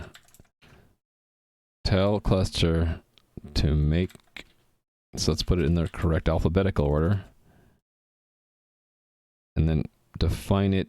That's not even in the correct alphabetical order, is it? Now it is. Go here, const that equals, and much of this is the same actually. It's just open public port. Done. And I actually finished it before the build was done.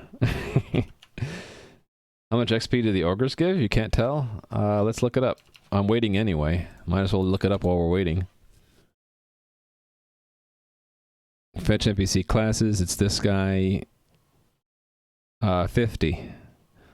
I should probably give more if you kill the ogre, right? They're probably worth more. So you get a lot of experience just by doing combat with them, because generally it's really hard to stay alive when you're fighting them. 1 to 3k if you fight the big ones unarmed. There's no difference in experience points if you what weapon you use, though. It's only if you hit, miss, or you kill it or they kill you. Another printout. All right. Is this done building? Not done building yet. So let's kill some more time. The orcs, you get 25. I think the ogres should be more. It will lure you into the ogre den by giving you more experience for killing them. How about 250? There we go. We boosted it by 5x. More hits, misses if you use a weak weapon. Yeah, that's true. You get more experience because you have to attack more often. That's true. So now you're going to farm the experience? Is that what you're out there doing? You dancing with ogres? I should go to your items and say, did I ever give I didn't give a note to your item? Note.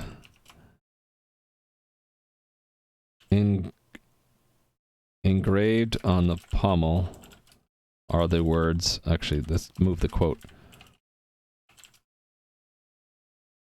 Are the words, dancing with ogres. There. Now you have a special sword, so don't lose it. We'll call it...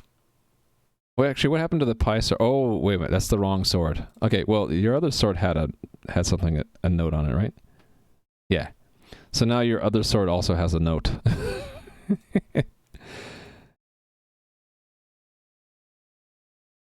How do I mark it so it's special, so I remember this? Let's just boost it by 1. We'll give it an extra bonus to attack and damage. There we go. I can do it because I'm the game master. Now you're going to be like, which weapon should I use? The other one is still better, right? 3d5. Yeah. Oh no, it's 3d6 plus 5 versus 1d8 plus 4. Oh well, it's got a note attached to it. I'm just killing time. Okay. Build is done. Attached to localhost again. Shut down the server.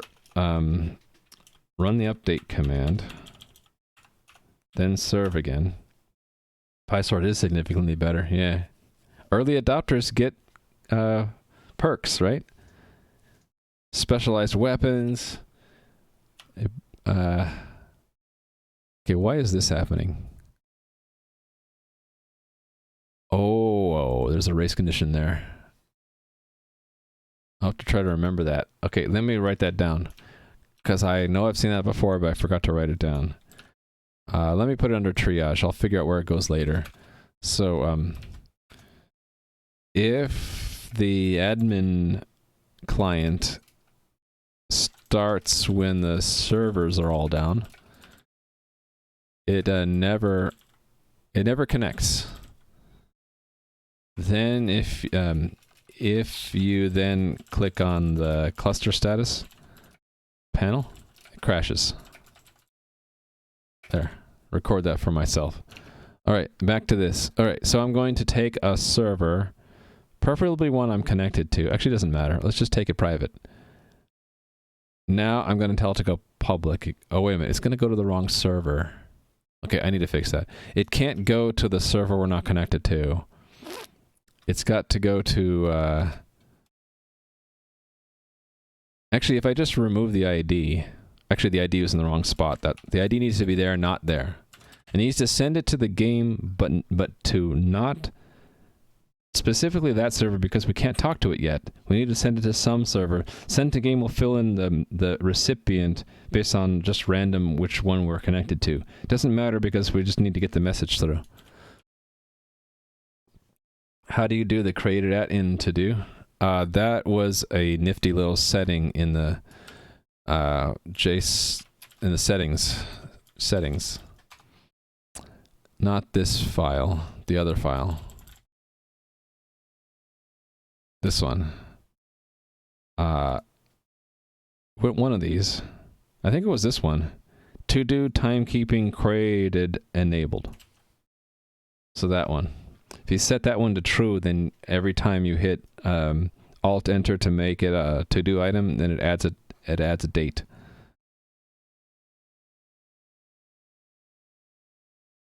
And then the format, of course, if you wanted to change that. Yeah, no problem. Okay. Oh, what happened here?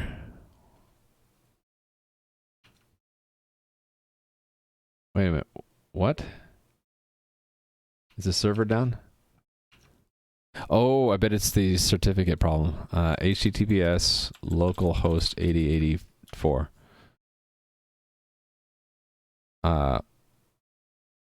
It can't. Oh, we can't connect to it, right? 6 we can though. Oh, I know. No, it's not that. It's that it can't connect to the first server anymore. Right, because it's the first one that it tries to connect to. So it's the same bug, actually. So if the admin client starts when... If the admin client cannot... It's really... If the admin client cannot connect to the first server, it tries... The first server... First server. That's fine. I know that it's going to be random. Okay, so it's offline, but this public should now work. There it goes. So I can take 12 off, make 12 go private. So that should force my other client, right, to reconnect on 11, and then I can make it go public again. Sweet. And it'll even work with the leader. See, it still works, right? He's connected to 10 now. And I go public again, and he's back. Sweet. So the next step now would be when I make a server go private and the client is connected to it, that it would do a soft handoff rather than see the hard handoff that happened there. It disconnected the client, my character disappeared, and it's waiting to try to reconnect. And actually the client is picking random servers, and if it picks 10 again, it'll time out, and so it took a while to pick either 11 or 12 randomly. So that's the next step. I won't get to it today because I'm out of time. But yeah, if I were to... he's connected to server 12, right? So if I make it go private, you see how there was a disruption, he had to reconnect? That's a hard handoff. Basically, you lost your connection, you have to reconnect to the cluster, it just picks a different server. And if, in the extreme case, it tries to reconnect to the server, it just went offline, and so it can't reconnect. Trying to get that to happen again.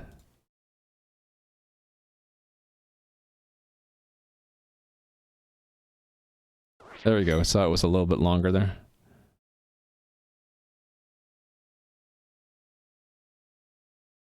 Oh, no. I'm not going to get it to happen again, am I? Anyway, I'm forcing the client to hop between servers just by making them go private on demand. Thank you for the follow, by the way. How do you find that file? There are 2 of them.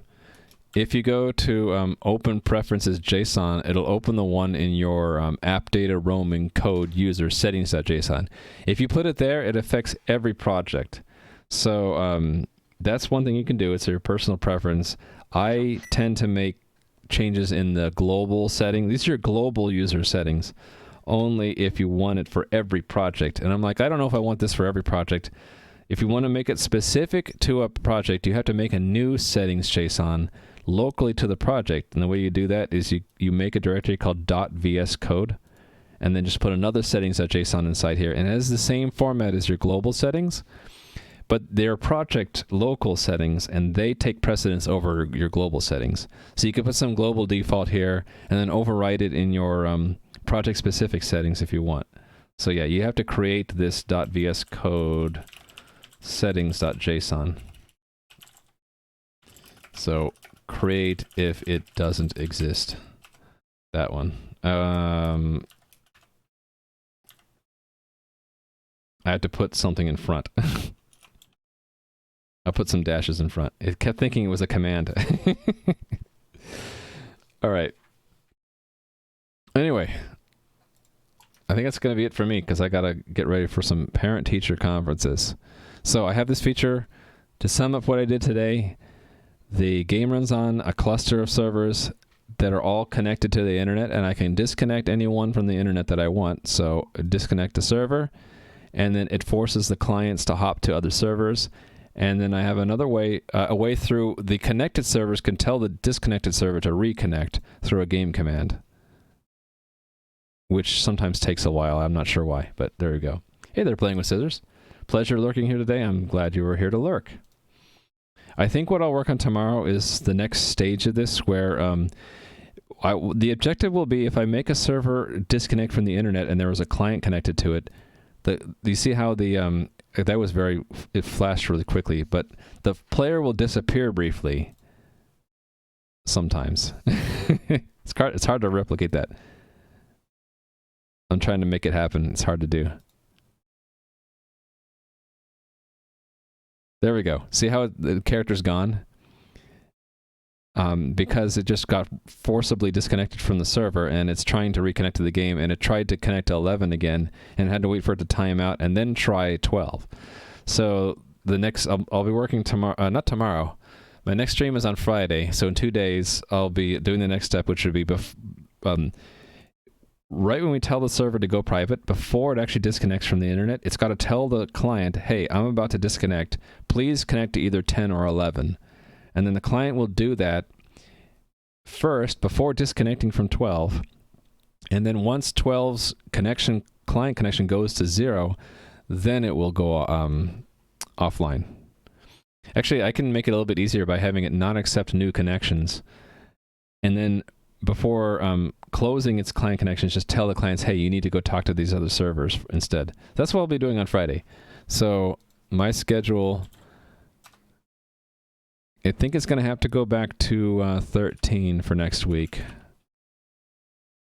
Yeah. So I will not be streaming tomorrow. I'll be back tomorrow at 9:15 a.m. at 16:15 UTC, and then next week, Monday, Tuesday, but Wednesday a little bit later. And I think it's going to like alternate like that every other week. So I might as well do this here. Alternates every week. And so we're on this schedule this week. So this week, I'll just do it this way. I'll just alternate this myself next week. So that's what my schedule is looking like these days, and that's because every other week I have a teleconference for something. And yeah, so I'll be back Friday. Let me go find someone to raid. Well, we go see if someone's playing and see what they're doing. What's A Squared up to? Fighting the ogres, I guess. Just hanging out here with the slimes? What's Matt doing? Matt is fighting the ogres, I guess. You guys slaughtered all the ogres, and now you're waiting for them to respawn? Okay, well, Matt's waiting for ogres to respawn. Let's go raid someone.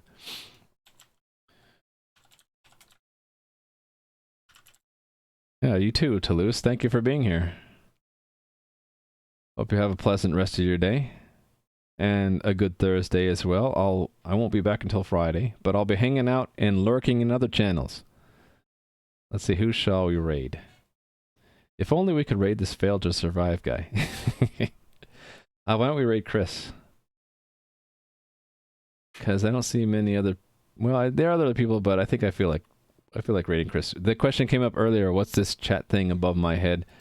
And why does it sometimes look different? That's because it's a custom overlay written by CM Griffing, and we're going to go hop into his channel for a bit. Hope the conferences go well. Yeah, thank you very much, Jackamus. And cheers to you too, Matt. I'm going to start pressing the button here. Raid channel. So CM Griffing is an awesome web dev, streams a ton on Twitch. You can ask him pretty much any web dev question, and he'll at least know who to ask or where to go if he doesn't know how to answer it himself. So extremely valuable member of the community, and a good teacher, I think. Oh, I'm being raided. Gareth, I'm just about to raid someone else. Would you like to join us on the raid train? Gareth, are you watching an ad? I'm going to wait until you're not watching an ad. I am about to raid someone. Sorry. raid train. Yeah, we're going to hop out. I have to go to a parent-teacher conference right now. So, you're not watching it? Okay, good. Thank you for the raid, Gareth Hubble, and welcome, viewers. This is the game I'm working on these days. And I worked today on... okay, we don't see it in the production environment, but if I hop back over to the test environment, there's this new feature I'm working on called soft client handoff, where if Raimu here is a client of the game and I tell the game server to go private, that soft handoff would be that my character doesn't disappear. Is disappearing right now because he's forced to reconnect to another server. And if he picks 12 again, it has to time out. So now he's reconnected to 11. So I have it where the at least hard handoff works. I can kick off a client from server 12 and get him to go on to server 11 instead. And then Friday, I'm going to make it soft where the client is told in advance that 12 is going to go offline and go connect to 11 before 12 goes offline, and then it's a lot cleaner. So this is, it's a multiplayer game I'm working on. Don't have a whole lot of time to explain it, but check it out if you want. I'll be back on Friday at 9:15 a.m., 16:15 UTC, and we're going to go raid CM Griffing, who made the chat overlay above my head. He's an awesome guy. You'll love his stream. I'm hitting the start raid button.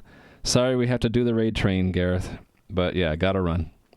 So I will see you guys on Friday. Again, I'm not streaming tomorrow, but I'll be back on Friday. And thanks for all the follows and the raids. I really appreciate it. Hope you guys enjoyed the stream today. I will see you later. Enjoy, Chris. Bye.